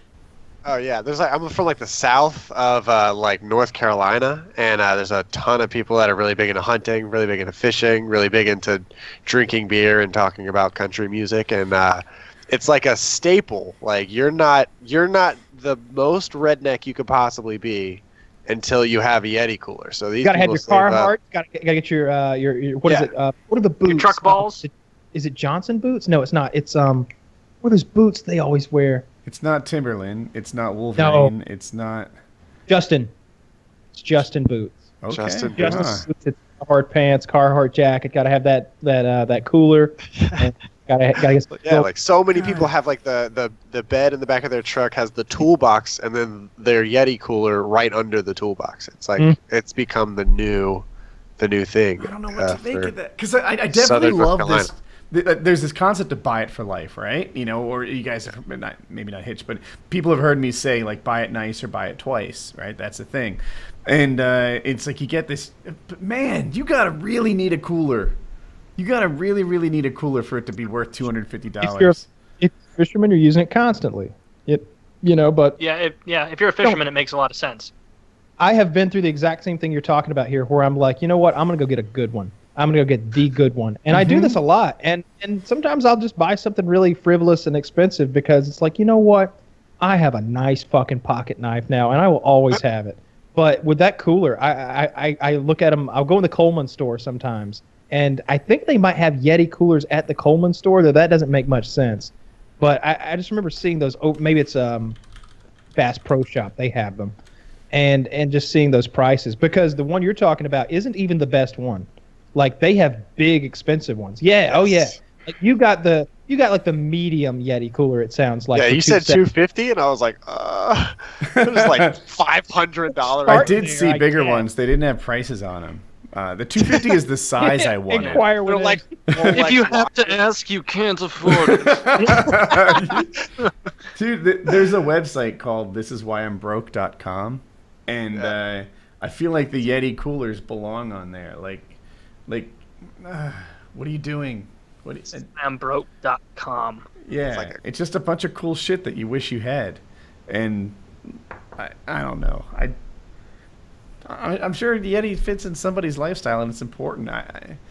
But fuck, it's. They also make you know what I want? And Yeti makes one. I've been thinking about upgrading my Nalgene bottle. I've had the same Nalgene bottle for about a decade now, and I'm really happy with it. But this summer, like if you leave it in your car, the water gets hot. Like it's legit, like from a teapot almost. It seems. And also, I'm pretty sure that there's chemicals seeping out of that plastic into your water and giving you cancer. I think Nalgene, like one of the things that makes Nalgene special is that it doesn't do that. No cancer water for them. Yeah, no cancer water. Yeah. But those disposable bottles. Yeah, that's where you get the cancer. Something that keeps your water cool might be like I might be willing to invest like $20 in something like that. I mean, that one is so expensive that you could go get yourself 2 Coleman coolers and just have one of them full of your extra ice that you switch over to your other one when the ice melts, and just pop that drain, let the water out, and put your extra ice in there. They're just too expensive. I agree with you. The only way I would buy that thing is if I was going fishing twice a month, every month, no matter what, with friends all weekend, and I'm not. Let me tell everyone a bit about Blue Apron though, because it's time. Blue Apron's mission is to make incredible home cooking accessible to everyone. Blue Apron knows that when you cook with incredible ingredients, you make incredible meals. So they set the highest quality standards for their community of artisanal suppliers, family-run farms, fisheries, and ranchers. Whether it's Japanese ramen noodles, wild-caught Alaskan salmon, or heirloom tomatoes, Blue Apron is bringing you the best for less than $10 per meal. Blue Apron delivers seasonal recipes along with pre-portioned ingredients to make delicious home-cooked meals. It's easy. Each meal comes with a step-by-step, easy-to-follow recipe card and pre-portioned ingredients. And it can be prepared in about 40 minutes or less. And it's flexible. You can customize your recipes each week based on your preferences. Choose delivery options to fit your needs. There is no weekly commitment, so you only get deliveries when you want them. Some of the meals available in September are the Spicy Husan Chicken Stir Fry with baby bok choy and sesame ginger cucumber salad, the paprika spiced shrimp and cheddar grits with tomato and sweet corn, and the summer udon noodle salad with cherry tomatoes, corn, and sweet pepper. Check out this week's menu. Check out this week's menu and get your first 3 meals for free with free shipping by going to blueapron.com/painkiller. You will love how good it feels and tastes to create incredible home-cooked meals with Blue Apron. So don't wait. That's blueapron.com/painkiller. Blue Apron, a better way to cook. Check it out. It's a great service. Make sure you go through and pick the, I think we've said this before. I recommend checking chicken, beef, and lamb. I think those are the best, and pork. Yeah, I think those. I don't like their fish as much as the rest of those because I think it's just because I just don't like fish as much as I like red meat and chicken. And it's smell that's always present there. I don't like that. But their beef, lamb, and chicken, and probably even some of the pork. I'm just not a pork guy. Was always really good. And I would sometimes put the recipe card and the ingredients in the hands of someone who wasn't as good of a cook as I am, and that's not saying a whole lot. And it would still come out rather well. So, yeah, check them out. Get Blue Apron, get the menu card, add it to your list, and then when you like that meal, you can go out, buy the ingredients yourself, and have it again. You know you need it because you're 22 years old. You can't cook for shit. You just started living on your own, and you think frying chicken and putting spaghetti sauce on it is going the extra mile. Get fucking Blue Apron and see what it's all about. Yes. Agreed. Yeah. Speaking of crazy purchase decisions, I've been thinking about an RV. It appears that my lifestyle now includes like going to grass strip airfields on the weekends and trying to get up at dawn. And it would be so nice to be able to like stay in an RV overnight and then be there as the sun rose easily. But that doesn't make much sense either. It seems like even a cheap RV is $10,000. So Yeah, you could get like 6 coolers for that. You could get like 1,000 hotel rooms for that. Like at $100 a night. Like there's no break even. It just doesn't seem to ever make sense. Plus, you got to tow a fucking RV around or drive it around or whatever. Like, yeah, that's not the answer for you. So, it's a shame. Yeah, it's just not. I've always fantasized about having an RV and going on these long road trips. But the thing is, I would be the one driving it. You know, like I picture myself going on this RV experience where, like, oh yeah, we hit 38 states and made a big loop or whatever. Dude, if we did that, it'd be much more comfortable for me to sleep. Oh, fuck off. Suck 2 dicks. Suck 2 dicks. But I know I'd have to fucking drive the whole goddamn way, you know, because there's nobody that I know who I'm going to turn the wheel of my RV over to. You know, it's a big vehicle, and I think I'm a very good driver, and I don't know many people who are. And I just wouldn't do it. I couldn't sleep in the back in a bed Jackie? knowing that, like, Jeremy is up front. Like, oh, you know, driving the fucking thing. He's getting new teeth, by the way. Little Jeremy. Really? Some facades. He's getting every single tooth pulled, every single one, not leaving one behind. No one's getting left behind. I need to talk to him. I haven't spoken to him about this. I've only heard about it from like a friend of his and mine. Getting them all pulled out, and I think he's getting dentures at first because, you know, a full set of implants is like $50,000 or something. Right. 30 if you get if they're wood, and you know, 12 if you go to Mexico. That's pretty much the price scale with fake teeth. But I'm looking forward to it. I hope I can get a hold of him before this procedure happens because I want the teeth. Okay? I want them. I want his whole set of chompers. And I won't touch them or anything, but I want to display them to you guys because I think if the fans ever saw what his teeth look like, they would like I think I don't read any comments ever, but I would imagine there are people who think I'm too hard on Jeremy or I'm cruel to him or mean about his like bad rotten teeth. But if you ever saw him, you'd be like, oh, well, I see. The clown from It. He had things living in his mouth for the last generation, it seems, because they're green and black and brown and colors that happen. Like, how did they get green and black and brown? I don't understand that. So he claims, and based on nothing but just his own reasoning, that it's because he drank lots of Red Bull. The truth is, I think that there are people who have soft teeth. The enamel is very soft, and it can be corroded away by sodas and poor treatment.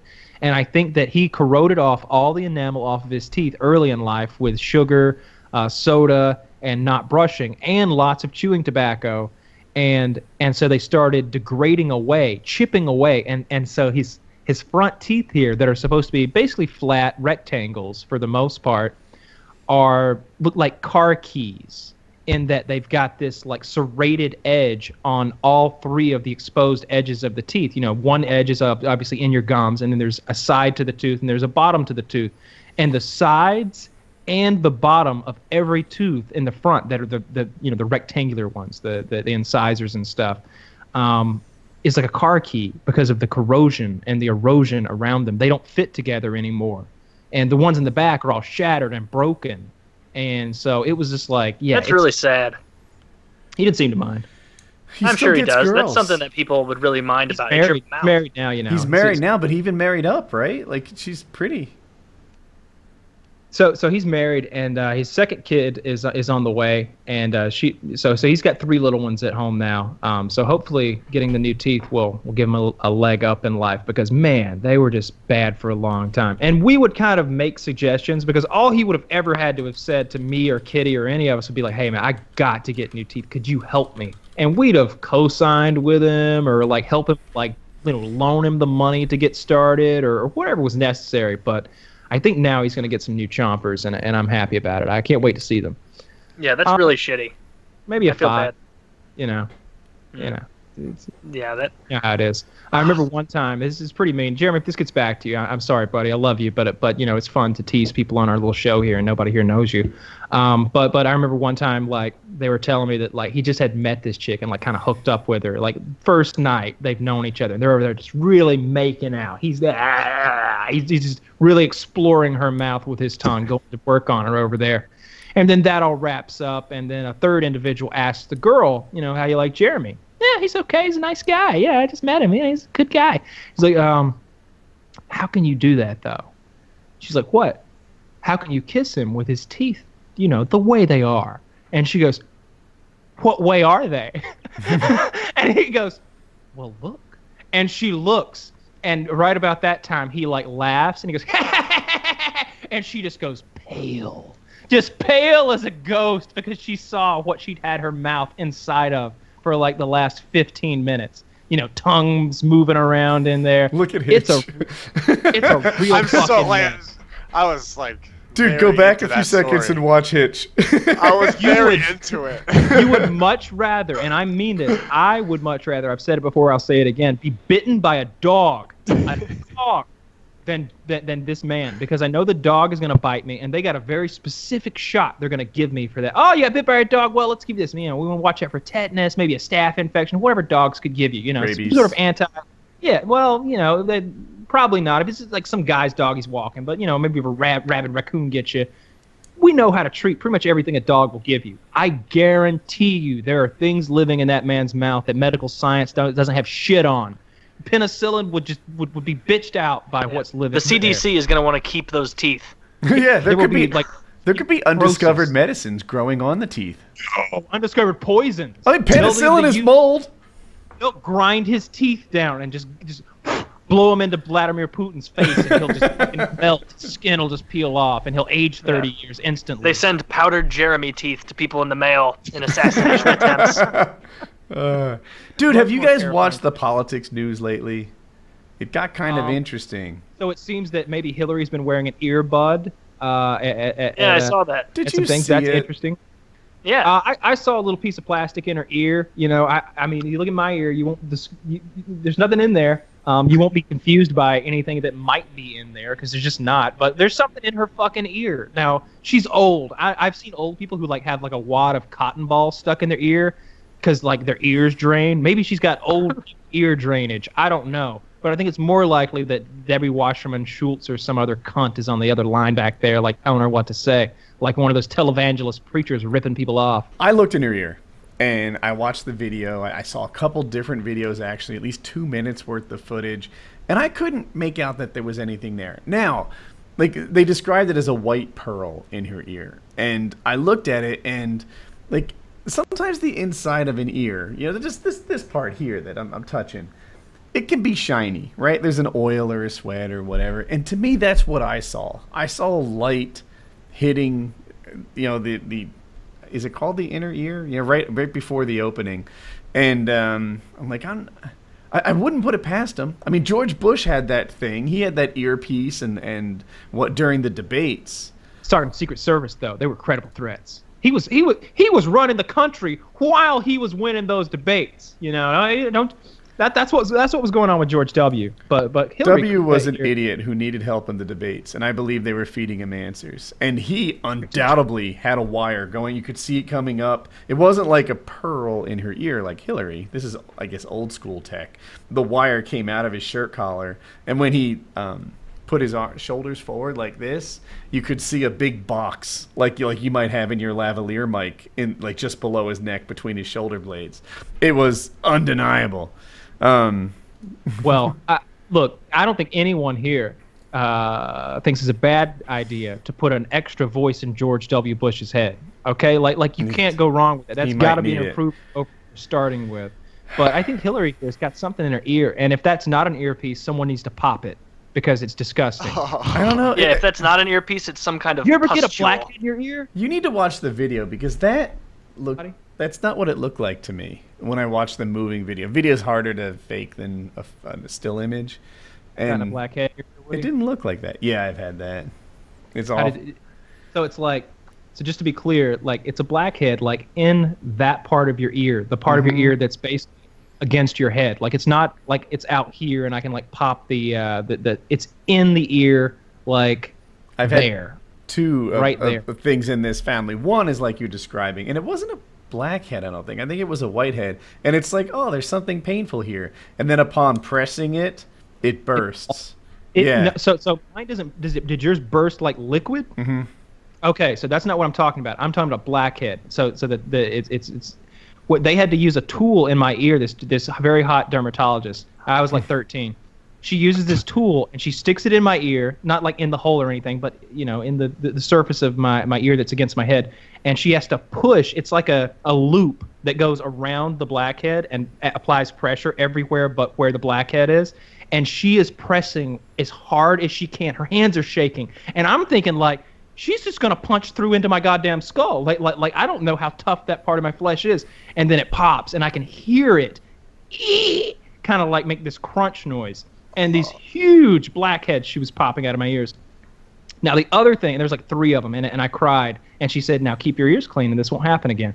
And so, like, the other thing that I've had is, like, on the earlobe, this little part in the bottom. That's the other one. That you can get like a ball of infection in there. It Just feels sort like of a behind it-ish, right? No, that's different. Now, if you get it behind it, that's an inner ear infection that's causing that. If you get it back here, that's what's there. You're feeling a ball of inflammation and infection that's inside your ear canal that's causing that. What I'm talking about is inside this little bit of flesh here that hangs at the bottom of your ear. Inside of it, when I would squeeze it, I would feel a hard BB-like substance in there. And like you kind of roll it around between your fingers. I've had that. And one day it starts getting bigger and more inflamed and painful to the point where my ear, if you look closely, is larger in that area. And I was just like, this thing has to be popped. So I got a big fucking needle, and I put a little ice on my ear, like let it get numb, and I start slowly inserting this needle into my ear. And at first it doesn't want to go, but I'd never like stabbed myself before. But then it pierces the flesh, and it's like a pop, and it's in, and incredibly painful. And so much pus came out of my ear, and blood. It bled forever. Like ear wounds bleed forever. It was disgusting. So much pus and blood. But This is disgusting. Yeah, no, I just have it feels like in this part of my ear, right, where the earlobe connects. Maybe I need to take special attention to make it clean, because every so often, I don't know, every couple of months or something, I'll get a pimple in this like pocket back here. Yeah. Sometimes you get them in places that aren't easily popped. Like you can't just get some flesh together. This is the easiest space to pop on my whole body. I feel like I can reach almost behind it and pull it forward. It's I had a pimple, or whatever you want to call it, like right here on my neck one time, like right there, kind of by my Adam's apple.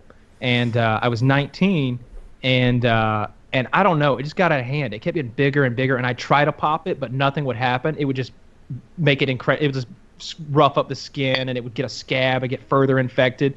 And I remember when it finally popped, there was green projectile pus. I'm talking about this thing made a crunch. There were crunching noises, popping noises, and I watched the pus fly to the mirror, and it was green. When I finally, using both hands and like 4 fingers, popped this motherfucker. It was gross. That's the worst I've ever had. And I still remember it. I was 19 or 20, one or the other. If you want to see a lot of stuff like that, if you're into popping, there is, of course, a subreddit, r/popping. You can go on there, and you'll find people like popping all kinds of things, all kinds of boils and ingrown hairs and pimples and blackheads. Blackheads that like they just keep wringing them out over and over, squeezing until like 6 or 8 inches of pus has come out and made this loop-de-loop coming out of their face. You'll see like they'll get in their belly button and like scoop out blackhead type material out of their belly button. When I was in high school, I used to get pimples on my back, and they'd get big fast. Like within 20 minutes, it'd be the size of a marble almost, right? Like under the skin, a marble, or maybe even the shooter marble, the bigger ones. And I'm not sure why. I think it might have been related to this weird bromine pool that I was on the swim team, and then just a reaction I had. But what was weird is it would go, and in like 20 minutes I'd have a giant pimple. I could reach back and pop it, and it didn't hurt very much. Like this part of your skin's crunch? Not that sensitive. I'd just squeeze it, and then I'd feel it burst. And this is grossing me out. It would like pop. I know that if someone was behind me, I could like have shot them or something. Yeah, and it would pop, and then like 10 minutes after it's popped, gone. And this girl was like, "Ooh, you got that giant pimple on your back," and I'm like, "I know. Like sometimes I get them in like 20 minutes, but watch." And I pop it, and she's like, "That's gross." I'm like, "I know it is, but it's gonna be gone in 5 minutes." Yeah. 5 minutes later, she's like, Yeah. Like, there's no sign of it. You know, remember normally the when you locker- pop a pimple, like, it's almost a bad idea. Like, it can take longer for it to heal because you popped it. Did you ever have those people in your high school? Like, you know how they say, like, don't pop your pimples because it's not good and it'll just spread the bacteria or whatever? Mm-hmm. Did you have people in your high school that had, like, gross, like, whiteheads and giant pimples on their face? Sure. And, like, it was just, like, fucking go to the bathroom and pop that. Like, Yeah, let me give you a you're little already tutorial. in too deep. Like, what do you think is going to happen? If you pop it, are you going to get a really gross zit? Because you're already there. Can I do You're my already tutorial first, Kyle? Because it's really fast. Mine is yours. Go right ahead. All right, so, yours is mine? It's the same thing? Well, yours doesn't cover all skin types and acne types because you had a very specific kind of acne, and I have a much scarier, oily skin kind of sebaceous gland acne that makes these hard, ingrown hairs that you have to pop and like weasel back out of you. And then I use this whole treatment with alcohol and Neosporin to make everything right. But I think you use a hot washcloth to scrub off the tops of the whiteheads, and I don't get whiteheads. Yeah, so if I have a whitehead, one that, like, would be nearly ready to pop, take a hot washcloth, a clean hot washcloth, put hot water on it with no cold mixed in, you know, it's like as hot as you can stand it, and then wipe it off, and all the tops of the whiteheads will be gone. And it'll be ready to heal. You'll look 100% better in no time at all. All the whiteheads are gone, and now, like, by tomorrow, you'll be, 3 levels better than you were before. See, but I don't think you get blackheads when you've got a solid piece of pus it's rare stuck in your skin that has to be like squeezed out and like removed from the pore. Like it's solid stuff clogging your pore up that you just have to get out of there. And it's not liquidy, it doesn't like it's not even like those whiteheads that slowly like create this little like thing of pus coming out. Like there'll be like a knot in there that has to be gotten out. Of course, nothing like that video we watched way back when the guy had the one on his back. And it was so gross that the woman popping it was wearing double rubber gloves and doing it outdoors. That's how dirty it was. She's like, I ain't even doing this shit in the office. Let's go out back. And she's like squeezing this big fucking thing he's got on his back. And I mean, I'm not talking about, like an amount of pus equal to like a dime. I'm talking about she squeezed out 3 or 4 ounces of pus, like enough, like 3 or 4 shot glasses. Like a 5-hour energy. At least more than that. No, more than that. Like legitimate, like enough to fill up a Red Bull. Like she squeezed out. She kept like doing this number with the flesh on his back with both hands, sort of like, and normally when you pop a pimple, you're like getting 2 fingers and like trying to pop it. She's using all 10 of her fingers and hands like she's kneading a loaf of bread dough. I googled that kind of cyst and became a temporary expert on it. Apparently. But like as you said, they're like that. His wasn't unique. Other people get them too. They smell terribly when you pop. They were vomiting. Yeah. So the whole room, like I don't know if they outside of the whole room or whatever. But anyway, everyone nearby was like just taken over by the odor from it. And if you don't get it all, it's likely to come back. Which is why she was so diligent about getting every ounce. Remember when I would Wings rather had watch a beheading than watch that video. It was disgusting.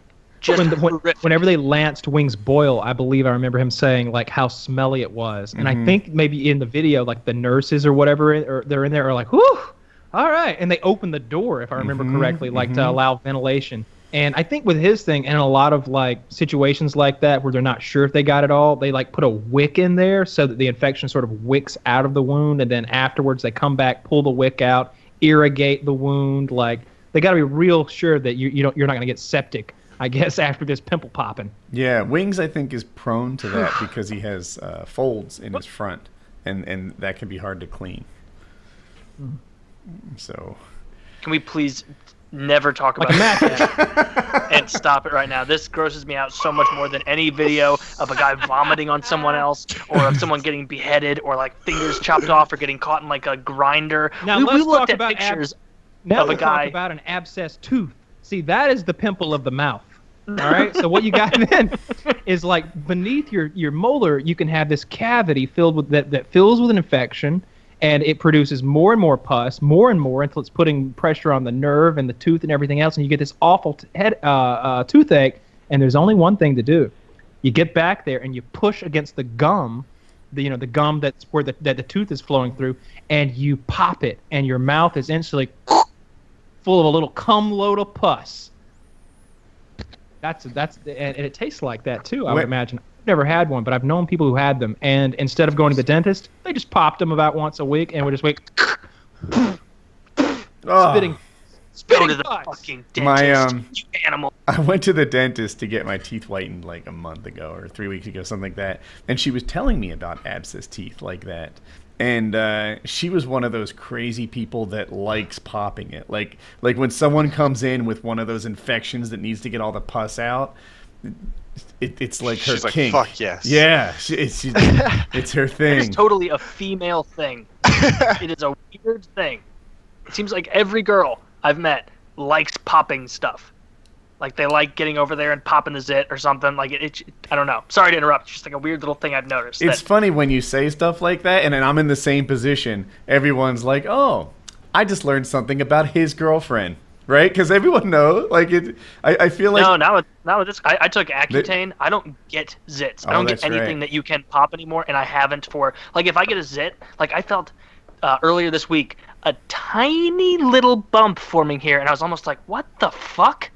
Like, what's happening to me? What are you like, doing here? Nothing ever came of it? Out a long time ago. Yeah. Don't you know you're not welcome around here? Yeah. Yeah. But okay. I don't get anything. I misread that. But it's funny. Like if I were to, for example, talk about like a sex thing, like everyone knows. There's not a whole host of people to be talking about. Like, it's like, oh yeah, so Jackie does that. And that's the way it goes. Yeah, I would get my mom to pop them when I was a kid. The ones on my back. Because I just can't get back there, and she would pop the ones on my back. It always felt good too. Like it's a very like if you've got a big one that's like inflamed, you want that thing popped. You want somebody to pop it and then rub it with rubbing alcohol. It feels all cool all of a sudden. The pain's gone. Yeah, back acne is disgusting. Backne, as it's known in the acne treatment circles. Skin care addiction for anyone out there who's really struggling with this sort of thing is another good subreddit. Those people will give you advice based exactly on your skin type and any other concerns you might have if you have. They're real experts, and you see them. It's almost inspiring. Like, because like on one hand you don't want to be too vain or whatever, but on the other hand, like if someone has like bad acne and cysts all over their face and the scarring is setting in, and they don't fix it in a week. Like it's like 3 months of like diligent good skincare, and you're like, whoa, like that person really changed their usually facial skin for the better. And it's almost as inspiring as like the weight loss. People who lose like 200 pounds, and you're like, wow, like she's hot now.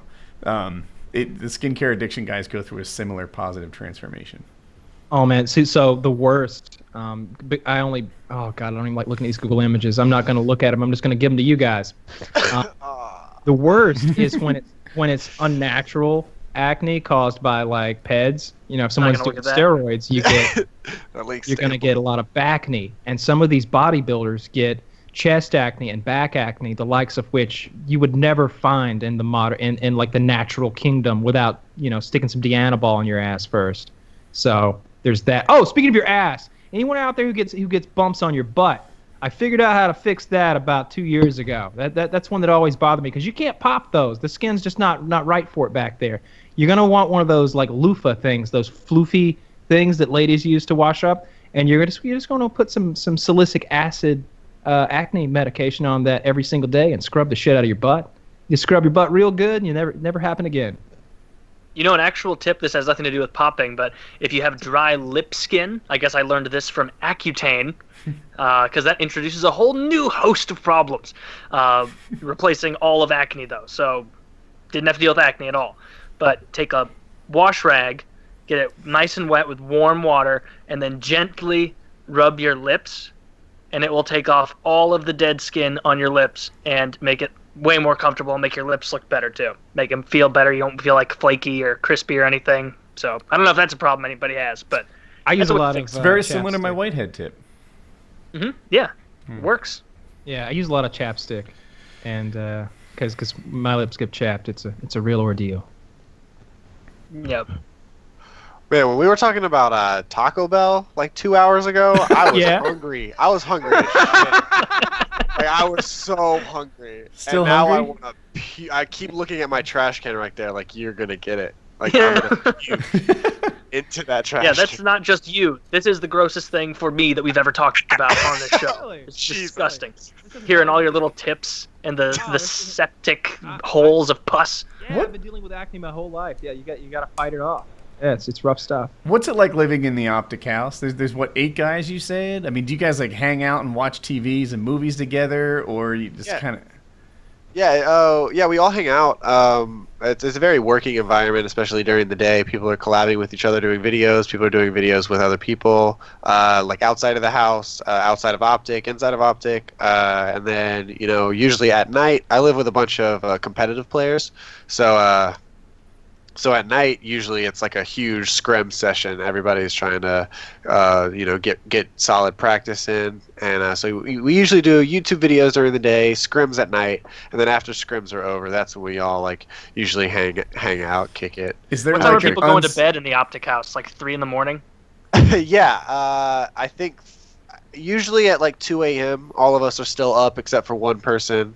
He usually goes to bed pretty early. Will? But for the part. Yeah. The girl. Yeah, Will goes to bed at like 11. But everybody else goes to bed at usually like anywhere from 2 to 4. So is there an unspoken pecking order in the OpTic house? Like maybe Will near the top, or like Scumpy or something, and then some like other guy who gets 5,000 views a video is just lucky to be hanging on. That's yeah. you? Yeah. No, for the most part, this is definitely like a. I don't know if it's necessarily how many views the person gets. It's how long they've been in OpTic. Okay. Like Will's been in OpTic for like 6 years or something crazy. So he's living in the master bedroom, and then Seth, obviously, is really he's been on the team forever, nearly just as long, and he's living in like the theater room. So then everybody else there's kind of like a hierarchy. I guess. Nate Shot left the nest. Behind closed doors, is everyone like, that 100 thiever, I don't know. I mean, I didn't really, when I moved in, he was on this unspoken transition out. So I didn't really get to really know him that well. Mm-hmm. I mean, there's people in the house that don't talk to him anymore. And then there's people in the house that talk to him almost every day. So it's kind of like a new thing that don't talk to him out of frustration, or paths just don't cross. Paths just don't cross. I think. I don't know. I don't really like dive that much into it because I was never really really good friends with him. But obviously people have different relationships with different people. So. Cool. So do you guys share one internet line? No, we probably have like 8 business lines in this house. 6 to 7 or something. Yeah, your guys' internet bill is probably bananas.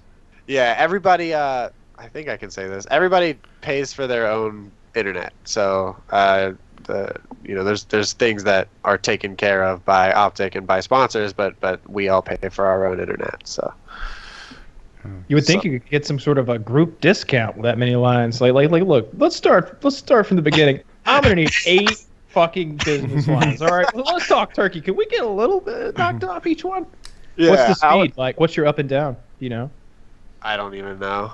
Real fast. It's not insane. It's not amazing. Does everything crumble to the ground if the internet goes out? Yes. We've actually lost power twice.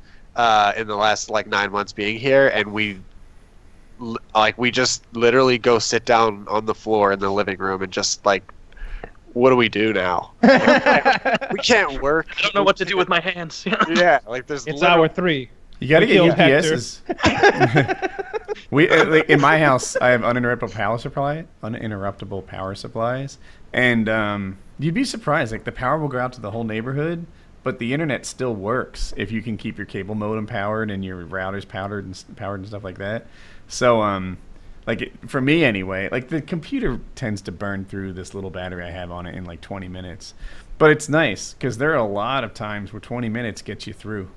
Yeah, that's most of our power outages are exactly like that. They last. Sometimes it's a fraction of a second. Sometimes it's power's off, power's on. Oh, all right. that just reset everything we were doing, but we're back to business. But sometimes it went out for 5 or 6 days one time. That's the worst it's ever been. That was terrible. Yeah. But yeah, like the second, if it's seconds or minutes, I get to just flow through and not have that bother me, and that's the common case. You know what I'm thinking about investing in is those goddamn, and it's not really an investment really, but those they go between the wall and the device, and you can turn them off from anywhere in the house, because I feel like I'm getting lights left on. The clapper. Not the clapper. I want an app. like I have a house full of items that need to be turned on. Because Kitty will come downstairs some days and turn on literally 14 lights, and I'll come down at like 10 o'clock at night to do my like security check through the house, make sure the doors are locked and power everything down. I'm like, Jesus, my fingers are going to get raw just turning these lights off, because there's 14 bulbs. That's how many were on last night when I came downstairs, and it's every night. She leaves on at least 4. I used to have stuff like that. Now, I think my experience won't reflect yours, but back in the day, they had these things called X10. There were pop-up ads for them everywhere, and they were home automation software. And like I took something that someone else wrote and customized it for my own house, and like just like you said, like the hallway, I think it was real simple. I had it turn off like every hour. So sometimes it mess you up because you turn it on and like 60 seconds later it turns it off, because that's, you know, it was on the hour. But most of the time it just sort of saved it. Like it was catching lights that people had left on. And but the problem was the switches themselves were such garbage. You know, the things would pop off, and they were mushy instead of like snapping, and everyone hated them. So the device I'm talking about plugs into the wall, into your socket, and then the device plugs into it. It's between the two, and it's you've got like app control over. Mine would also have app control, but it would replace the switch or replace the socket with one that was smart. And it's probably a better looking solution than like, you know, one that goes in between. But it was just kind of cheap hardware. I didn't like it. I just wish they would turn off the goddamn lights. Hey, are you getting LED lights, baby? Yeah. Well, these are LED lights. The whole basement is LEDs now, like recessed LED lights now. But she's in her like work area. She's got tons of like studio lighting, because she does her own like photography for labels and stuff. So she'll have like, I've only got 2 studio lights on me now. She'll have 5 like locked in and focused into these light boxes where she photographs stuff. So there are no shadows existing in that realm. It's a land where she's banned shadows, you know, to do her pictures. And so she'll have so much studio lighting, and then she's got little like kind of lights are they? Do they get hot? So no, they're cold lights. Oh, actually, some of them do. So we've got 2 different kinds of studio lights. One is like the standard umbrella thing, and then the others are these like box lights that are like on the inside. It's like aluminum foil, like reflective type stuff, except for the front, which is, you know, that white stuff, and you know, there's 3 bulbs inside with lots of settings. She uses those. I don't know how many we have. We just keep buying more and more. I don't know why. We have so much lighting here. My studio lights are so hot. Like they're bright like the sun, so sometimes it's too much to deal with. You know, you don't want to light your subject that much, but my lights are bright, and they're hot. They're like, if you touched them for even a second, you burn your finger like a frying pan, and it's I don't use them much. Yeah. I usually like these when we say hot, like from touch, those in there do get hot. These don't, but actual studio lighting, like when we were filming stuff, like when they're actually putting those big lights on you, that really is hot. I used to think that was just I didn't know they meant that being under those lights was literally hot. I thought it was a figure of speech, that there's a lot of pressure under the studio lights. Like no, they're hitting you with like a heat ray constantly from every direction, and the heat ray is 6 feet away from you. It's not like they're across the room shining a light on you. They're like right under you with this big beam of like 1,000,000 candle power under your chin. Yeah, my upper lip, like I have to keep worrying about upper lip sweat. Yeah, the studio lights, I'm not a fan, but they make you look better. No more bags under your eyes, and you know, they illuminate you properly. How far are we into the show? I only asked because I got kicked out or my internet dropped out earlier. 4 hours, 5 minutes. Well, that sounds like a good show to me. Sounds like a good one. All right, then. PKA, episode 299. Hitch, where do they find your stuff? YouTube/Hitch a Ride with 2 I's, or just OpTic Hitch on Twitter. All right. And check out our sponsors. Link in the description. Check out our merchandise. This really is the softest shirt that I've got. That's why I wear it for this, because it's 4 hours of sitting here, and it's been washed like 8 times, and it's soft, so soft. Mm-hmm. All right. $2.99. Yep.